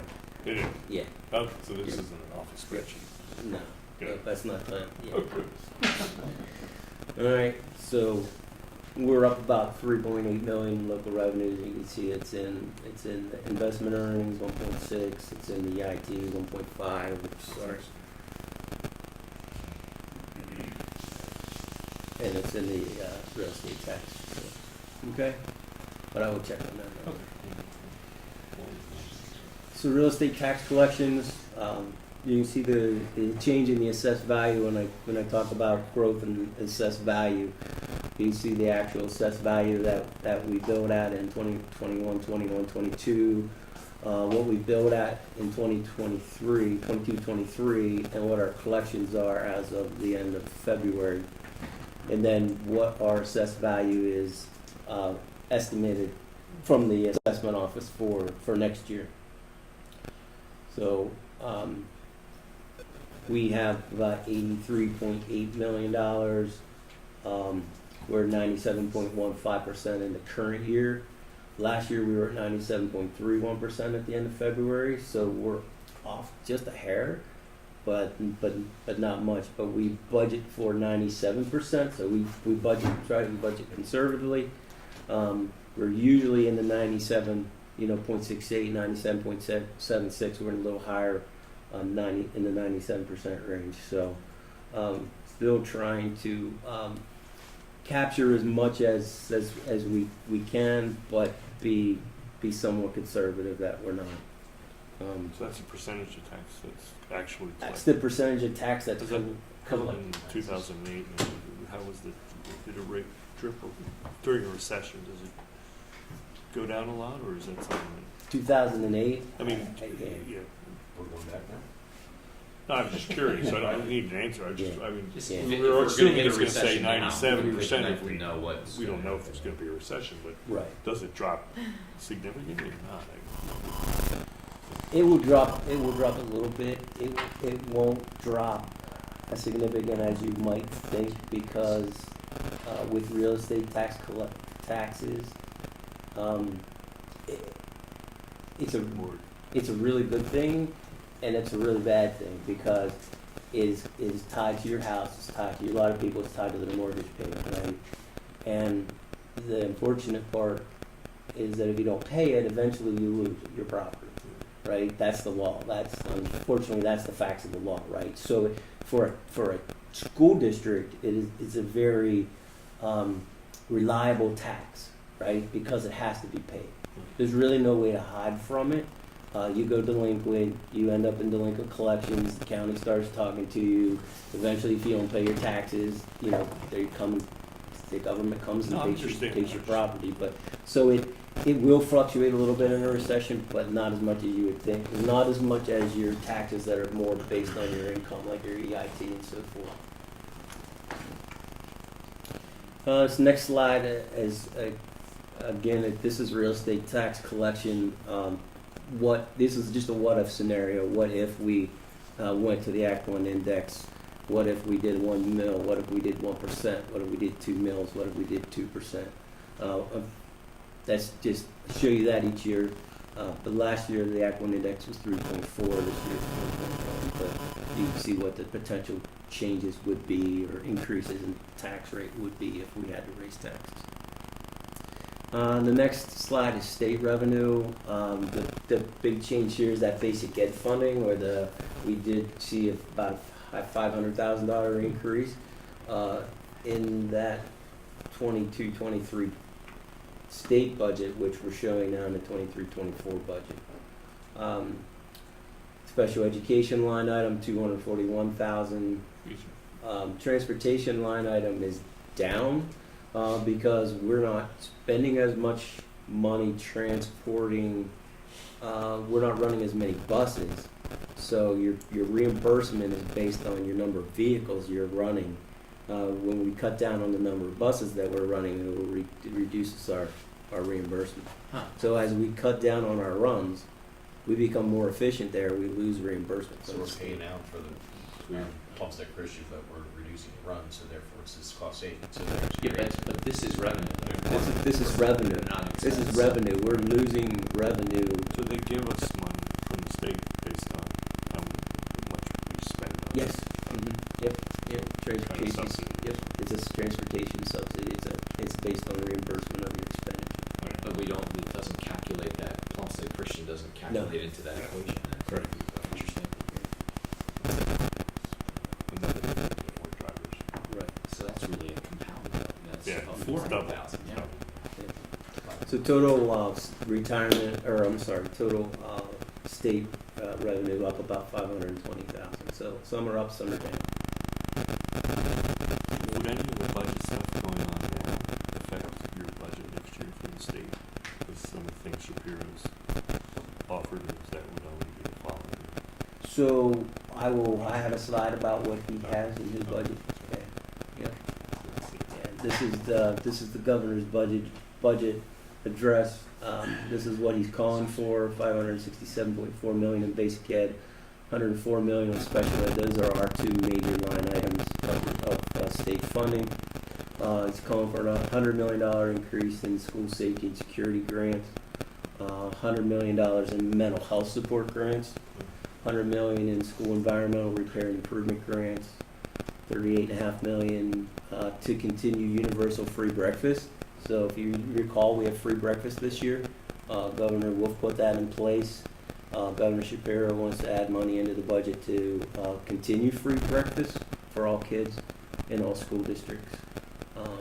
Otherwise, we'll go back to paid breakfast. $25 million for new funds for career and technical education through a series of investments and targeted funding and partnerships, in addition to $80 million through the career and technical school education subsidy line item.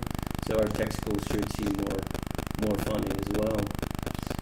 And then that's just an interesting one, $2,500 in tax credits over 3 years for newly licensed educators, nurses, and law enforcement, or people who move into the state with those certifications. But none of that's in the budget. Right. And then he's That's got a long way.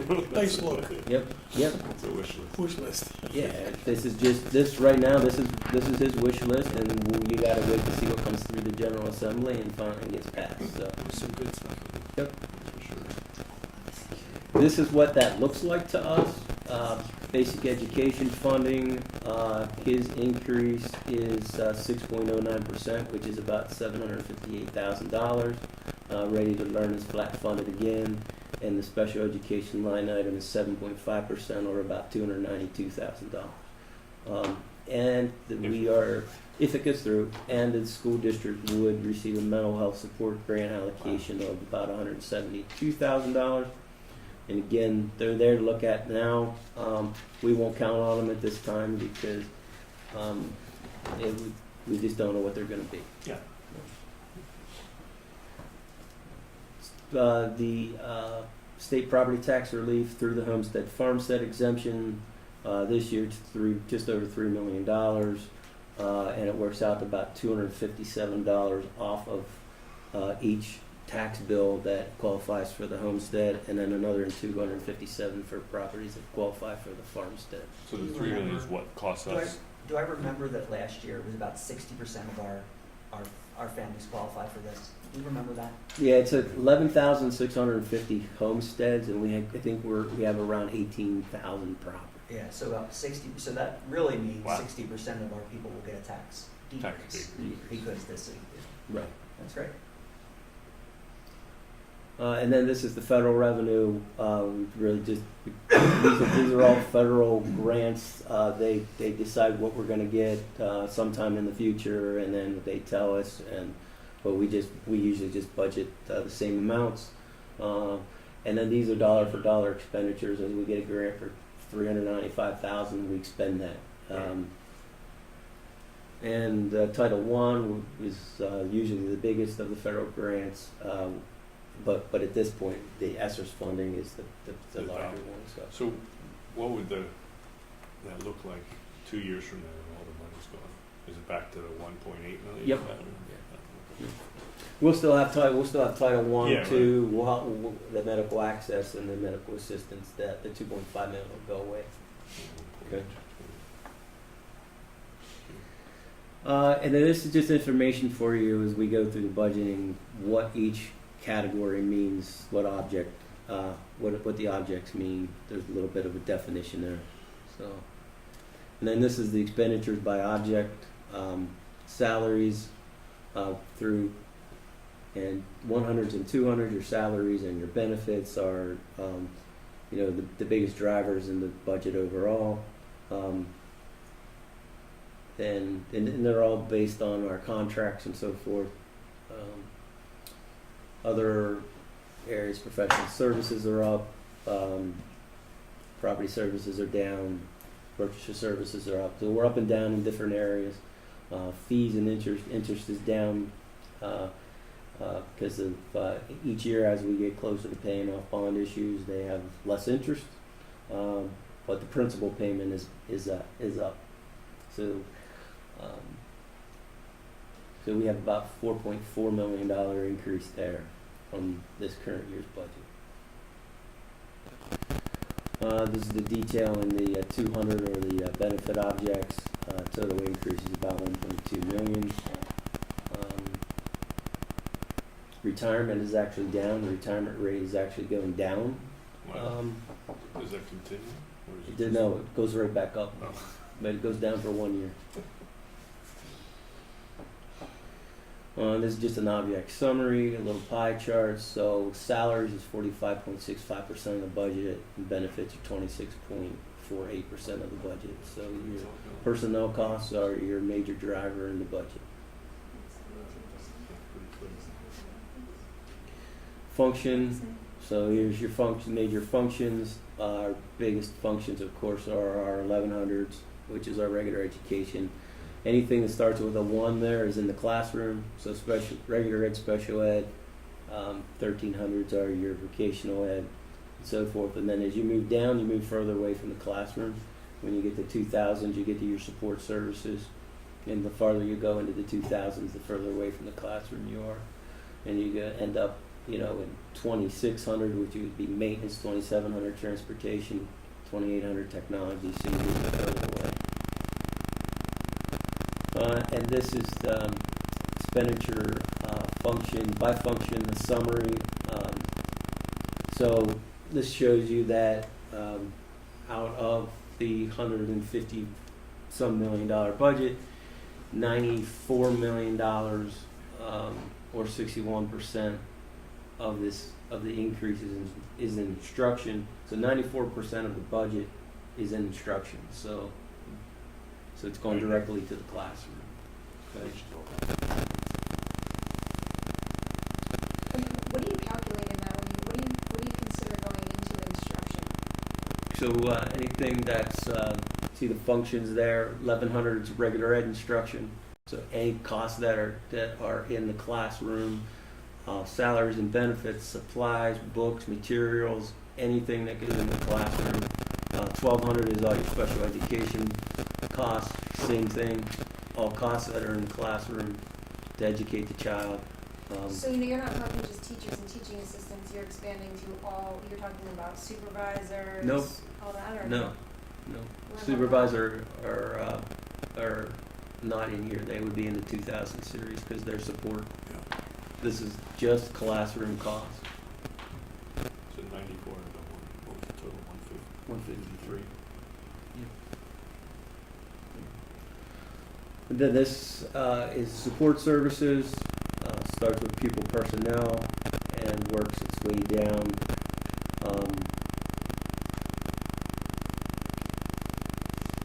Through admin, pupil health, business services,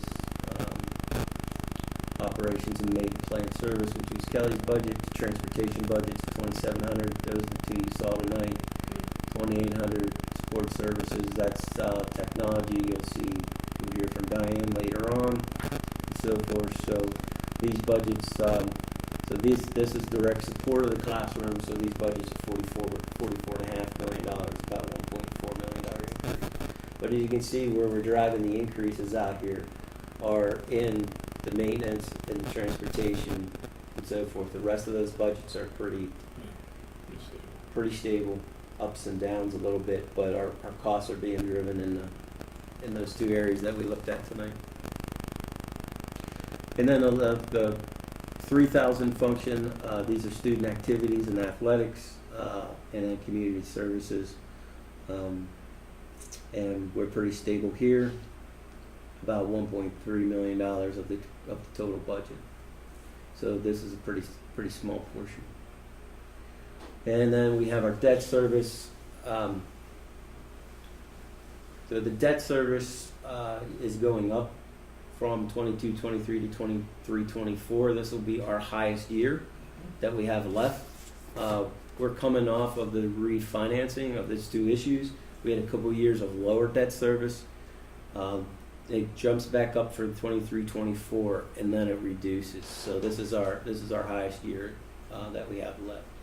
We have a budgetary reserve, very small budgetary reserve, where there's not a lot of room for error with the $153 million budget, and we have $337,000 of budgetary reserve. So there's not a lot of room there. So overall, What's the debt payment projected to be next year for 24, 20? next year is the debt drop off, so it drops about $6 million. 6% down. So Yeah. that's Yeah, drops about. And it was-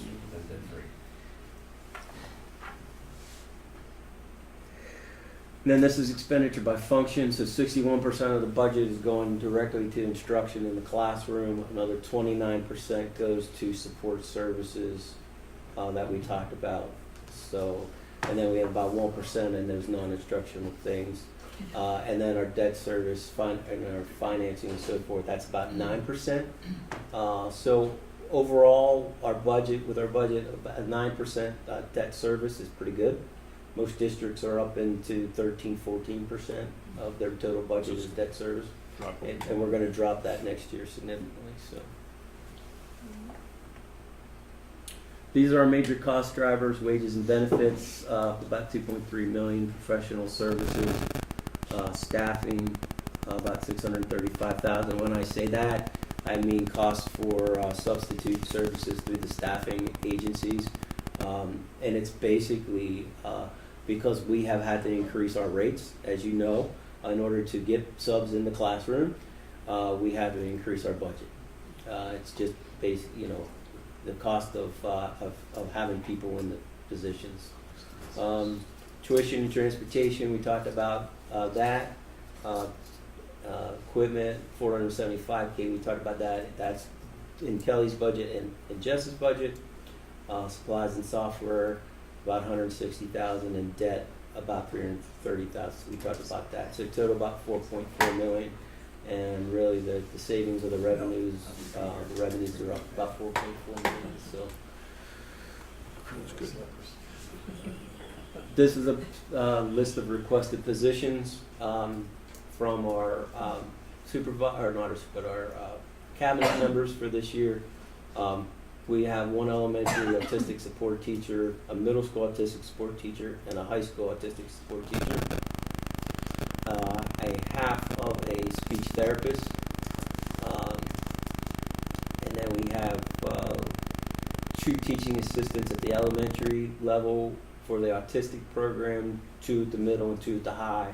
Those are all for the increases in the autistic caseload. We have 1 computer technician that we would like to add this year, and it really has to do with the increase of the need to service all of the equipment we have and so forth. And we have 1 full-day kindergarten teacher and 1 full teaching assistant full-day kindergarten. For next year, we're able to cover that through the ESSER funds. So then we'll have to put those into the general fund budget the next year. And we have a 0.6 career and pathway coordinator. That position currently is at 0.4. So Dr. Schott is proposing that we increase that to a 1.0. It's currently Mr. Dyer, and so he's currently teaching 0.6 and then has a release time for 0.4 to do the career pathway work. And isn't that something that the counselors would be doing? When you're talking about the community relations, and that a lot of that, for the most part, is finding community businesses and making those contacts, and so he's been that person who's done that. So the counselors then work with looking at the list and matching and saying, hey Megan, I know you're into whatever, here's an opportunity, see Mr. Dyer. Try to go out, but that's that position too. So even if we have students who are going out for shadowing opportunities, he'll be the one who's coordinating those with the businesses. So is he the one who goes out, and does he go out and observe students when they're out in those placements? He will when we get to that point. We have very few of those going on right now, but that's the hope, to expand that, because as we get more pathways and there's far more students involved in it, and we have a lot more businesses. Is that supposed to be combined with getting industry certs? No, because industry certs are coming out of the curriculum. So the students wouldn't be doing enough hours to get industry certs out in. A lot of these are job shadowing opportunities. So what kinds of jobs would they be shadowing? Whatever they interest in, whatever the businesses would agree to. And do they get credits? Like, Well, we brought in the new course, and so if you jump through all of the hoops, you'll get credit for it. okay.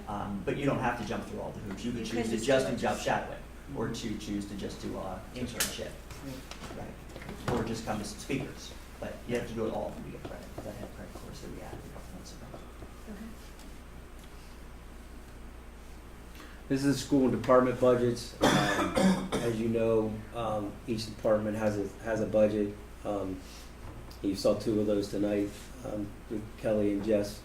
But these are the actuals, 21-22, 22-23 budget, and 23-24 budget for each of the different department budgets. These department budgets themselves don't include salaries and benefits. These are all the costs in that department other than salaries and benefits, and you can see the change in those budgets from year to year. What's the business office? It's really grown. Yeah, so I'm like the catch-all of everything. Not you? Picks up Yeah, all that's these me. stats. An awful lot. It's an awful lot of shingles. Well, you went up 4 million in 1 Yeah, year. so I'm the catch-all of all budgets. So my budget has all the debt service in it. And you saw Oh, the there. debt service is jumping back up. My budget also, I budget in my budget all the money for substitute teachers. Now I know it doesn't make sense. I budget in the correct account codes, but it's under my budget code of 015, and I budget it that way so that I make sure it gets done and I know what it is. I think you're just spending too much money in your department, Sean. And I the real spender is the guy on the other side of the table. He's up to $10,000 this year, so we got to really watch him. We gave him a whopping $10,000, and I have to control 20 million. I don't know. It doesn't seem fair, but we'll see. But yeah. So the biggest parts of my budget are debt service and insurances and substitute line item. So those are the drivers that are How much increasing. do we spend on superintendent? That's Just the substitute teacher. Substitute teachers, we budgeted 1.4 million. 1.4 million. Yeah, for next year, it's up about 350,000, and I'm hoping that's enough. But the good part is that we're actually getting substitutes in the classroom now, and so it's costing us more, but we actually have people in place that are helping kids. So it's a trade-off. The building subs and the fill rates are up. Yeah, they're not 100%, but Yeah. The I'm surprised to see technology going down. Is that we're buying less of it this year? Or? So technology, if you remember last year, we put a big chunk of money in technology for safety and security of technology. Okay. Now we've some of those things that we did were like 3-year deals and so forth. So we were able to come back down a little bit on that Not much. technology line. Not much. Not much, but a little bit. So, and then this is the rest of those budgets. Get into the buildings and so forth.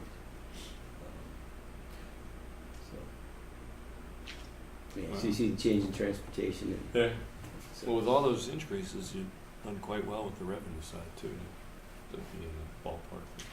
We're Balanced budget. we are we're very fortunate, and I say this anytime I get a chance. We're very fortunate here, revenue wise. Our tax base continues to grow.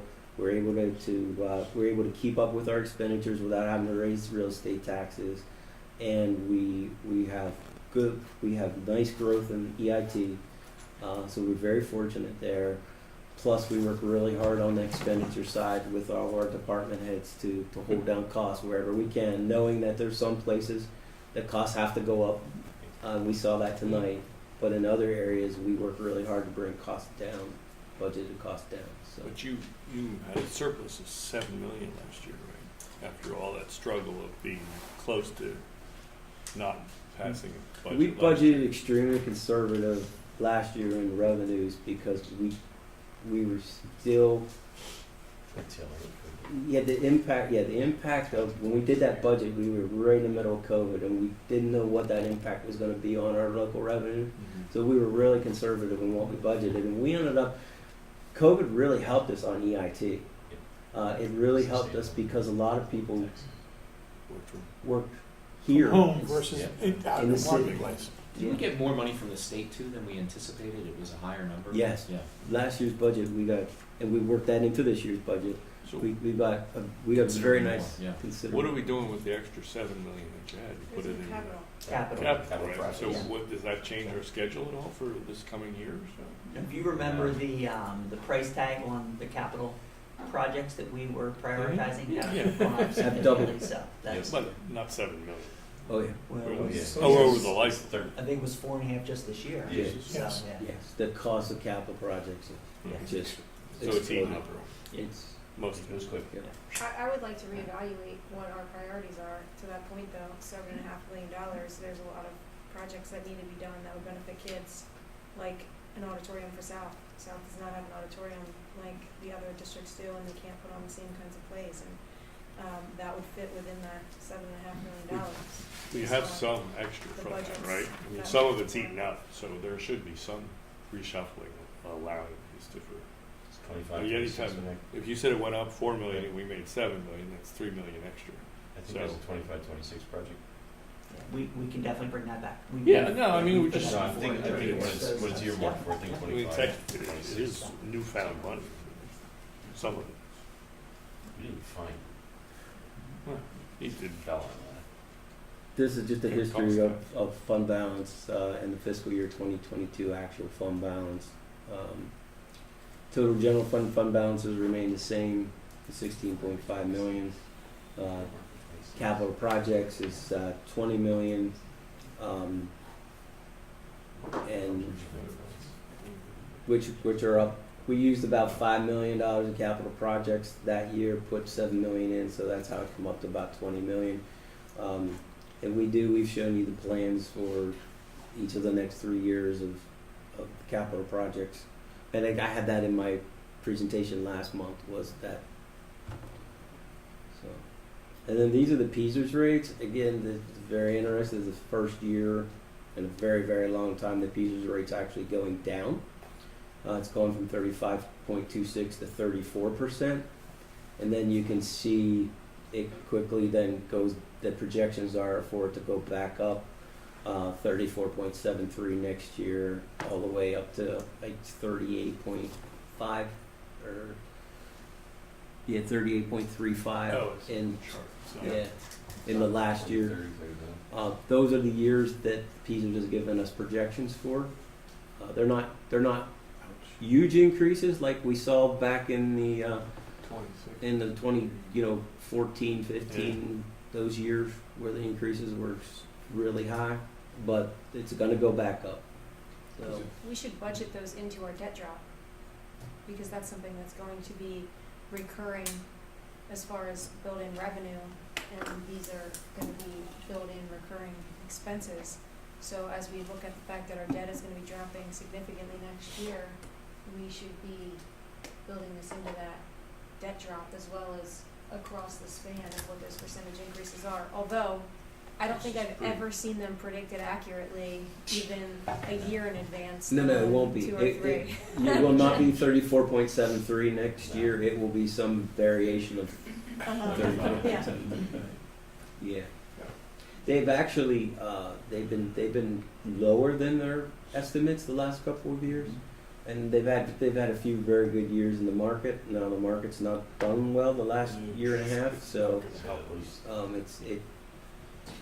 so we'll see what happens. And then this is just the PSERS rates along with percentage change.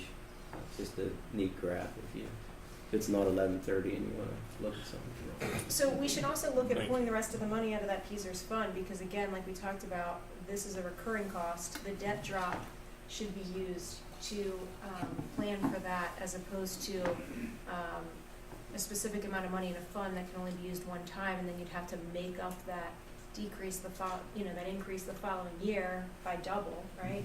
And so it really doesn't make sense for us to continue holding that money in there, especially now that we've gotten to the point where that debt is gonna be dropping and we can plan accordingly based on that debt drop.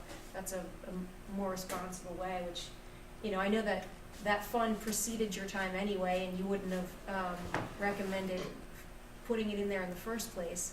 But the reality is it's there, so we should really pull it out and utilize it for something. Otherwise, we're just sticking it in that account for no I reason. would love to discuss that another time. I agree with her, but I don't know, start a whole discussion Well, this of is a that budget I discussion, understand so that, but it's it is when we 11 discuss the o'clock. budget. They would need to prepare for that and discuss Yeah. that separately. Prepare for what? It's millions of dollars, so it is worth discussing. Didn't even This have is the this time to facilities. discuss it. It was Oh, being facilities held here. meeting. If you wanna leave, you can leave. He's jealous. Well, we can keep dragging on. It's just There's awesome. more I to don't do. see Right. it like a We'll make five-second it quick. meeting. Try to lead. That's exactly these what things it is. close. And leave. Next. I was keeping you here. What's that? So these are the outstanding considerations of both expenditures and revenues. Even though we are balanced at this time, there are some things that will still happen. Stop loss, property and general liability insurance. There's an estimate in the budget. We don't have the actual rates for those items yet, especially the general liability insurance. I have another meeting I think at the end of the month where I'll get another update. And really those numbers are being driven by property values. Property values are up, and the property values is what's driving the liability and the property insurance. School bus funding, like I said, we've asked for it to be reverted back to $850,000 because it was cut back due to the pandemic. We have a budgetary reserve of just $337,000. We have, and Kelly talked about this, the impacts on our electricity, natural gas, gasoline, diesel, and heating oil. We continue to watch those on a weekly basis, those rates, and when we find the best rates that we think we're going to get for next year, we'll lock them in. We don't have any gasoline or diesel or heating oil bought for next year yet. So hopefully as we're coming out of a mild winter, we get into spring, hopefully prices will drop and we can make some decisions hopefully the market comes down. The electricity and natural gas, our contracts are a little longer. They go into the first 6 months of the fiscal year, so we'll be dealing with those a little bit later. We have the list of requested new positions that are in the budget, so if the board is willing to put those in, then they'll stay in. The tech school budget, I will tell you, what I have in the line item for the tech school budget is 4.1%, which is what, when I built the budget, was what we thought it would be. It certainly has come back a lot larger than 4.1%. It's about 26% now. So that increase has to be built into the budget if the board is if that budget gets passed at that level. What's the difference between, you said your percentages, but how much Yeah, money? so I have about $182,000 in there as an increase, and the tech school budget increase will cost us about $926,000. That's a big short. So that's a shortfall. I think that's another reason why I would want this year for that unused money from 21-22 to come back to the districts, because the districts are being asked to foot a very, very large bill increase in 1 year. And if that money came back to the district, our share is about 41% of that $1 million. So that money will come back into as a revenue. The increase in the tech school would go in as an expenditure, and that would help offset that huge increase for this year. It would be about $430,000 of the $900,000. So that would help, and then really would give us 2 years then to build that large increase into our revenue side of the budget, right? Because we're putting it all in the expenditure side. We got to figure out how to fund it from the revenue side. So for 1 year, that money coming back would help fund it, and then we would have to find another roughly $350,000 in this budget, either by cutting something else or by going back and looking at the revenues and increasing revenues. So we're a combination of both. So that's where we're at on the expenditure side. So I think it would be interesting to see, you know, if you took the chart that it was like a bar graph with a line that shows how the more kids we keep sending to the tech school, you know, the budget is not proportionally increasing, so the per pupil rate is drastically decreasing. And here we would have a reverse chart because our enrollment has been dropping and we're sending more and more kids over there, yet the budget is disproportionately increasing. And, you know, at some point we should take a look at the fact that even though we're sending significantly more kids, that is not offsetting the costs here, even though we're educating significantly less kids here. And so that needs to follow the kids to some extent. I mean, you think about what we pay out per pupil when kids are being registered in other places, you know, that can be a pretty significant per pupil rate. The other thing I missed, I'm sure it was in one of the slides, what was our percentage increase from last year's budget to or from the current year's budget to the proposed budget for next year? It was 3.9.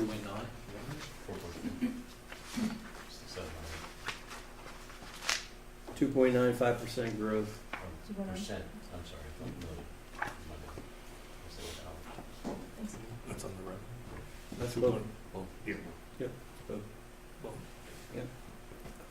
And to your point, Megan, there's a lot of, you think the same thing when you think about a kid leaves Pennridge and goes to a cyber charter school, and we have to pay $30,000 if it's a special ed kid, or $10,000, or $15,000 if it's a regular ed kid.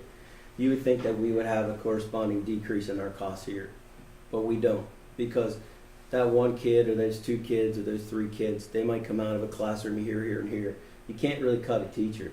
You can't cut a teacher. Right. You also still have all the same fixed costs, the same operating costs, because just because that kid left, we don't use, Less you know, less electricity, less heating oil, less, so all those costs are still in place.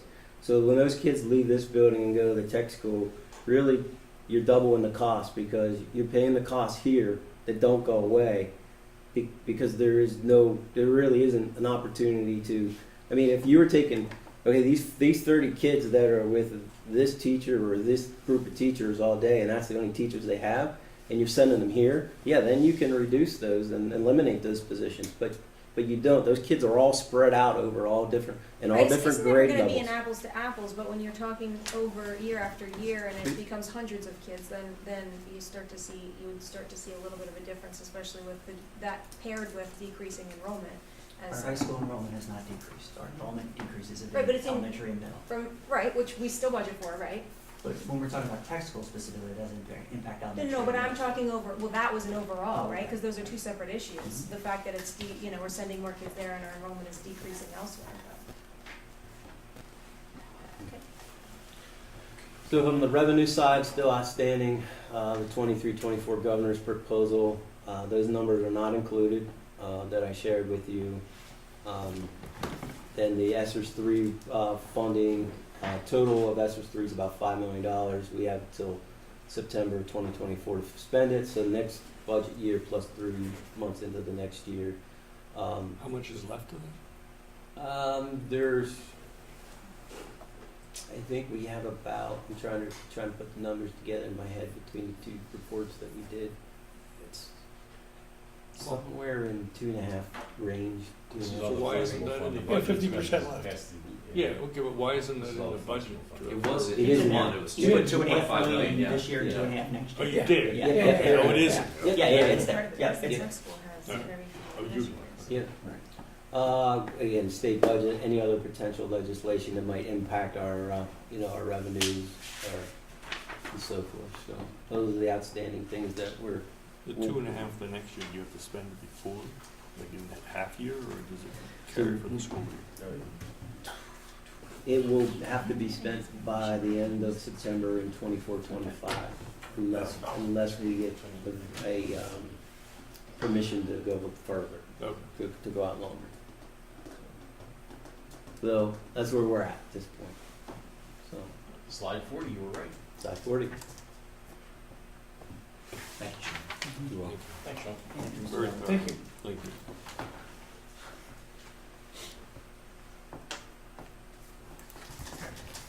Let's see.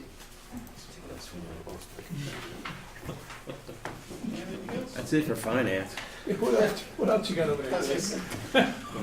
It's like Logic's been waiting in the hallway.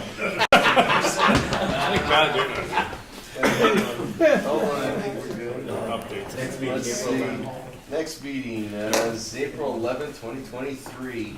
Mr. Cormack, it is your show. Well, thank you very much, and I'm just gonna turn it right over to Sean again, because he seems to look at obsolete items across the board here. Sean? Yeah, we don't have much for facilities, so we'll go pretty quick here, I hope.